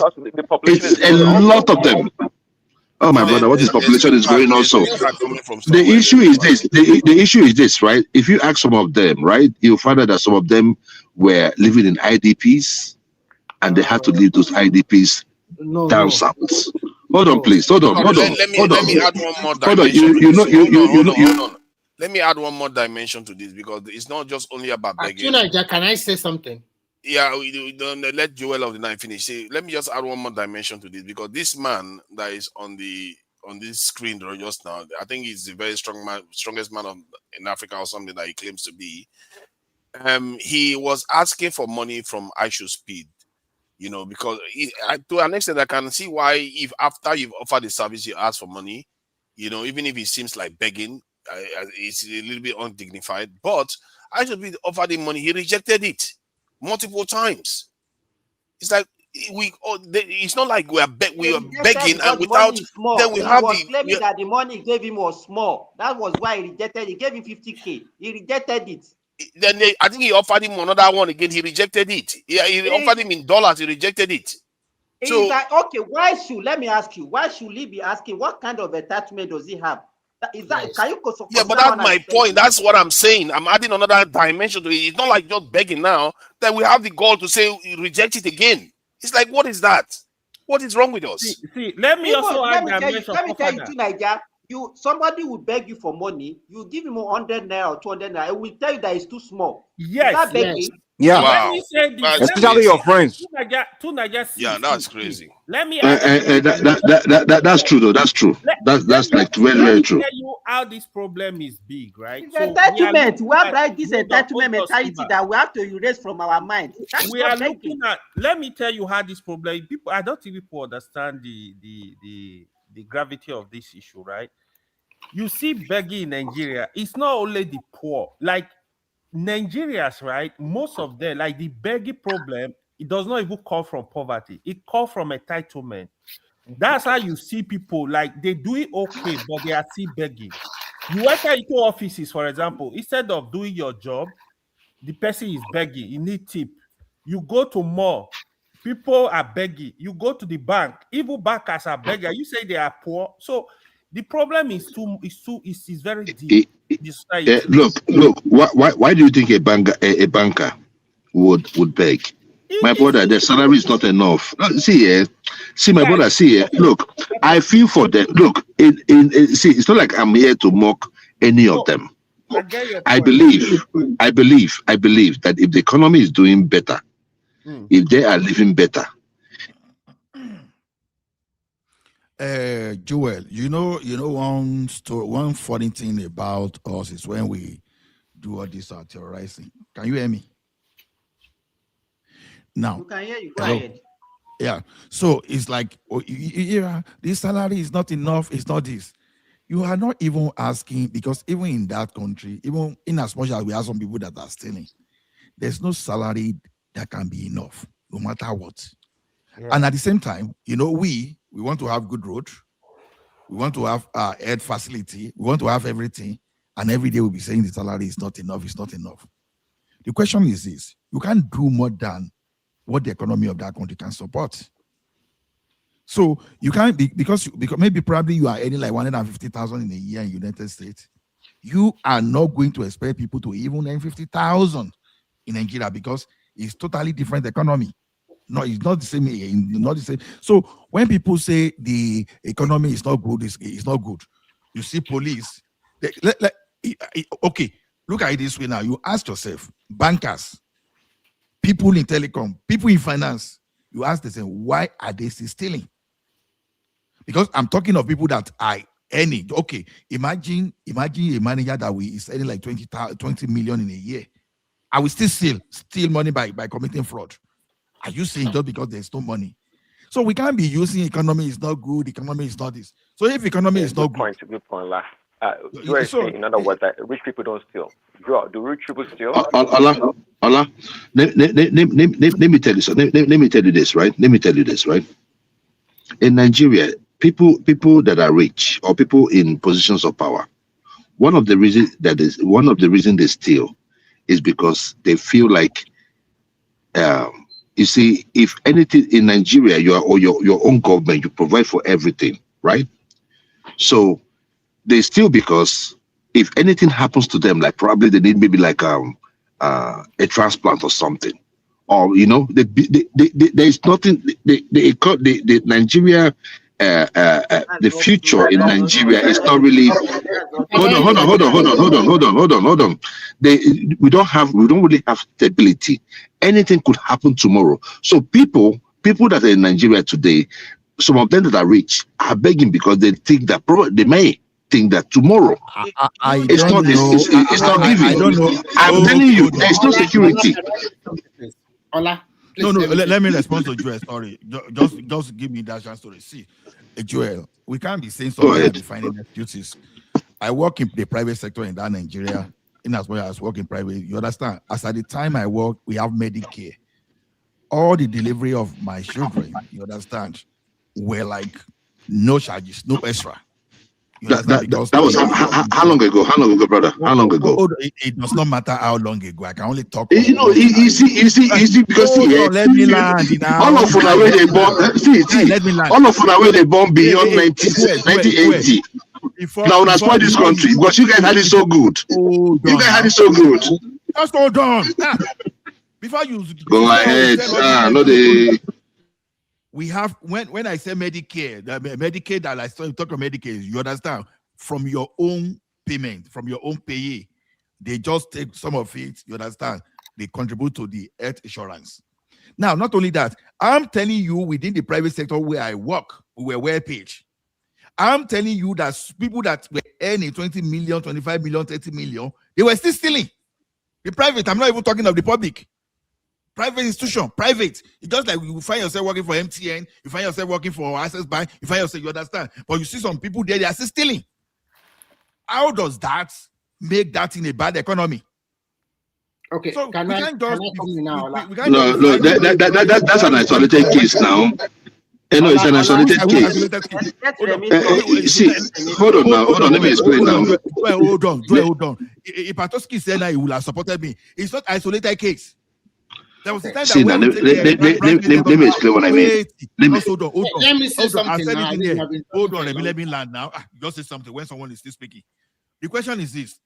Even in the branch then, there are people we call branch resident officers. When they took them away from that branch, because they were complaining, they don't allow us to do business. But now, we now took us to a branch resident controller from the branches. If you see the stealing after, because those resident officers, they are supposed to be control officers, control whatever that is there to cross-check everything.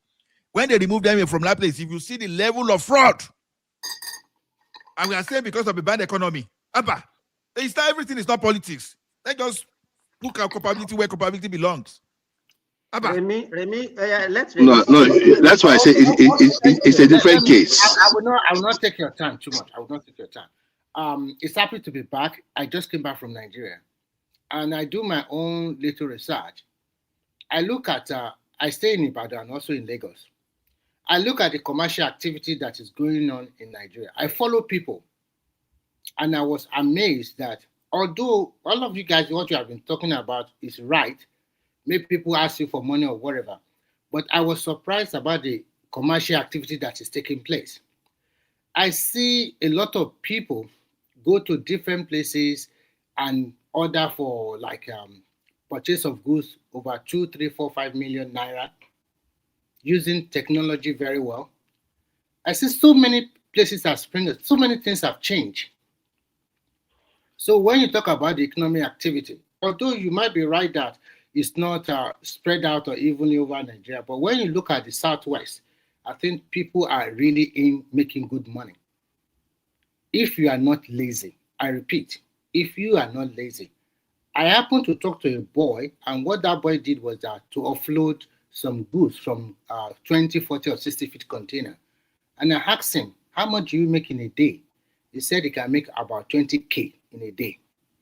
And he often do this job for 6 days. So you do the math. So, and he has a wife and 2 kids. And he rents an apartment, a 2-bedroom apartment. I was just curious. I want to know more. So what I want to say is that the culture of people begging money in Nigeria is not of today.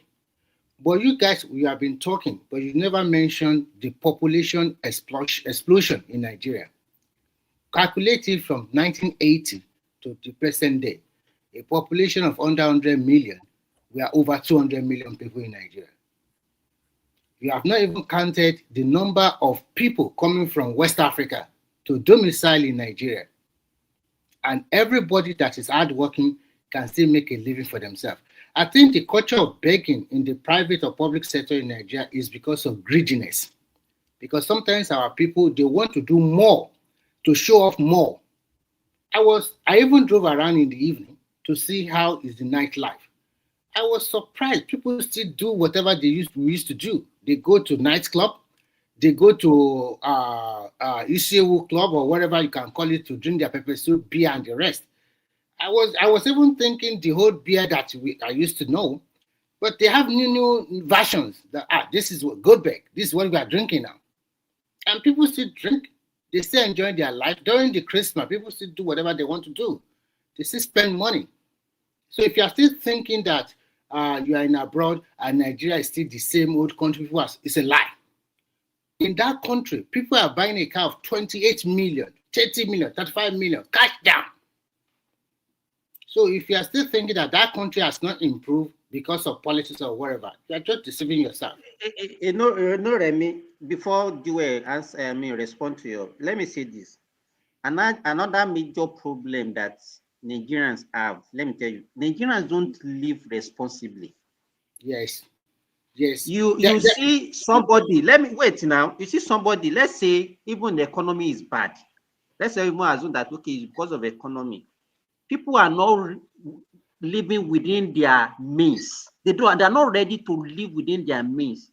You see a driver, you are driving somebody, the person is paying you salary.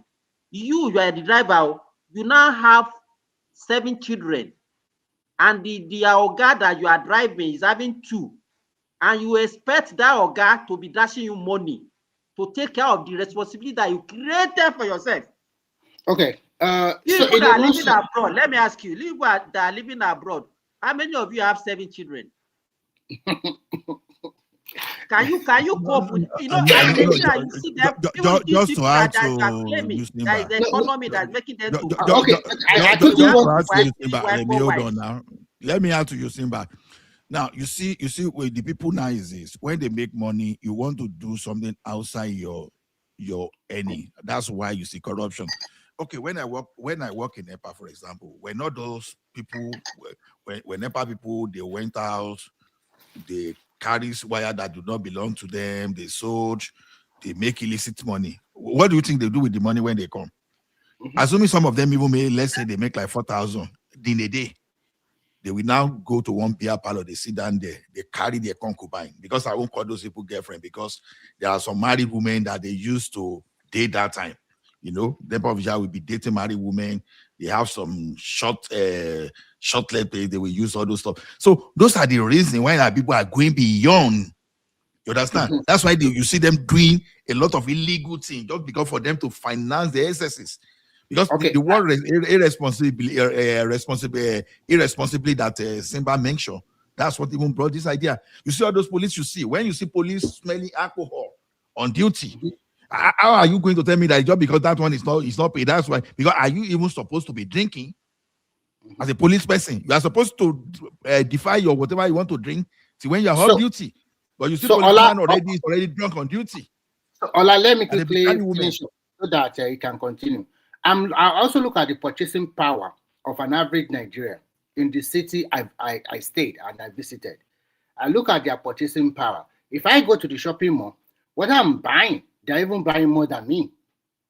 So I now ask myself a lot of questions like, are these people really suffering? I'm looking at so many things. I'm looking at so your judgment is based on those who shopped in it. Oh my God! Let me finish, please. Let me finish. I beg. Let me finish. I'm looking at the way they portray Nigeria online. I'm looking at, okay, am I going to see a lot of people like Somalia children, Kwashoko people, and the people dropping dead? Because I move around a lot. When this time around, I move around. I even touch Ogun State as well too. I move around. I'm looking at, are people going to be dropping dead? I'm looking at, are people even eating? In fact, they don't have the local cafeteria anymore. They have what we call item 7 in Ibadan. And these are before they were like old booker, but now they are well organized. Well, they just copy the European standard or maybe American standard. Very good manner. Atem7 has been there for years now. I know, I don't know, but what I'm just trying to say is this: that in the law, you see them on every street. Atem7. What I'm trying to say. Please let me continue. I beg now. Let me continue. Let me finish. No, but you can't continue forever now. I'm not. Just give me 1 more minute. 1 more minute, then you will continue. 1 more minute. The last thing I want to say is this: when I was serving in Enugu, I appreciate the cleanliness and the orderliness of the Igbo people. But when you talk about mansions and the rest, it's not that you can see a big mansion here and you can see a lot of red roof building beside it, the old ones. So, but when we are talking about infrastructure development, you have to look at most of the Southwest state, in which most of the local governments are well developed. And when you look at most of the Southwest states, except Lagos, they have the old city and the new city. The old city, you can see red roof. But when you go to Ibadan, it's as big as, in fact, it's the biggest, it's one of the biggest cities in Africa. If you go to other part of Ibadan, compared to the old city, you will not think that, is this the same Ibadan? If you go to like Bodija and Ashi and the other side, you will not believe that you are seeing the same city. And when you look at the purchasing power of the people in the Southwest, I think they have more power in terms of buying something than the rest of the country. And that is the truth. Nobody can argue about that one. Because if they don't have that purchasing power, then businesses will not be coming to them. People will not be saying, okay, I want to establish my business in the Southwest. Because the people there are well organized and they have the power to buy things. Thank you. You can continue. I'll stop here. Okay. All right. So the thing there is this. I think we are getting everything mumbled up. If you are doing good in an office and you decide to steal, you're just a plain criminal. And the system that allowed you to steal should be nipped. It is not for. This is not what we're talking about. We're talking about the ordinary folks on the streets. People here talking about 50,000. Some people don't even make 50,000. Majority of us don't make 50,000 a month. We might have isolated cases here and there where people are doing well. You work in a private company. How many of us? We're talking about 144 million people living below poverty line. What are we talking about? The issue there is this. Those people, there were people that were living in the rural areas and they were comfortable living in the rural areas. But the insecurity that we had chased them away from their rural areas. And where do you think they will go? They will go to places that they feel that they're doing good. I was telling you guys about the folks from the north coming into Lagos State. It's not only in Lagos State. If you go to Imo State, it's the same thing. You go to Anambra, it's the same thing. They're moving towards south. So for those people, begging is nothing to them. So let's look at the issue of begging in Nigeria as a holistic, looking in a holistic manner, so that we start catering for those that are lower. I believe that if most of them can eat, if they can afford to eat, even if it's 2 square meal, they will be able to keep their dignity. That someone in Yemen, hold on, please. That someone in Yemen has a different culture. We are not of different culture. People don't react to issues in the same way. People react to hunger differently. So we're not going to kill our own for doing what what they ought to do. Some of them begging. I bet you, if they were earning 1 million naira, even if they're only 150,000, they won't be on the street running after high speed begging for money. So let's look at it from that angle. Let's just look at ways to cater for those that are lower, that are at the lower cadre. Thank you very much. Can I quickly tell you something? Okay, thank you. Can I quickly tell you something? If No, you come to sorry, Europe, Hakeem, one second, I want to quickly let you know something. If you come to Europe, right? Europe or not Nigeria now, Europe, you will see Nigerians in front of supermarket begging. I'm telling you now, in Europe, not Nigeria now. Do they have a job?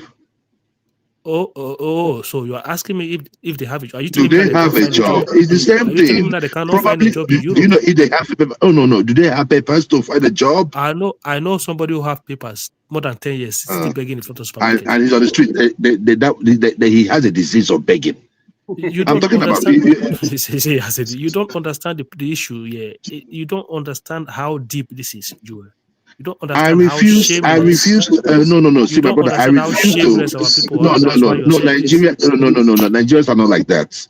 Because I No, they also are. live here. No, they No. are. Hold Nigerians are like that. on. See. No. I live in the United States too, and I've seen Nigerians here. I've not seen one Nigerian beg.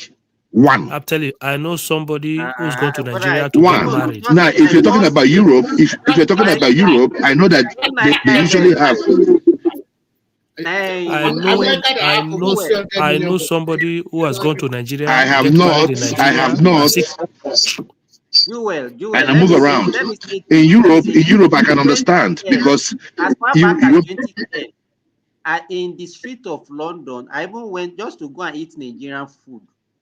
And I met two Nigerians. They came to me begging me 2010, not even now.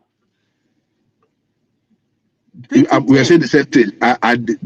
Do they have a job? For grab, let me Even tell if you, they it's have not a, only Nigeria that doesn't have job. Are they the only one that doesn't have job? my We brother, don't if you see those ones, that's our problem. We don't see it as a wrong thing. look, It has become a culture. Forget about let it. me tell you, if you see them Sudanese here, if you see the Sudanese here, the Sudanese here, they beg for money. The Sudanese here, they beg for money on the streets. I get it. Some of them cannot get a job because they don't have the papers to work. I get it. I do not see anyone that has an African that has a job to do and is paying him. Not even paying him so well, but pay him enough to take care of himself. That would be on the street begging. Joel, I'm telling you that I know somebody in Italy. I know somebody in Italy who does surety. Let us forget about the One cause. second. This guy had gone to Nigeria to get married, have a child in Nigeria, still living in Italy as we speak now, sponsoring a family in Nigeria, still doing the begging job. What are you talking about? He's a professional beggar. That's my point. That's his job. There are people that do it here too. There are people. Hold on, my brother. There's this place I normally go to, right? This guy, every time you see, like I was going to work, I saw this guy. He was with a can, right? He said, "Please." I said, "Let me stop for this guy." I stopped, and the guy was like, "Hey, please." Oh, I was coming from Indiana, and I don't have money for gas. My car is parked. Blah blah blah blah blah. I said, "Okay, bring your car. Let's go." He drove his car. I said, "I thought you said your gas was filled." He said, "Oh no, I don't have enough." I took him to the gas station. I gave him some gas, right? After giving him some gas, 2 days later, I was passing the same road. I saw that same guy there. So there are professional beggars, even in the United States. Those are not the people I'm talking about. I am talking about those people that because of hunger, that they decide to beg. Those people are in a different Nobody beg because of hunger, Joel. Nobody beg because of hunger. Somebody that is hungry. Joel, so those folks begging ice cream money, they're not hungry, right? That's what you're saying? They just want to beg. Joel, let me explain something to you. If me, as a young person, when I was growing up, finished secondary school, while I was waiting to go to the university, I started doing labor work, going to sites to do service and get paid every day. If I could do that at that time, what are you talking? Do you think there's no way for people to survive in that country? Are you seriously telling me now that there's nothing available for people to do to earn a little thing for themselves in that country? I was telling you, me as a young boy, I started doing that to buy myself clothes, to buy myself stuff out there. Yeah.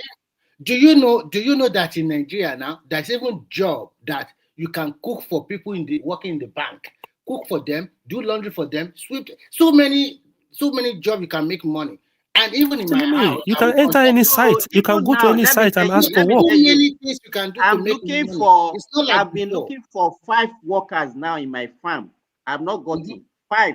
That will be at least they will be getting 80,000 naira monthly salary. I've not got it. We just try to excuse everything In when the same people country that show you are claiming laziness, that man. people don't have job. They are not ready to do this kind of job, but everybody just wants My to brother, even the 80,000 naira. Hold on, if you earn 80,000 naira in Nigeria, if you earn 80,000 naira in Nigeria as presently today, you will need to beg.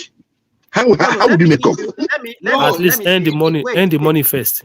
Go No. In a family, hold on. In a family of three, in a family, hold on. Just a family of three, a father, a mother, and a child. So you rather leave that work to go and be begging? Abi, is that what you are saying? Is that what you are saying? That's exactly what he's saying. I am not saying. I'm not saying. No.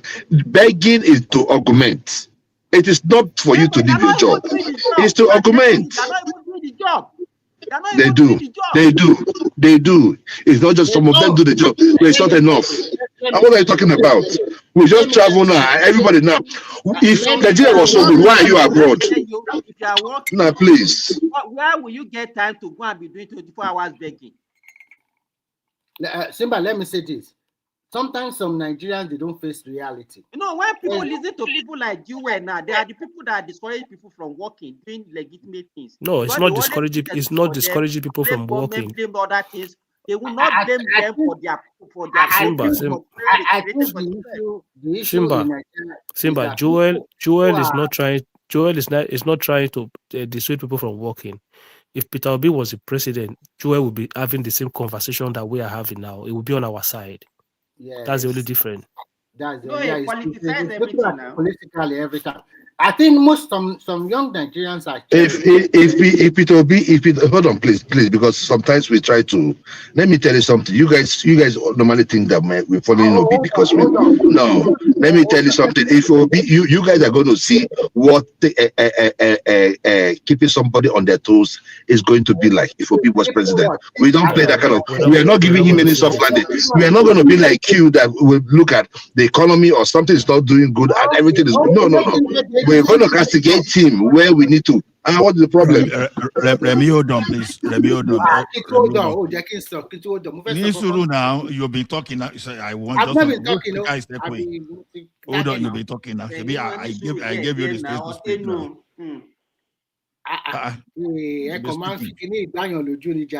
Now, see what you does it, Joel. See, no matter what, you said someone that N80K we beg. No, it's not necessarily. That's very wrong.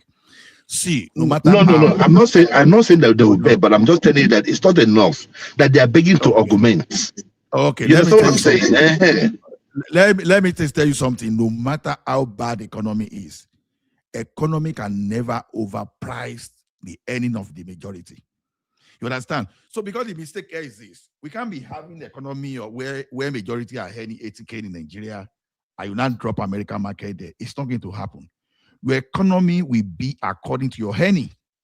So when we say this thing, because that's why when people are comparing dollar that, oh, you must earn this dollar in a day. You understand? That's just misrepresentation of how economy work. Your economy will never outprice the average earning in that country. So if someone is earning 80K, you'll be shocked that that person will sponsor his children from primary school to the university. And nothing will happen. And when we are even saying the economy is bad today now, people forgot now today, these days that you don't need even to even save much again now to send your children to school because we have student loan there. You are not considering all those things as part of the economy. You have student loan, then you have this stipend that they pay the students. That alone is taking burden away from so many families. So this idea of you heard the story of Davido, the saga about DNA or no DNA. You know, when Davido's father came out and said the lady in question, he offered the lady scholarship in his own university, free of charge, with stipends, 50K per month. Do you know that the woman left at 200 level? He said he's not going to school again. Can you imagine? Somebody offer you scholarship, you are not paying for anything, free education, everything, food, free food. She left at 200 level. Taking care of the child that is not theirs. And he was paying the school fees of his daughter, of her daughter and me. You know, So- when as much as we want to, politicize everything, we have to also look at ourselves. What are we doing wrong as people? We can't, let me tell you, you cannot get the people that are really not or whatever you are seeing is just a reflection of the people. I used to have an electrician that used to smoke. And I asked him, I said, how much do you spend on smoking in a day?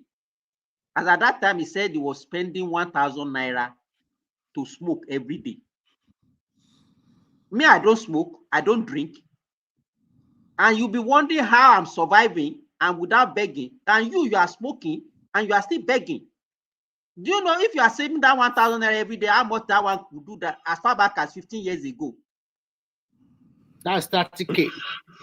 Simba, And you that's see why we that are saying, Simba, let Simba, us even advise people to live responsibly. They Simba, will not, then we will blame the government. Simba, you see that thing you said now, right? Not only in Nigeria. No, it's Some everywhere years in the world. ago, right? I was working somewhere. So when I got there, and the guy looked at me, oh, it's a nice car. I said, oh, thank you very much. So we get to talk and talk. So I was looking at him and like the guy smokes a lot. So I asked, like, how many do you smoke? He said like a pack of cigarettes. So I calculated the money that guy spent smoking in a month. That was the money I pay for my car monthly plus the insurance. It's just smoking it away. So he was smoking the car away. Exactly.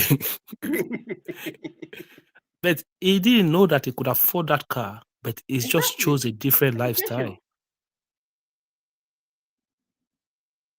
He just chose a different lifestyle. That's the difference between me and that was the difference between me and him. These same people that they are claiming they are begging, they will get this money, they will get money from begging and they will go and be drinking. No, I told you what these people do with their money. You understand? You know, get the money, go to Broadway. At least if I do not know anything, like that's why they give NEPA and on NEPA, they do agree a lot. All the money they do people from, you understand, it ended up giving the money to their concubine, you know, promising women and buying something, you know, use the thing to drink beer. At the end of the day, they will go back, they will go home broke. I will come back the following day, go and do that to people. Now, see, just imagine all those temporary case scenario. If they would not go beyond their boundary, they would not do some kind of, you know, they will not be promiscuous, you understand? They live responsibly. They will not go out and be doing their customers. In addition, I went to a small restaurant to eat, and I found two young guys there, probably between the age of 24 to 28. They were the one cooking the beans. They are the one cooking the jollof rice.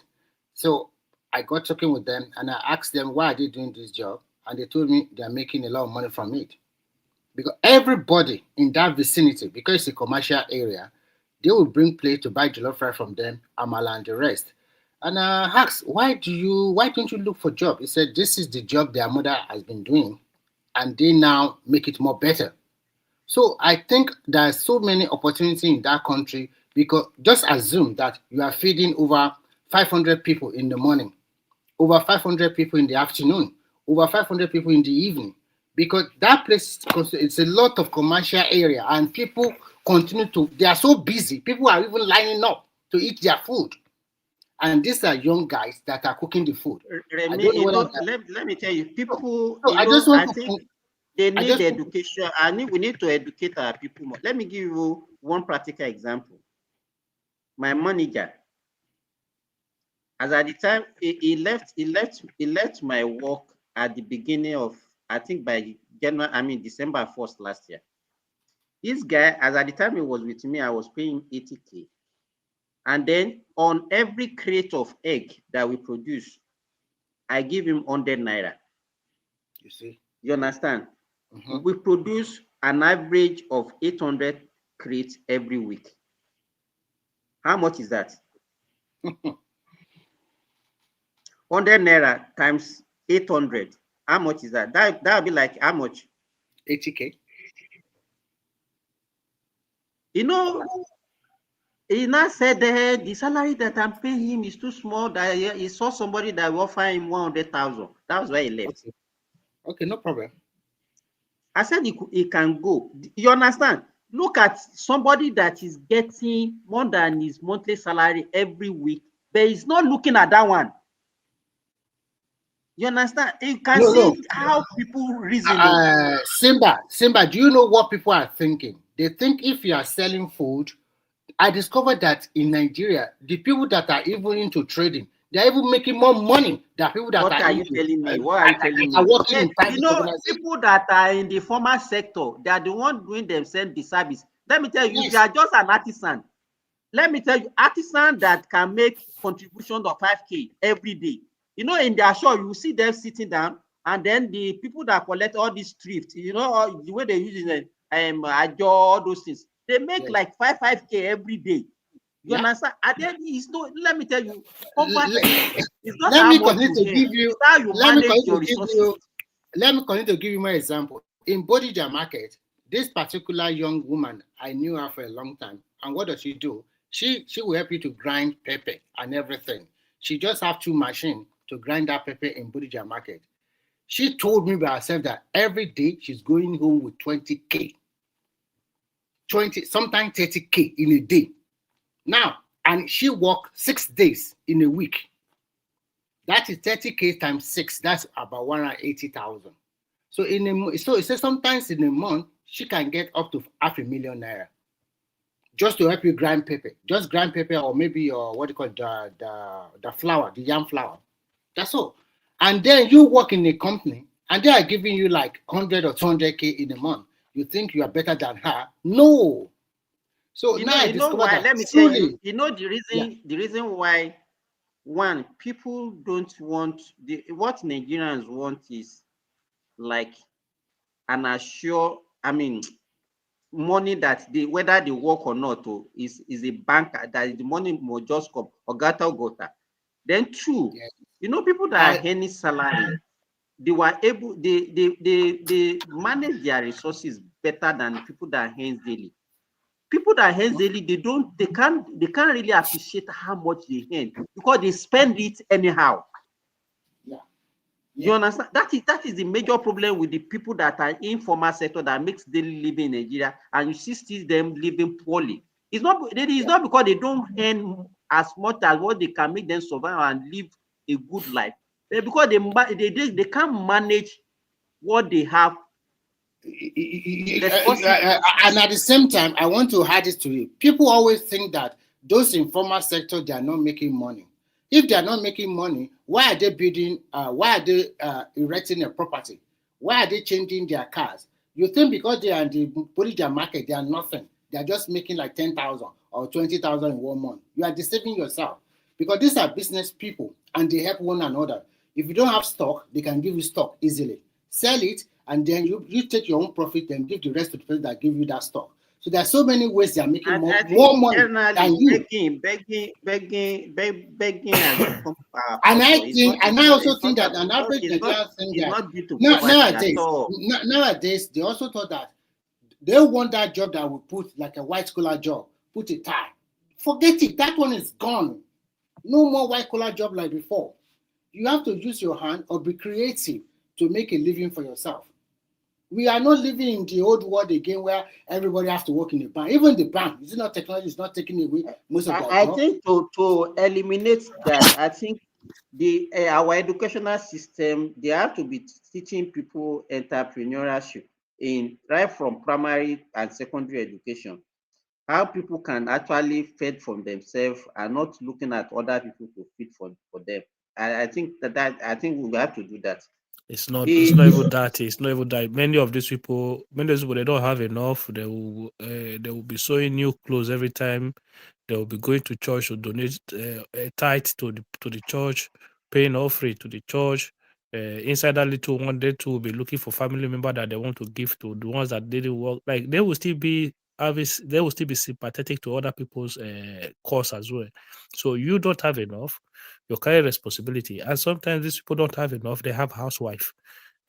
Like what stop your wife from going to work as well? I don't understand why a poor man that is working, barely earning enough, but you're making your wife to be an housewife. So sometimes these people, it's just their way of being. It doesn't matter whether you teach them finance or not finance. The thing is, But what do you don't you think that is because of lack of education? That is why they are behaving that way. I just think I think the problem with that courage is just a mindset thing, because I always say to people, like when people I would always drag people attention to Nigerians in Europe, their mentality, their behavior, their attitude, their way of thinking.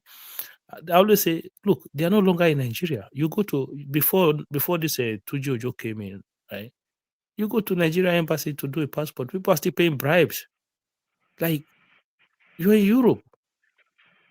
So the thing you're supposed to do normally is go online, do your stuff, get an appointment date, and come. People will just still bypass everything, come there and be looking for somebody. They are not even asking you now. You come and then you're looking for somebody to give 50 euro so that you can bypass the whole system. Progressive. Do you know? You know one thing about this. Last year, I renewed my passport, and my passport was posted to me in Finland. So what's the big deal now? It's so easy. You just go there. To say to what Akim just said, now you understand, when people have housewife and the housewife cannot work, all those stuff, you understand. See, this begging culture is more rampant in the urban area than the rural area. You understand? But you see, okay, like why growing up, for example, okay, you know, civil servant, they were allowed to farm. Even when there was not enough that time, you understand, you will farm to substitute, right? But what do you find these days? Like that people that are earning minimum wage, they are too big for farming now. You will not see someone that is earning like 30 million in a year is the one that will be jumping up and down to do farming. But people that really need that, they will not do that because they are Olami, God bless you. You know that kind of thing. Hey, I remember 2 years ago, I went to First Bank in Nigeria, and then I think I went there to withdraw some dollars. And the guys there, all of them, even including ladies, and they were asking me what kind of business I do. I said I'm a farmer. They were all laughing at me. You understand? They don't, even as at that time when we claim that the economy of Nigeria, as you are saying, were good. People, you see, there is no teacher that doesn't have a farm. There is no even civil servant that doesn't farm. But these days, everybody just the irony of it is this. The irony of it is that you still even earn more than them. Even with your job, with your normal official job that is not farming, you see more than them. But now that they earn lower, instead of giving themselves brain that me too, can I do this farming? No, they don't want to do. Like I keep saying, basically, like no, they'll be giving you. They will, you know what they are telling me. Hey, we say, but you have money to do it now. Can you just imagine? Can you imagine? Okay, like people like because the thing is they always give excuse for anything. They can give excuse some to justify some of these people, their parents are farmers. They didn't think that okay, you have farmers in local village that sponsor about 6, 7, 8, 9, 10 children through universities. And the children now will now be working in the back. Now, maybe some of them are support staff. They are not even proper staff when they are support staff. Maybe they are earning like 70, 80K.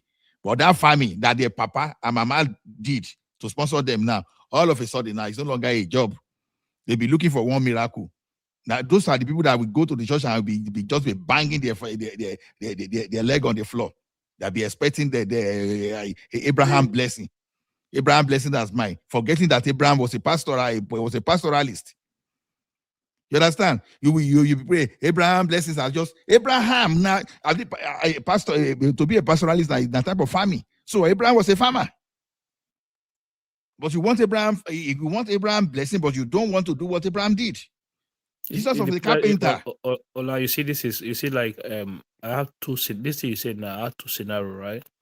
So my uncle, that's my mom, immediate younger brother, is into cocoa farming. So the guy is making money.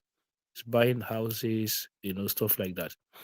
But his kids are graduating, going into formal sector, looking for job and stuff like that.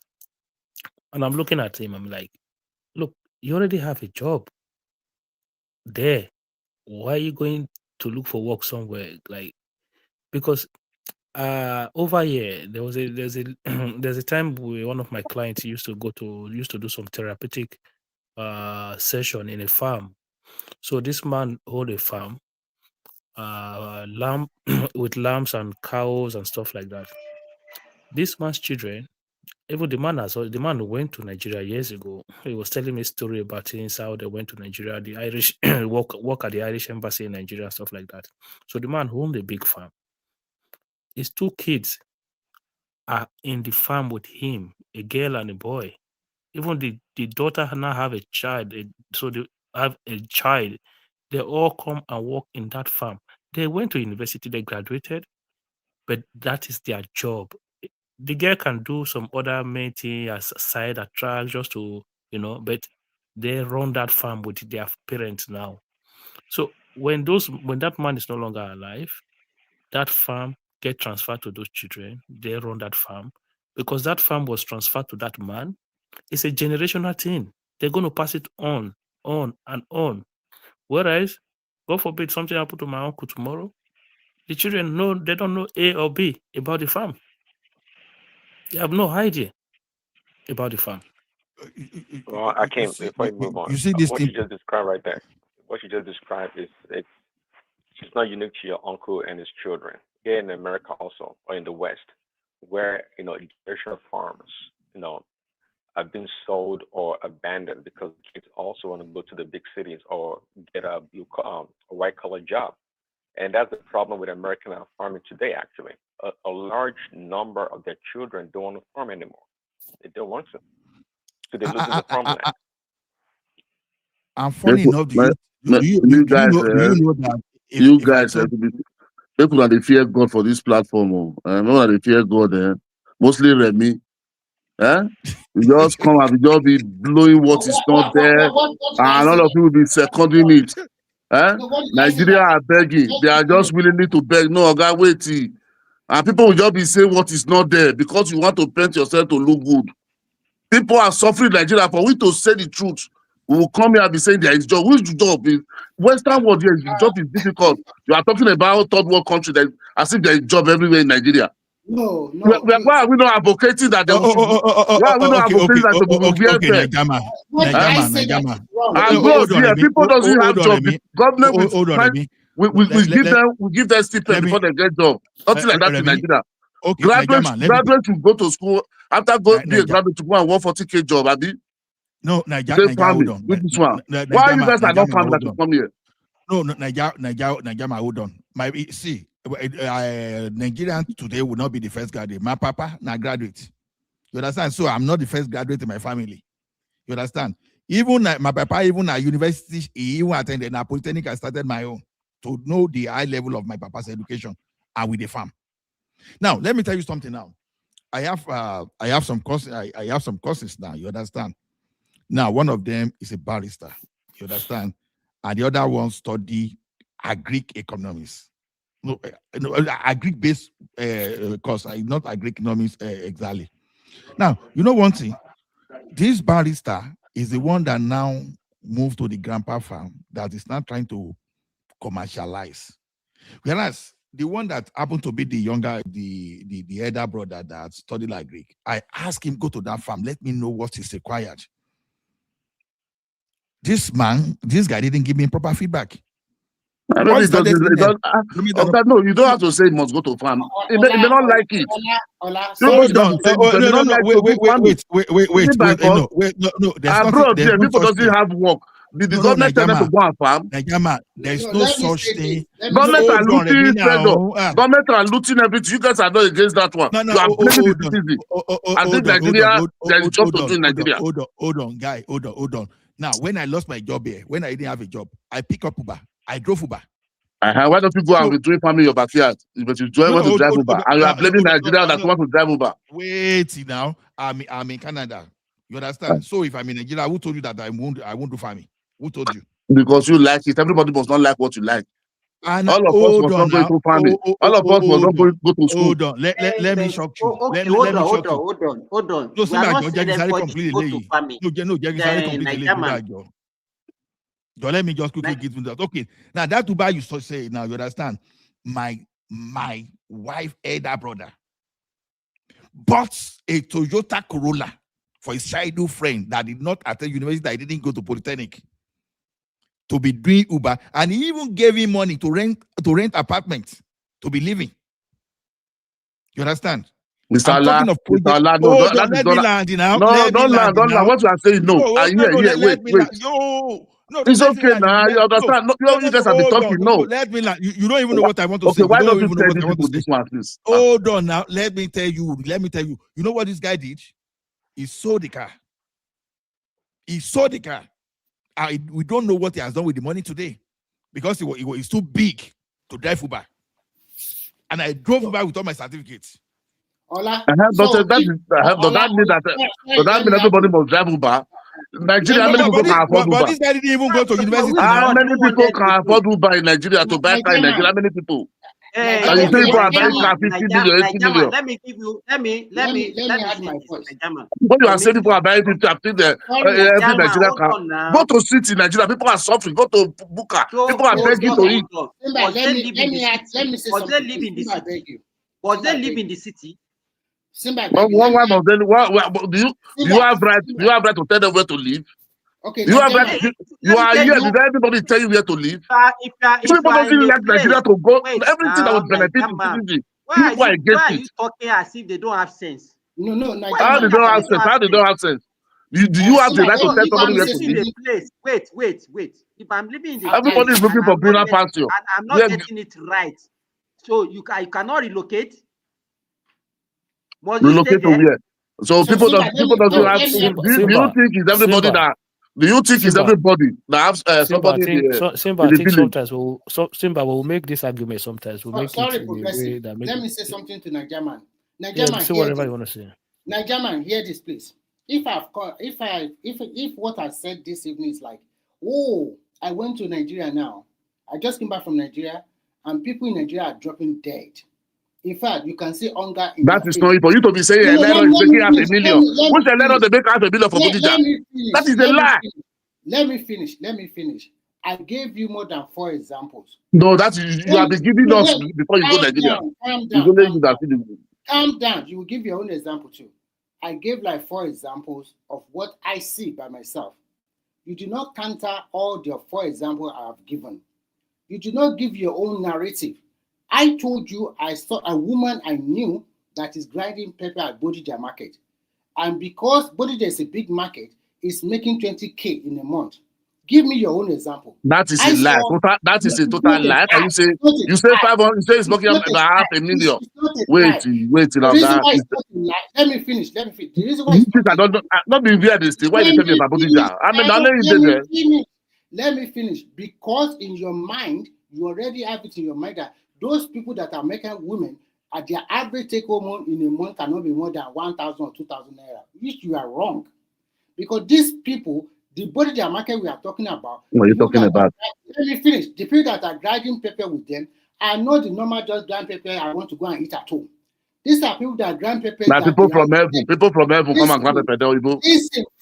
Listen. These are people that grind pepper from them. That take it to their small town to go and sell as small in retail to their customers. You don't need to even explain to you. So you are talking about Bodija. Wait, for guys, they talk. Is it only one error that is in Bodija?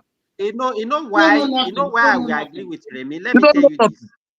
Wait now, let me talk. When I was growing up, even as a kid in primary and secondary school, the business that my mom used to do that time is grinding. We will wake up as early as 4 a.m. People that will cook meme and akara for people to drink pap very early in the morning. Those are the ones that we start with as far back as 4 a.m. I know how much I make for my mom each day I work for her. So you know the problem that we have is that we have this tendency to underrate some businesses. and think that, so that time, how much are we even maybe grinding? Maybe 50 kobo, 1 naira for an average, like a cup of this thing that people used to make for stew and all those things. But do you know how much they are grinding pepper now? If you want to grind something, you will pay as much as 2,000, 3,000. Now, how much is a liter of oil they buy? You don't look that one. You are looking at the amount. How much is a liter of oil they buy today? Let me now ask you. Let me tell you this. Wait now. Let me tell you this. If you have, that's what we do. You can run on 1 gallon, the dry grinding machine, small grinding machine that they used to grind pepper. If you put 1 gallon of petrol, you can run it for 8 hours. So tell me, if you are working continuously, if they brought up cab for you to grind, that 8 hours you go grind and finish. What are you people? I bet you will just talk to condemn Nigeria people. Now, because you don't have experience. If they bring so that I don't have experience, depending on the quantity, let me tell you you. then have to go to university to learn how to grind. A paint. Let me give you. If you want to grind a paint of 4 kababa now, you can't collect less than 3K, and it will not take you 30 minutes for you to grind it. Yes. People bring basic there to grind. I don't think that. Are you always the one grinding down Nigeria that you say it? That you will make you half a million naira? Is it not that Nigeria that all of us? Okay, Niger man. Man, leave all this thing a bit. Niger man, hold on now. Do you believe that there are bricklayers in that country that own their own houses, that build their own houses? We know how many of them. How many are you counting?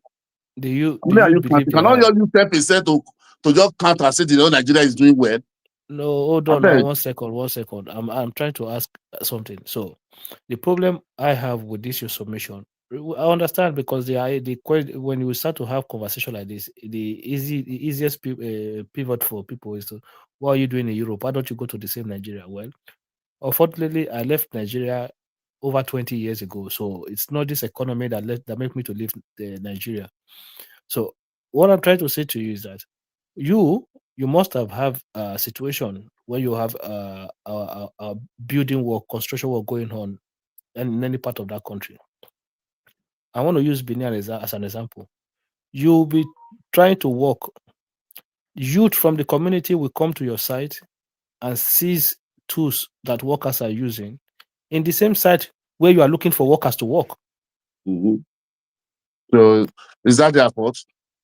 So why those youth who are seizing stuff up and down looking for free money, why are they not coming to sites to work? No, to earn money. No, that is you cannot. No, that is government. That is government fault. Like here, let me tell you one thing. Let me tell you one thing. You are abroad. Before you build anything here now, even those you rent a shop, you want to change that shop pattern. Yeah. First thing, you go to local council. Don't change it now. Don't change it. No, I'm telling you, wait now. Why is it just easy for them to go and collect tools? Why not go to that site and work? Which site? How many people on that site are going to employ? If more than people enough. have place to work, that's why they didn't go there before. The person that side take people from that area. It brought people when they are coming. Look, if somebody can come from Togo, a Togolese came to Benin. That's an expert on ties. A Togolese came to Benin. Do bricklayer work. A Togolese came to Benin. Do bricklayer work. Buy land and build a house in Benin there. Those are and you guys are excusing all these things. Those are tilers. I beg. Not tilers. It's not a tiler. Exactly that it's woman. It's not in Lagos a tiler. The guy I'm telling you is not a tiler. He's a bricklayer. It's not a tiler. That doesn't mean. So what means then? What means? This one doesn't mean. That one doesn't mean. This one doesn't mean. What means? Some people live. Some white people are here. They didn't make it. There's some black man come here. They will make it. So that doesn't what means? You're just trying to excuse everything. No, you're just trying to excuse. You people should face the government, not the citizen. Stop blaming with that. Nigeria don't suffer this. More than 30, 40 years that was born. Yes, suffer. People pressure this one. People with them will cook with sawdust. Nigerians are not the only ones suffering. You go to other countries, they don't harass you the way they harass you in Nigeria. Let us stop all this government matter. So because other countries are suffering, Nigerians will suffer too. We're not saying Nigeria will suffer, but I'm saying the other countries you have poverty. You have poverty in many countries, but you go to these countries, you don't see them begging everywhere, extorting everywhere. No, that Nigeria, because our population and the other countries is not the same. So you don't expect it to be the same. You can't It be doesn't comparing a matter country whether of 10 population or million not or population. 15 As long million as with you are Nigeria. poor, you are poor. Oh Okay, if you are no, poor, that's you are different. poor. That's different. If Nigeria, if we have 5 million population, maybe with 3,000 megawatt, we have to do. Everybody will have light and surplus. So our population is big. That's why I like to see problem. I'm telling you, So go to other the countries that first are poorer than government Nigeria. are Go looting. They are living well. go to other They are countries that are wasting poorer than. money. In fact, go to South Sudan. Okay, you will not see people begging the way they beg in Nigeria. Because what You are not they? see people. What are they You doing not there? What are you they not doing? see people UN, who everything. work. They are bringing hate there. They are fighting war. You're So not why seeing do people who work the inside what they want to go and beg? beg at the same time. Go to the poorest of country. You will not see beggars the way you see in Nigeria. Go to Bangladesh. They don't beg like us. Go to Yemen. Go to Iran. So I don't even know why people are How many places have you go to all those places? So if you just see something on TV, that means that you go up. So I've been because to you go to, Yemen. if I So go to go to Benin, Nigeria. if I go to Benin, I stay in Ring Road because I stay in the GROA. Before I go and come back, I would like to know everywhere is good in Nigeria because only I don't know about my area. You are talking about a local government, about Yeah, but we're talking about 192 wards. the You have not been attitude. there We're talking about the attitude of the people. You because know, there is no job in Nigeria. If you guys know to is get job in Nigeria, you must know somebody that knows somebody. Let people assume that you are right. There's no job. Is Nigeria the only country where there's no jobs? Okay, they should go and they go and robber. You said when I condemn them.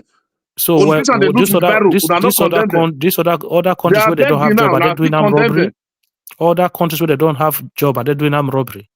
So somebody that doesn't have a job, what is the end? They say I don't manage. Are they doing armed robbery in those countries where they are poor, they don't have jobs? Are they doing armed robbery? Abroad, yeah. Are people not doing shoplifting? Are people not still robbery here? Are people not doing burglary here? Yeah, that's the same abroad that you say government are paying them stipend every month. So I'm telling you, so don't telling us that they are doing shoplifting. Nigeria alone. You are isolating as Nigeria alone. Are you not defeating your own? Are you not defeating your own argument? No. You are isolating everything. Are you not defeating your own argument now? Listen, if you want to listen, if you don't want to listen, just keep repeating yourself there. You are isolating something that is only Nigeria that is happening. That is our argument here. You're saying these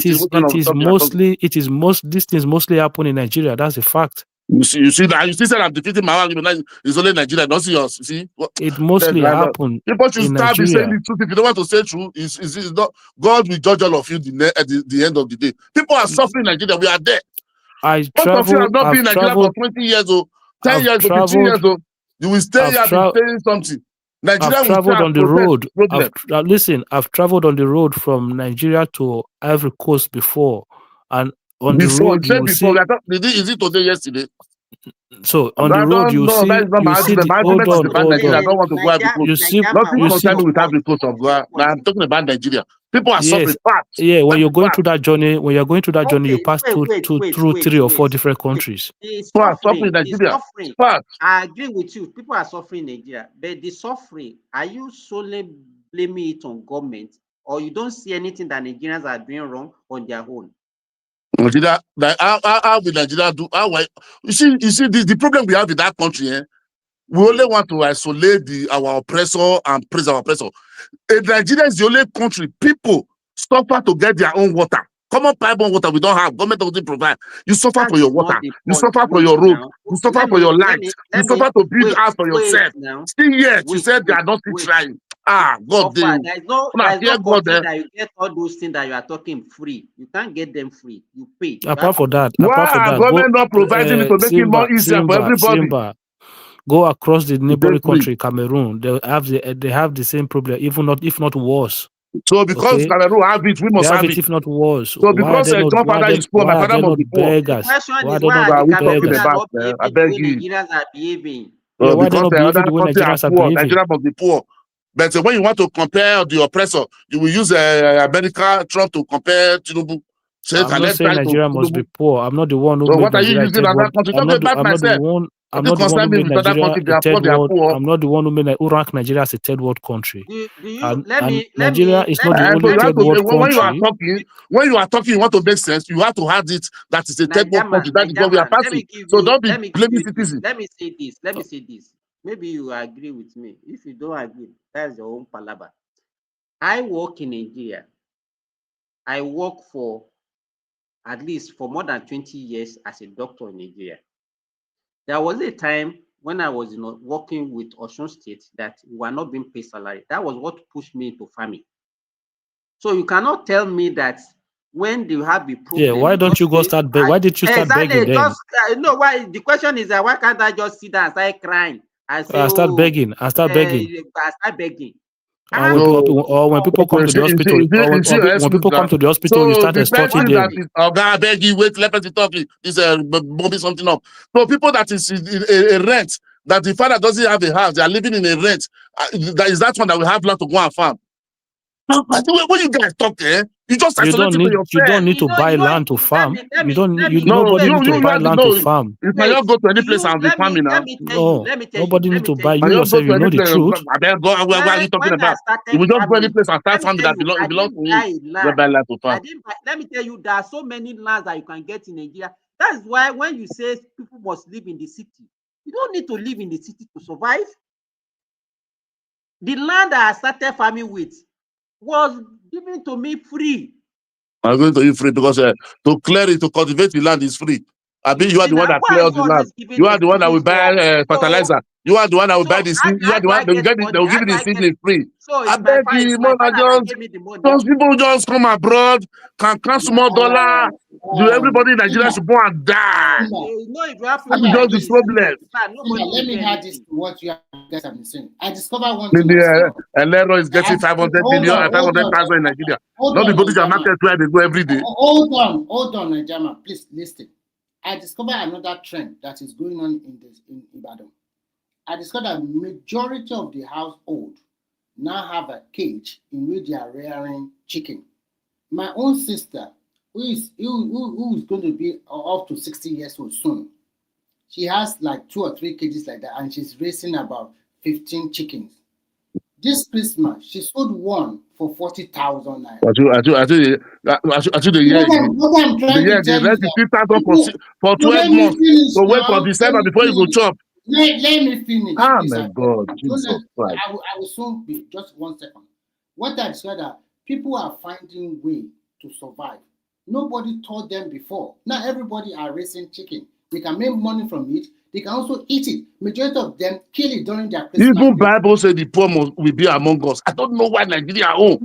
But nobody will condemn the government looting. Don't be too emotional. Water. Nigeria don't have to drink. Don't be too emotional about this. They blame Nigeria for Nigeria citizens. When I was growing up, there is pipe-borne water run on our tap. We used to have water.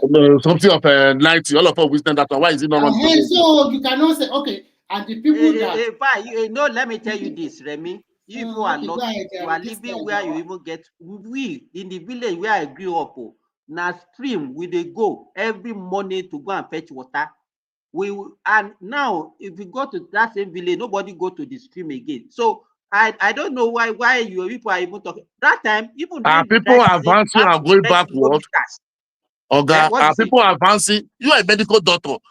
Everything, all your this thing you are using, are you getting new advanced one, or you are going? Are they getting more analog? That's what I'm saying now. That people are fetching water in stream that time. 2026, the stream is going to stream. You must give credit to Simba. You must give credit to Simba. Simba is telling you he's a qualified doctor, but when things are not right, he went farming. That really shows that. No, he said he was giving an excuse now. He said because I have money to start. That's a good example. A IOS, look at the IOS he is. He's a qualified, he's a consultant. But when they were not paid salary, is it the government that's going to feed his family? He had to find another way to survive, to feed the family. Most of us on this platform, it's only Nigeria people will graduate, they'll be looking for a job.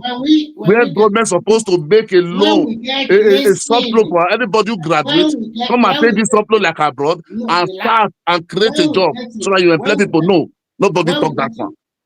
Just want to prepare. Politicians are there looting. Everybody are blaming the citizens. Listen, when we get to Europe, America, we are not. Let me tell Nigerian wait. We are not defending the politicians. We know that we have problem with them. But what we are trying to say is that people should also look inward and see what they can do for themselves. The one that you So, mentioned, So why you if not so give wait those this, wait one now, this, credit? if the politician wait Everybody now, must not if think the alike. politician are not doing wait now, so if the politician are not doing their own, then the next thing is for you to start crying or start loot or start doing wrong things. Why do we give our sovereignty to them? Why do we give our sovereignty to them that we elect them? I Why want do to we give our quickly say, sovereignty to the politician? I want to Are quickly they say not to something. manage us? You see, the problem we have sometimes is that we try to defend certain actions, certain behaviors, right? So, Niger man, I believe you live in Spain, or I don't know where you live, but I know that you've lived in Spain before, right? So, we have a situation right now whereby the Spanish economy is not as productive as it used to be before. So, you have young Spanish citizens who because in Spain, many of them, like if not all of them, tend to have degrees, because they go to school there. So here in Ireland, do you know how many Spanish citizens that I know who left Spain to come and work here because they couldn't find a job in Spain? So why did they just turn around and said, okay, I'm just going to go on the street and start begging? There's many begging there. And number two, Spain you are talking about. First, let me tell you one thing. In Spain, if you lose your job, you go to paro. If you are not up to paro, they give you 420. If that they give you 420 for 18 months. They So pay you why are they 420 not? Why are they subsidy. leaving? Wait Why now. are they No, leaving wait. to See, come you see here what to the come and government put. work? Wait now. See what the government put there for them. You lose your job for you not to go into criminality. So why are They they still give you. leaving if that's enough? Why are they leaving? Do you not understand the idea of upward mobility? The idea for you to want to do better. That is a different scenario. Everybody. It's not a different. It's not a It's different scenario. You are It's here exactly the because you same want thing. more pay, good pay. That is a different scenario. It's not Many people different in Nigeria scenario. doesn't It's have for you. opportunity to It's for live. you to be able to People have afford for money yourself. to even from Yokoriom to the next village. I'm telling you And about living a there. country.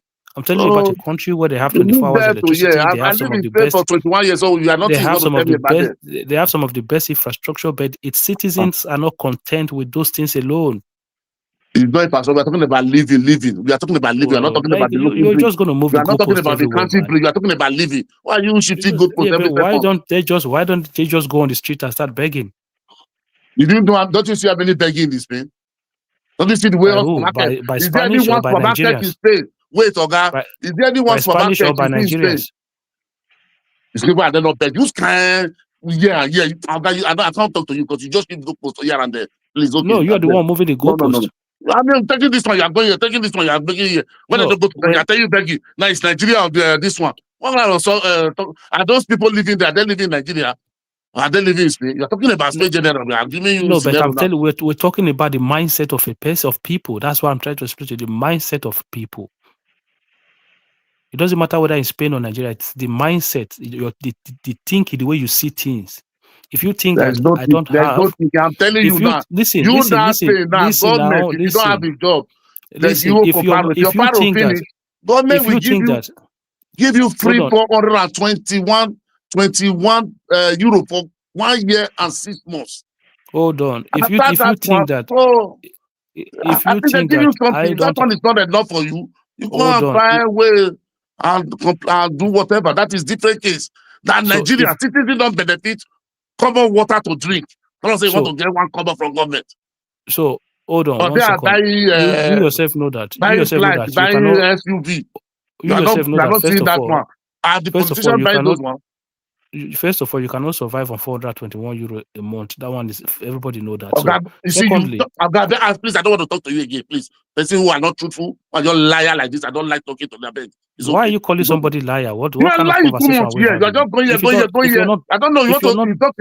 It's okay. Thank you, sir. Sorry, if you're not matured enough to have a conversation, then you're not supposed to be here. Sorry, it's okay. I don't want to talk to you again, please. If your mind is not matured enough to have a conversation, you're not supposed to be here. Now. It's not matured enough. It's okay. I'm not the one here now. Is it my first to have a conversation with you? No, if your mind is not matured enough to have conversation, then you're not supposed to be here. Because the platform belongs to you. Yeah, because they give you what to hold. You can be talking to yourself now. You can be talking to yourself. Let me be talking to myself now, huh? So let me talk my own. Because you're becoming immature. You're becoming immature about the way you talk. Who are you to tell me who to be here? You that is mature. Why are you not behaving the mature now? No, Then I'm you not the come here one who I'm not the one who called you a liar. It's okay, it's okay, it's okay, it's okay, it's okay. I said it's okay. I don't want to have a conversation with you. It's not by force now. If you don't have the temperament to have a conversation, then why I said I don't why want you to talk here? to you. It's my right. I'm So not it's talking my to right. It's you. democracy. I'm not talking You can't to tell me you. who to talk to. You're the one who called me a liar, and I'm telling you that if you don't have the mind or the That is why maturity I to say, as you are a have liar, a I don't want decent to talk to a liar conversation, like you. I let if it you don't go. have the mindset to or the Oh, maturity to have a decent conversation, keep crying then to you don't belong to the this kingdom platform. come. That is your own problem. Why are Because you telling people? Who are you? Who are you? Who are Remy you to tell people to country? Because I didn't talk what will sweet your ego. Who are you? spoke earlier. Remy spoke earlier. Who Remy's will a come here? liar. Will not come here. Remy So if spoke I don't earlier. come here, Remy's they a pay me liar. 1 The million. other person spoke. The other person is a liar. The only person who's not a liar is So you. if I come, they pay me. If I come here, they are going to pay me for it. What are you talking about?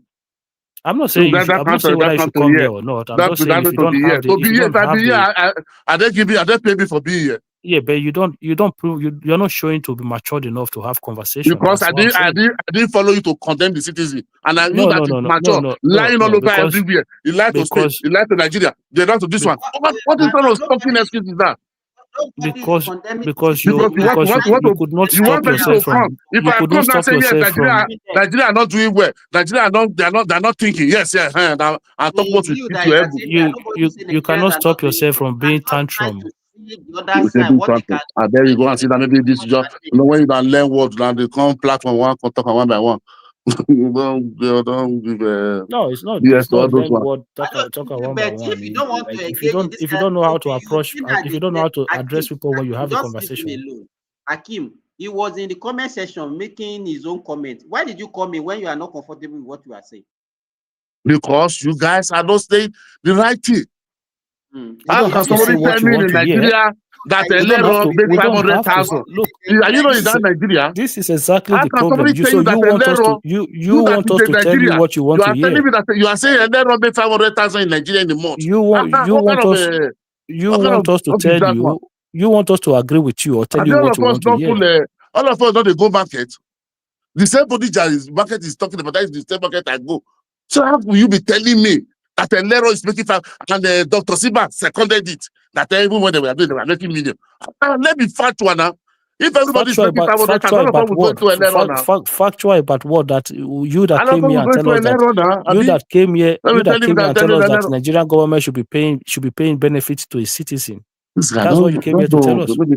If your mouth tire, you will stop. Because I'm not responding to you. I'm still keeping on disturbing yourself for them. Yeah, because you're talking from both sides of your mouth. If I talk about, okay, is it the both side of your own mouth? You are looking for attention. Somebody doesn't give you attention. See, yet you are not comfortable. I What don't attention? know. Who is seeking attention from you? You are the one. I've told you I don't want to talk to you. I'm still keeping on trying to poke into what I'm saying. Okay, listen, I'm going to keep quiet. Talk to yourself. Thank you very much. Okay, Nigerian. So, Nigerian, are you there? I think he left. Nigerian, I think he already went away. I would have loved to ask him how much with grand pepper woman. Let me forget about how much you grant. You see, these are the people these are the people that have left Nigeria. They traveled to Europe. They've lived in Europe for over 20 years. Europe didn't live in them. This is a part of the mindset problem that we have. These are people who does everything within their communities, and the mindset is the mindset of a poverty. Yes. They just chase. All they do is chase wealth everywhere, but their mindset did not grow. Progressive. You know that they said that the money Nigeria is making from taxes in a year is about 2 trillion naira. They now compare with South Africa. South Africa is making 60 trillion naira. And when you talk about Europe, talking about South Africa, South Africa is big now compared to Ghana. Ghana there. So I just want to give this example. You guys that said they give them 420 euro per month. How much can 420 euro can you use to survive in Europe? It's not even enough to pay your house rent if you want to live in a decent area. When Ola was talking earlier on, you cannot be comparing two economy. Let me give you for example. Here, me, I'm living alone in Saudi Arabia. What I spend monthly, you understand, here to survive as one person If I send that money to Nigeria, you understand? 10 people can survive on it, pay rent, do whatever they want to do, and live an affluent life comfortably. Believe me, there was a time I went to buy meat. I bought meat of 10 kg for 550 Saudi riyal. And I look at that money, I said, and it was during Salah. And I remember the ram that I sent money for them to buy for me in Nigeria. I bought each ram for 220,000 naira. So you see, that 220 is less than 550 riyad that I use to buy 10 kilograms of that same meat. You understand? I want to add to this. You don't compare money. You don't compare money by country. Say, okay, what you are spending to survive in America, and think that is the same amount that Nigerians need to survive. It's not the same. Yeah. And the way they collect taxes in Europe is not the way they are collecting in Nigeria. In fact, most Nigerians, they don't pay as you earn taxes. Whether you are... The only people that pay tax before is only people that are working in the formal sector. I was arguing, one of my doctor was arguing with me that Nigerians don't pay tax before. I said, so when you are in Nigeria as a doctor, you don't pay tax. He said he doesn't pay tax. Do you know that? And I went and fetched my what do they call it now? This thing that they used to give us every month. Payslip. And I showed him, I said, how much did you see there? He saw 104,000 that I paid. That was over 6 years ago. That was what I was paying as tax as a doctor in Nigeria. 104,000. And I said, I said, yes, because you don't know. Because you don't look at your payslip. He said, okay. I said, now, what is the difference between this? I said 104,000 compared to, I said, what is the percentage? He said, but it's not, there's no more difference with what they are saying that they are proposing now. I said, the only difference now is that they want to capture more people. And then they will even, because that time, whether you are earning, everybody as in the formal sector, you pay tax, irrespective of how much you earn. Some people have been exempted now. Yes, so many people. But there was no exemption before. In fact, everybody, about 1 million will be taken out of your income first before they start taxing you. 800,000 is the base money that they will take out. Another 200,000. Before nobody is taking anything, they will tax you gross. That's what they tax you. So luckily for Nigeria, and most people that are into informal sector, if you register your business, the issue when people are also the concern is that they should manage the money well by the time they are getting the money. It's not that same money that they will not see their politicians flashing in their faces and be using it. They had a good point. That is why people should also, people should not be docile too. People should talk. People should hold them accountable. Not the way we have been sitting down not talking. Because if you don't push them, they will also do stupid things. But if you push them, and I think I will be happy if the local government are getting their money directly. They should publish it. Each local government, this is how much you collect for this month. So that the people in that local government can hold their local government chairman and councillor accountable. But you know Nigerians, they will just be saying, it's none of my business, Nigeria, whatever they like to do. So you can't be doing like that if you want development in your community. I went to Lagos and I see development everywhere. Everywhere is tarred in our road. So that you see the beauty of democracy in that place. The people there talk. But when you go to other states in Nigeria, the people are busy, they don't talk. So far, they eat jamala, it's enough. Look, Remy, let me explain something to you. You know this Europe that you live. Do you know the amount of work or the amount of effort you have to put in for you to beat poverty in this Europe? It's a lot, too. It's a lot. In fact, you work your ass off. Sometimes people work 2 jobs. Yes. Sometimes it could be that you have to go and get an additional degree to be able to get higher pay. Yes. You don't just stay static. Yes. Because if not, that's why you see people live in a house share, renting one room. In this same Europe. Yes. Do you know, because I just came back from Nigeria, I was even thinking that Nigerian people are enjoying. If you're a business person, you have your own house, you generate your electricity, and you generate your own water, and you have enough money to do business. There's no business of you to live in abroad, to suffer yourself. Because here, the money you have not even received, the bills, they keep on coming. The taxes are also there, which you must pay. Remy, let me tell you this. People don't know that the people living abroad, how many people living abroad can stay without work for 2 months? No, 2 months, 2 weeks, you are already in deep problem, unless you plan for it very well. Unless you plan very well. You look, if when your bill, your monthly bill is clocking 2,000 euros. If you start to work for 2 months, you know that's already. I'm talking about your bills, so your expenses and everything is 2,000. If you start to work for 2 months, that's 4K. You know what? You know how much dent that put into your savings. Yes. How much? As the more you collect it. No, because at the end of the month, you have to pay for your mortgage. You have to pay for your car, whatever. Pay for your everything. car loan. You have to pay electricity. You have to pay a lot of money.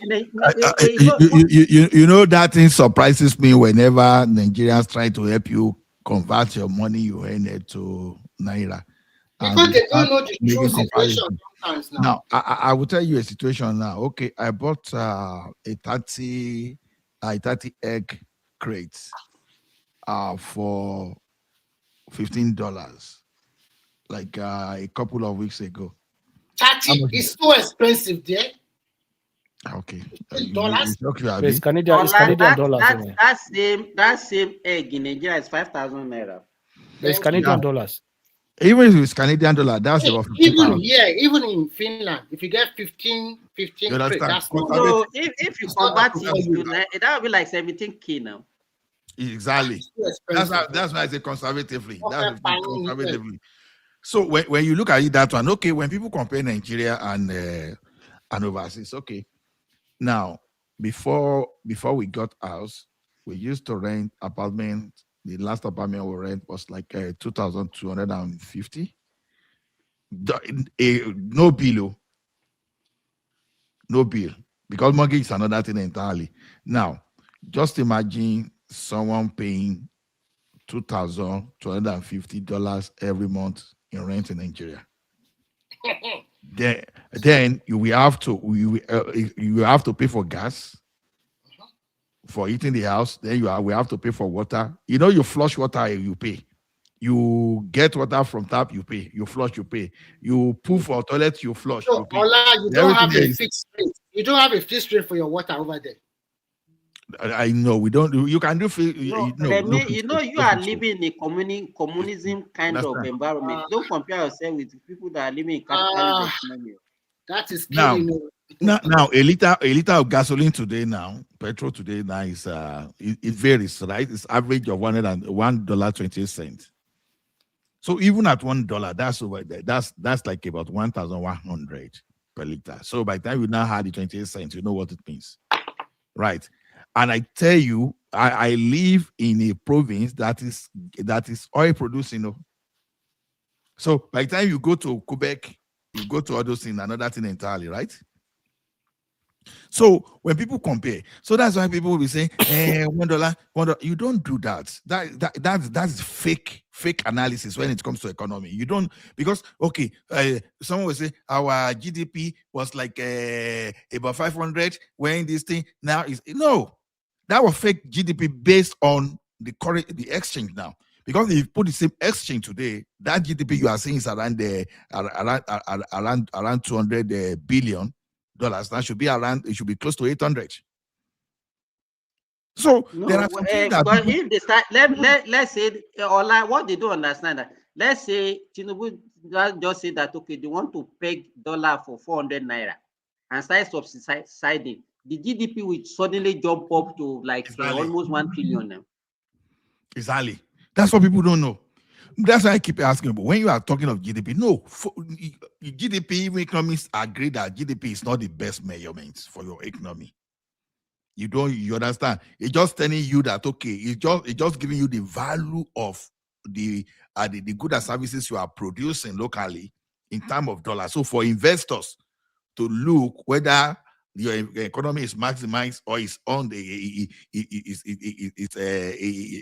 not even picking at all, so that they can come and invest. You can make investment decision. So there are a lot of things that people just talk about that you start wondering that do they really think that's how economy work? Like Nigeria, we are talking now, you understand. People keep saying something that those people that are artisan and those people that are doing trading, that trade something, they make more money than civil servants. I mean, when I talk civil servants, we know they steal money, we know they get kickback. Yeah, of course they do. Because you keep asking yourself questions. Oh, economy is not good though. But the same people that are the economy is not good, they are not on the street. They are still able to afford. Because it simply means because before, what happened before was that, okay, if a barber was charging 20 naira to barb hair, once the economy goes up, they need to pay rent. They increase it to $60 to 60 naira, for example. The landlord increased it. So the thing is this: when you look at all those things and you say, okay, you want to take some zero off, that's it. It will still come to almost the same thing it used to be before. You are just looking at the B value up front because the thing has added it has multiplied. But if you divide it by the factor of that multiplication, the thing still come back again. So is this economy we are talking about, if you look at that economy, you understand, there's possibility that it has even improved a little bit compared to 2020. So no economy without price affordability, no matter what. Because if it's our price, then there will be no business now. Oh, yam is expensive. See, Ola, Mr. Ola, they're buying. Mr. Ola, what the economy did was just rebalanced. It just rebalanced. So Exactly. they removed subsidies, they liberalized the exchange rate. So everybody adjusts price accordingly. Everybody adjusts services accordingly. People will tell you all of this. They will not tell you that minimum wage also doubled in that same period as well. So everything just rebased and rebalanced.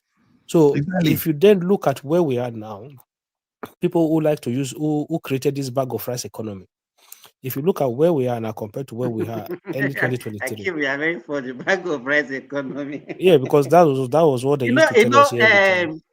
Just to say, this Niger guy in America that used to do skits. I've forgotten his Yoruba guy that married this Caribbean lady. I know the guy. Is it Caribbean or American babe? Lamborghini. He went to Nigeria during this 30 December. Yeah, I know. I saw the video. You understand? And then he now went to market with his wife. When the woman saw 50 kg rice, she shouted that, "What is this? What are you doing with this one?" Yes. Yes. You understand? Actually, just to support what you are saying, bag of rice. I see how many people used to buy bag of rice in their house. No, it's bag of rice economy. So let's even go that direction. Say, okay, was it last year I was having a conversation here, and I said was it that then Pansat was still here? Because I like to make my case, my argument based on what is on ground and what is factual. And I said to him then, I said, even then, the price of rice was still very expensive compared to what it is now. And I said to him, I said, a civil servant today with 2 children in the university, is that civil servant better off now or worse off before Tinubu became president? And you could make the analysis. That man have 2 children who never used to have access to student loan. Now they not have access to student loan. The man does not have to worry about paying school fees for those children. That's money saved, right? So the man's wage has gone up, prices have gone up as well. What about the 20,000 they are receiving as stipend? No, I know. I'm just saying the man don't have to worry about paying school fees and stuff They also like that. give them 20,000 every month. So yeah, so he's saving money from that side. So you have to look at it. If he's earning 70,000 minimum wage, and his bag of rice today is what 50,000, 51,000. So it's even, let's assume he buy bag of rice, he still have 20K left. So let's go to prior to that time before Tinubu. There was no student loan, so the man have to pay school fees, have to give the kids feeding money and everything to go to school. That's one. That's money spent from his pocket. Then two, his minimum wage then 30,000 or 35,000 could not afford him a bag of rice. So how do you then say that man is worse off today than it was prior 2023? You know, it is full of narratives. You understand? The A war of numbers, narratives. people just say, "Oh, everything is expensive." Okay, everything is expensive. Everybody have adjust prices. Everybody adjust their price. People who used to work for you, people who used to work for you. Even let me say, an average family, how long do you think that even they buy a bag of rice, even if they are eating rice every day, they can't finish it in 3 months? For sure, it's not even about rice. You understand? No, it's not about the rice. price It's just, adjustment. As Hakim said, Ola, they turn Nigerian economy to bag. Every time they want to discuss, they say, okay, how much is a bag of rice? How much is a bag of rice? Exactly. It's rice that is the only food that you can eat. I can't So remember even what I that I'm think, I living think, alone. I think I what can't somebody, remember the last time I eat rice. I think what people need to understand. I always say to people, I said, the only way we will know if Tinubu government is a failure or is a success is when somebody has come in and run the economy on this same template. Exactly same template. Is that not why we are praising OBG and Jonathan? So after Buhari, we know. We know. Exactly. I think from Tinubu, we should be getting it better and better, because that's what we will know. That's what we will know whether he is the genius of our time or he didn't handle it good. We should be able to say, oh, the next person is better than Tinubu. I think that's the only way we can make progress. Yeah, I know, because people keep trying to compare this economy to previous economy. They are totally two different economy. One is a rent-seeking, subsidized, everything subsidized economy. This is a totally free market economy. This is a real economy now. This is a total free market economy where everything run organically. So until somebody else come around the country on the same template and we see the difference, we'll not be able to tell. During the Christmas period, the petrol goes down as little as 709 per liter. Those ones that are selling for 835, nobody go there. Those ones that even selling for 739, people are leaving them to go and buy at 709. So if this trend continues, there is probably that the price of petrol in Nigeria can also go below 700 naira this year. Maybe go to about this petrol the thing is still they surprise me. Why? You know why it's still the surprise? Because look at what was happening during the subsidy regime. Yes. What we used to hear that time was that the landing cost, even when the dollar was still 400 and something, that it was more than 1,000. No, wait now, that it was more than 1,000. Why are they not landing it cheaper? So why are they not sending the same people that are importing? They are importing and they are selling at 700 plus now, and they are still making profits. So that means they have power. They ban Nigeria. No, and apart from that, come and see the ease. There is no queue on petrol in petrol stations. Even let me shock you.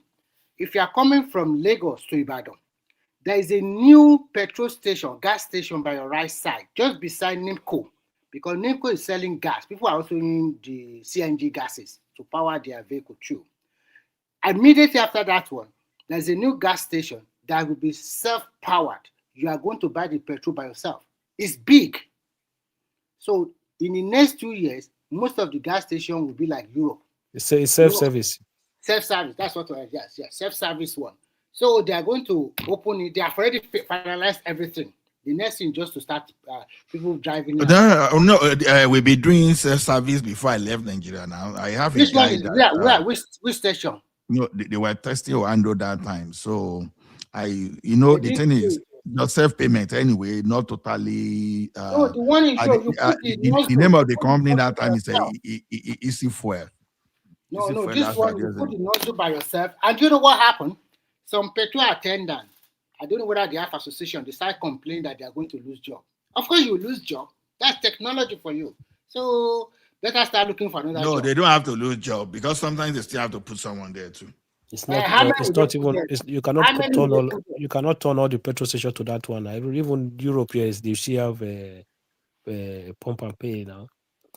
No, so not everybody will do that. It depends on what you are. The person that is doing that. No. Even when you automate, they automated there, but you still have attendance there. So it's not the you see, no, because sometimes not that they will have attendant like normal attendant for each ward. You put people there. No.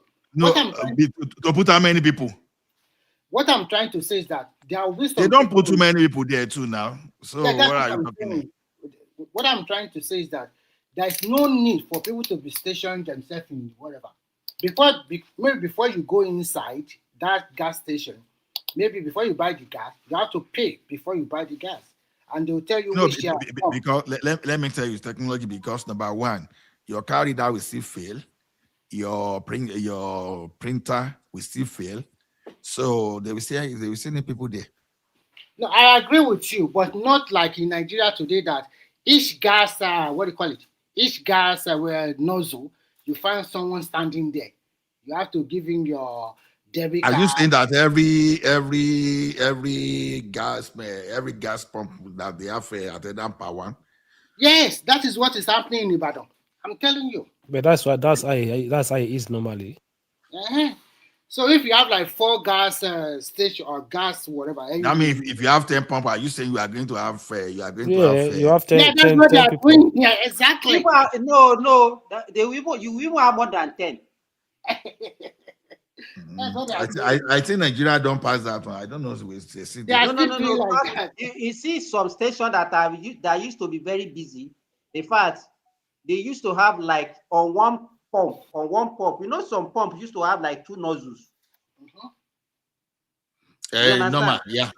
Even some pumps they have like 2 or 3 people manning it, because now that most people don't pay with cash, they don't want a station because if they are high selling stations, they will make sure that they put at least 3 or 4 persons per that pump, because by the time you are paying with your ATM and they are trying to withdraw whatever with your ATM with their POS, they don't want queue and people start complaining. So you move your vehicle out, then they will follow you to go and take you the money, and then you go. Another person will have taken the nozzle from them. So you have to employ a lot of people, though. Okay. And the issue is that when you are doing that kind of business, even in my own little business, you have to employ more than the necessary, because somebody can just wake up one day and say he's sick or he doesn't have time to come to work. If you are doing trucking business, you go face that wahala here. Or someone can carry your truck from Abuja to Ontario.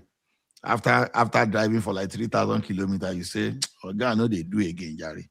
You just park your truck in Ontario. You just have to go take flights, or you quickly hire another one to bring your truck back to all those kind of wahala." I got the point.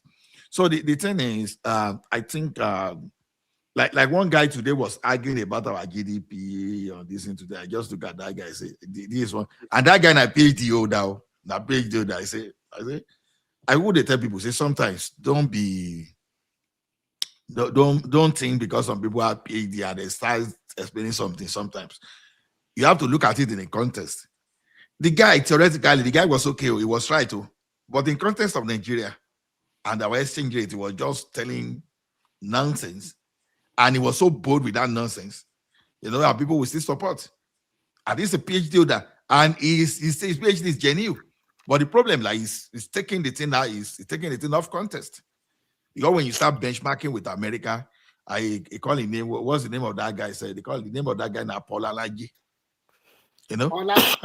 I think the problem with some Nigeria is that you have to tell them that Nigeria is so bad, it's so terrible that everything is upside down. Nothing No, is it's not. moving. No. You know, Remy, That's when they'll be happy. especially to Nigerians in diaspora. I think most of them, Yes. what they are trying to do is to justify their decision of leaving that country.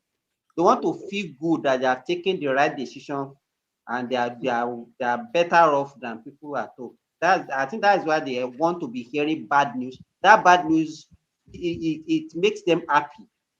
You know in time of money, I was far better in Nigeria. You know, Ola, Akim was making Ola, a let's talk very about good, Ola. I want to say sorry. something. I Ola, want you to see say what you something said about just you. now. I want to say something about you, Akim. The other time you mentioned that there are so many Beninans and the rest that are doing plumbing job, construction work in Nigeria. Go and write it down. In the next 15 years, Nigeria will start behaving like Europeans, that immigrants is taking our job. No, Because they are not getting those things now. you see what Progressive said the other time that I don't know why Nigerian just decided No, that. I think you don't chat. Najama know they talk like that. Because that Nigerian know they talk like that. I was even trying to listen very well. Nigerian they talk about another person. I think it's because the thing is this. I think it's when they said the Togolese, the Beniners, they used to come to Nigeria to find job. He said, nah, Tali. No, it's not ties. No, he said that they are expatriates. He said they are expatriates. As a matter of fact, now them saved me from the GBT of our people. Okay, I wanted to do foundation. You know, the person I put there say, he was going to take this amount too. He said I was going to take 400,000. I said, please calculate this 400,000. He could not calculate. You know, when they are working, now if you are paying them daily, if rain starts, they stop. That means even if the person just set 10 blocks, that means they just they work here. Once a year, we drag. And I will see this Togolese Beninese, where they say, Oga, we set 100 block a day, and this is how we set where they mentioned that amount that time. This amount we set, was it 1,505 that time or 800? I can't even. You understand? He said, okay, for our day job, this is how much we set 1,000 block. So this is how much we set 100 block. And this is how much we set 1,000 block. Oh my goodness. For them to set on 1,000 block that time, I think it was going to cost something around 37,000 or thereabouts. Whereas Nigeria people don't they charge you over 200,000. Because the way they calculate they are so professional. And when they are setting block, they will put lines. You know, the rope they will make so that the wall will be very straight. May Nigeria lay block for you. The thing go just bench. I see that. Let me say something to you. You see that 100 block Nigerian person want to set for you, right? Yeah. They will be setting 65. Because you are not there to count it. Exactly. They will be setting 65 and call it 100. Exactly. So you don't see when Nigeria pays plaster house for you before the thing will just bend. Is it they will bend set or block for you, the thing will bend. You start seeing crack on it. No, imagine you are building duplex and your wall is not straight, it will bend. You say, which people be this? But you see all those people from Togo, they will put line and they will be adjusting the block to make sure everything now perfect. When they are not getting work, then they will say it's government. They will say it's somebody that is after them. I get Nigerian I person don't know to do why they don't want to. Nigerians don't want to take responsibility. When those guys set ties, they will say you are blaming government. You are blaming them for government. When those Togolese and all those people, when they set ties, you will just that ties that you mentioned now. When I wanted to do the tiling of my house, I called like 5 people. One of them is a Togolese. Do you know that the quotation that the Togolese now gave me, that was what I used. And it was the list. And at the end of the day, I have Essex ties still left. And the thing will be professional. Of course. The thing will be professional. You will hit your tie like he gave me the list. The Nigerian one of them gave me like times 2 of what the guy gave me. But when the guy gave me, I was even asking him, I said, are you sure this will be enough? He said, Oga, the thing go remain. You know, I don't know how they you know their the own way. per square meter. Ola, you know when you know the way that if the Togolese person will tell you, don't plaster the wall, okay? Don't plaster the wall, leave it fresh. We will plaster it when we're fixing the ties. But Nigerian person will tell you do rough plastering. When you do rough plastering, you know what they'll come and do. They'll just put cement back of the tile and just be putting it to the wall. So you'll be having gap. Exactly. No, it will not fix well. Because by the time you are working on it, you'll be hearing sand. Yeah, you'll be having gap. That's what he said. That's what Progressive is saying. Even the one on the wall, you'll be hearing you'll be having noise. Whereas this Togolese one, as they put the plaster on the wall, they'll just mount. That rough, this thing is what will make it stick to the ground now. No. If Togolese is going to help you do your decking, man, your iron, if you calculate the iron for your decking on this thing, one no go miss. One no go miss, and the decking will be very straight. Will not bend. Just like 6 months ago, my younger brother, his house that he's building, they asked him to go and buy iron.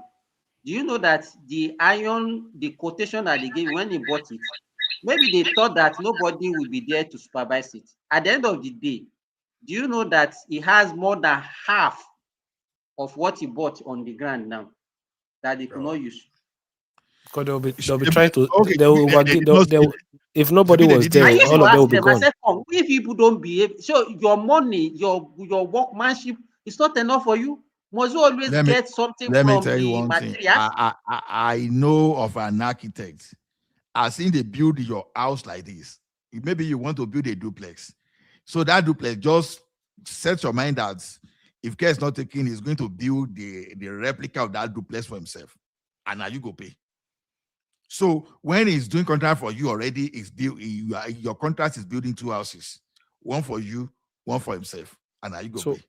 Ola, so you know what happened to me not long ago? I had one of those furniture guys do kitchen cabinet. Okay, so first of all, just to start the job, it took the guy like 2 months. So I started to I got hungry and stuff like that. So I said, what's wrong? You can refund the money if you're not going to do it. Then the guy started the work. But sometimes 2 days they will not come work.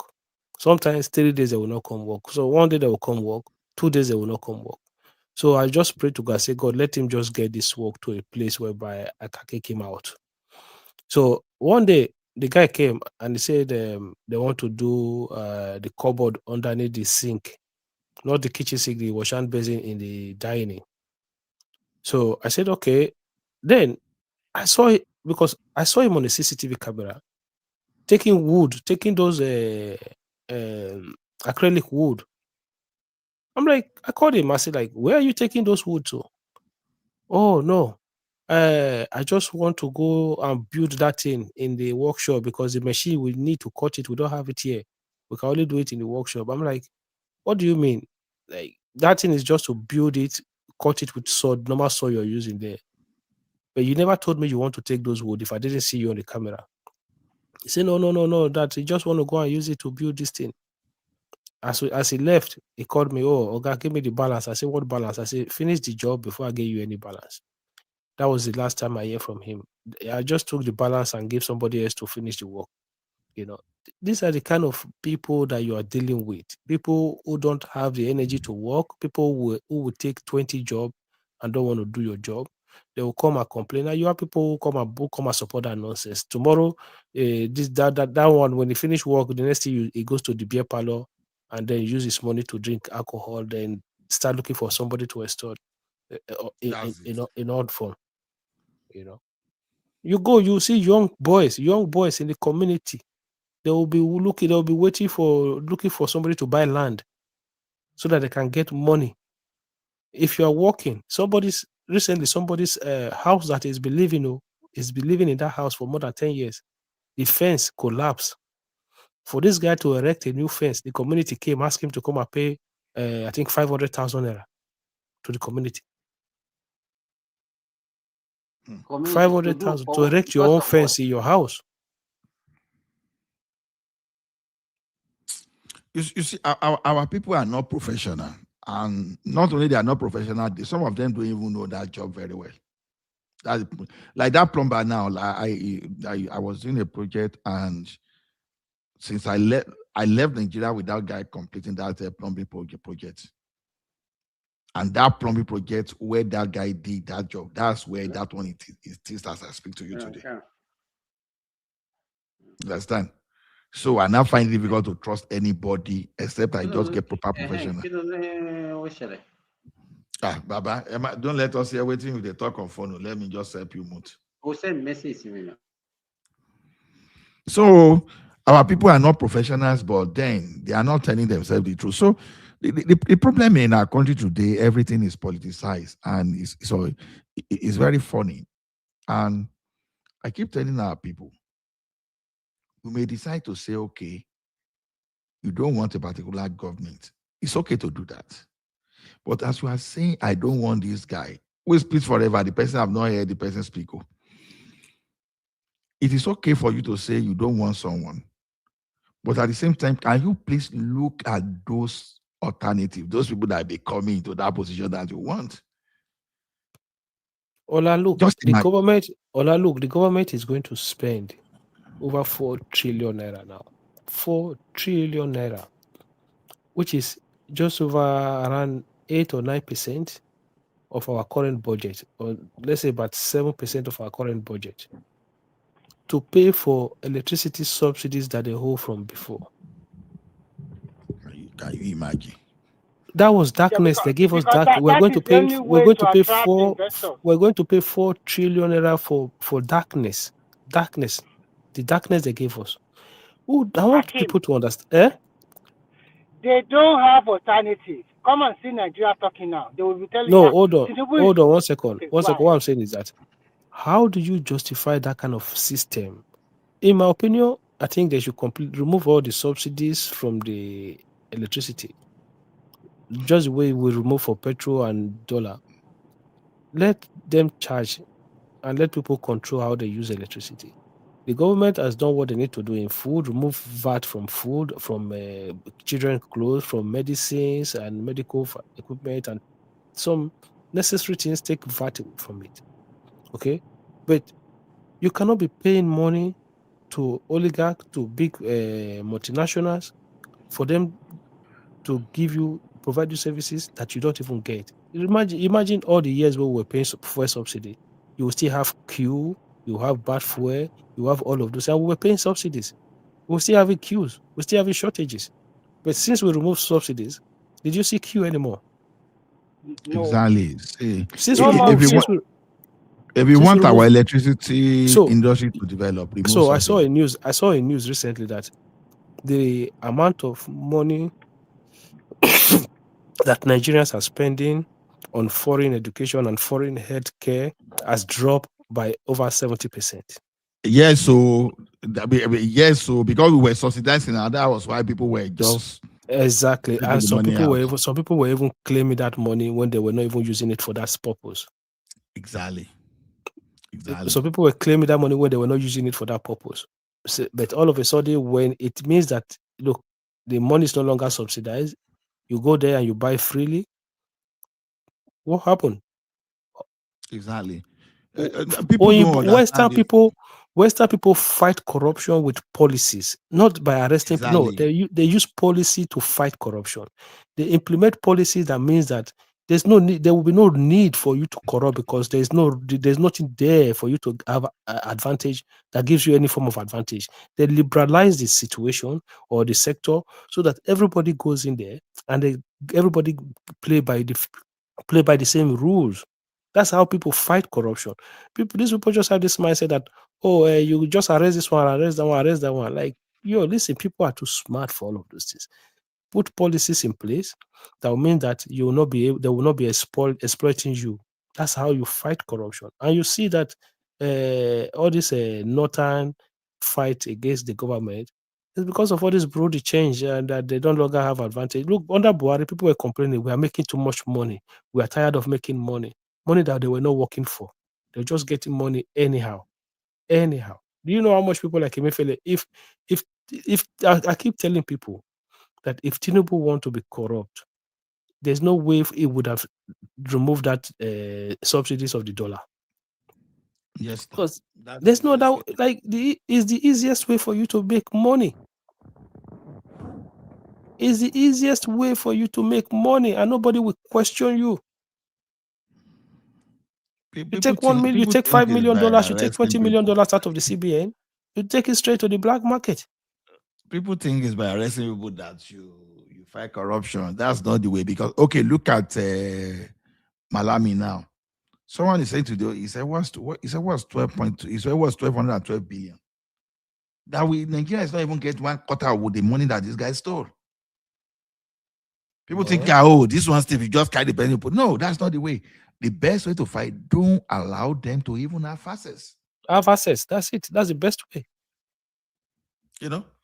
So people think, people just like, they don't carry that person, put in jail. No, it doesn't work that way. Even private sector, they don't even have capacity to fight money stolen.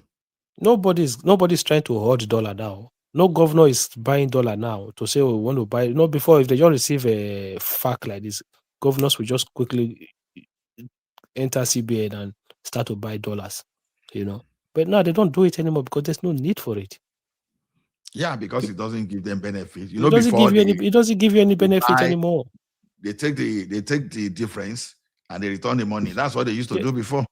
Yeah, that's what they used to do before. They take it, try to use their connection to get dollar from CBN. Then they go to the black market, get the difference, and take the same money and put it back into the state. But Hakim, don't you see what Makinde did in your state? 30 billion naira, and you kept it in the bank. My God, the money supposed for the body explosion, so that you can compensate. That one, the people need to ask him for the interest on that money. They're asking him now. He said he kept the money. You kept the money there for more than 1 year. For what reason? But it's no longer. It will no longer be 30 billion. You need to have interest on top of it. That's what I'm saying. It's a rogue, man. Why? What do you want again, for God's sake? These are our people, we are too greedy and selfish. What can you do with 30 billion? So if they did not know now, if I did not rat you out, we don't know. And that's how we behave, though. That's our behavior. You know, that's who we have. I think Malami and Bashi State Governor, they are in deep problem. They are terrorist sponsor. I'm telling you, those two guys. Malami is in for it, big time. Let me tell you, if you want to really pass judgment appropriately in that country, some emirs will go. Not even all those people you see. Even your Sanusi that all of you did the ballet for today. If you say Abacha catch that guy that time, Abacha for don't pay the guy 80. You understand? You know that guy was involved in paying someone that time when they say the person blasphemy. So the thing is, all those northwestern, northeastern governors, I think they love terrorists. But the annoying thing is this: those guys, they contribute just almost nothing. But they are draining the pulse of that country. They are headache. Okay, all this defense money now, I hope if Nigeria eventually break up, I hope they will transfer that debt to them. Because if Nigeria break up today, all those money used to prosecute war against insurgency, all those in there, I think they will transfer the money to them. You know, the one thing I figured out today, I read today rather, Nigeria is rated the 6th in terms of the country that produced rare earth metal last year. Ask yourself, where's the money? Where's that money? You know, although that means that probably they are counting all those illegal mining, everything there.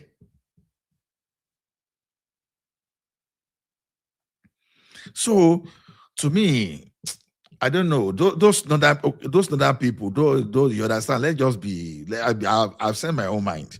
And I know some people don't want Nigeria to split. Well, maybe naturally I will say that I don't want Nigeria to split. But can they hold on to the condition? Number one, the condition will be okay. We very of us strike out Sharia out anything named Sharia. Very of us take anything out of our constitution. Then set a death penalty for anybody that tried to bring Sharia back. Anybody that tried to radicalize people. The minimum situation, life imprisonment.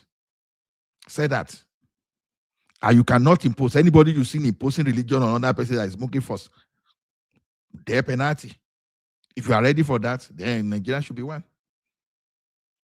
And then we must first have ourselves from others. Otherwise, me, I don't want to live with terrorists too. I don't want to share the same country with terrorists. Nobody wants to share anything with them. So all those northern leaders now, I think they are now shaking and they are now preaching we should do everything. I think the reason why they are shaking is that Tinubu already know all of them, okay? And Tinubu will I saw one outside content creator yesterday that was blasting everybody, even common people. That outside content creator, he said, look, guys, it is our fanaticism that is pushing the southern part of Nigeria to want to leave us. Yes. He started talking about, I learned a lot from all these content creators to say that, okay, even the clerics, they hold some advantages over the leaders too. Because that guy is saying those clerics, they are the one dictating who they are going to vote for. You start asking yourself questions. How did the so-called governor fall to that level? Because the governors are using those boys to do their bidding for religion, for politics, for whatever. And what they do is that just give them food once in a day. It's enough. Yeah, now people will understand what Gideon Carr was trying to do that time. But Gideon Carr was actually trying to save the country. Even I know if you cut all those corn nuts out of that country, the wahala never finish. It's just the start. But the fact that the wahala just the start. The best way, if that country wants to divide, it just divide us around the 6th region. Let everybody go and mend their fences. But the problem is this. The Southeast will be having problem with the South. Because if the South do not hold themselves very well, they will be infiltrating and go into war with them. That will not be your own cup of tea. I think they will kick us out. What do you mean?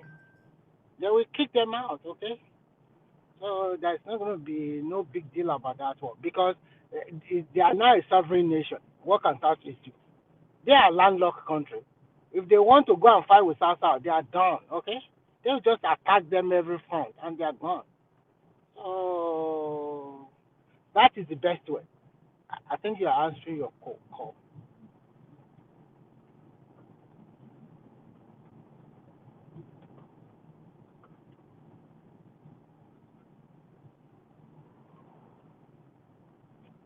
Hello? Yeah, hello? I'm here. I'm listening. Before. Yeah, I was just on. trying to say is just to divide the country along the region. I think the problem we're having now is the Northwest. First, they don't have a candidate. And if Tinubu finished by 2031 by God's grace, I think we should just give it to Northeast or North Central. That's all. Let them also go out but I know them. They will rally around Tinubu. Go and write it down. Do you think they are Northeast is where Boko Haram started, though. ADC cannot give their ticket to Obi because they know that Tinubu Northeast is where the problem started, though. Not Northwest. So Northeast is where the problem started. They are talking about terrorism, but Northwest too. They are also doing the same thing. Why did they go and bomb Sokoto? Why did America go and bomb Sokoto? No, the question that is where they have the head office now. In that country today, where terrorism started in Nigeria is from the Northeast. We can't change it. I agree with you, but what not concern their major cell, the ISWAP and the rest? It's in the Northwest. But that Northeast is where Nigeria Army are having major casualties. Yes. So if you see the car bomber that ran into them, was it yesterday or 3 days ago? They managed to neutralize one, but the other one, I think about 20 soldiers went for it, and several others injured. So that northeast is where it started. The question is where the guy that's the problem is those people that started all those stuff that allowed those things to first start, they are getting away because they are politicians. Big men can get away with anything.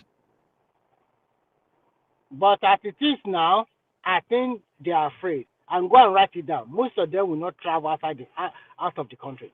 Go and write it down. Because it seems that another way around, I think I like Trump, what he did at the end of the day. They are afraid of America. No. You see that Tomahawk is like it was more of go ahead for Nigerian military.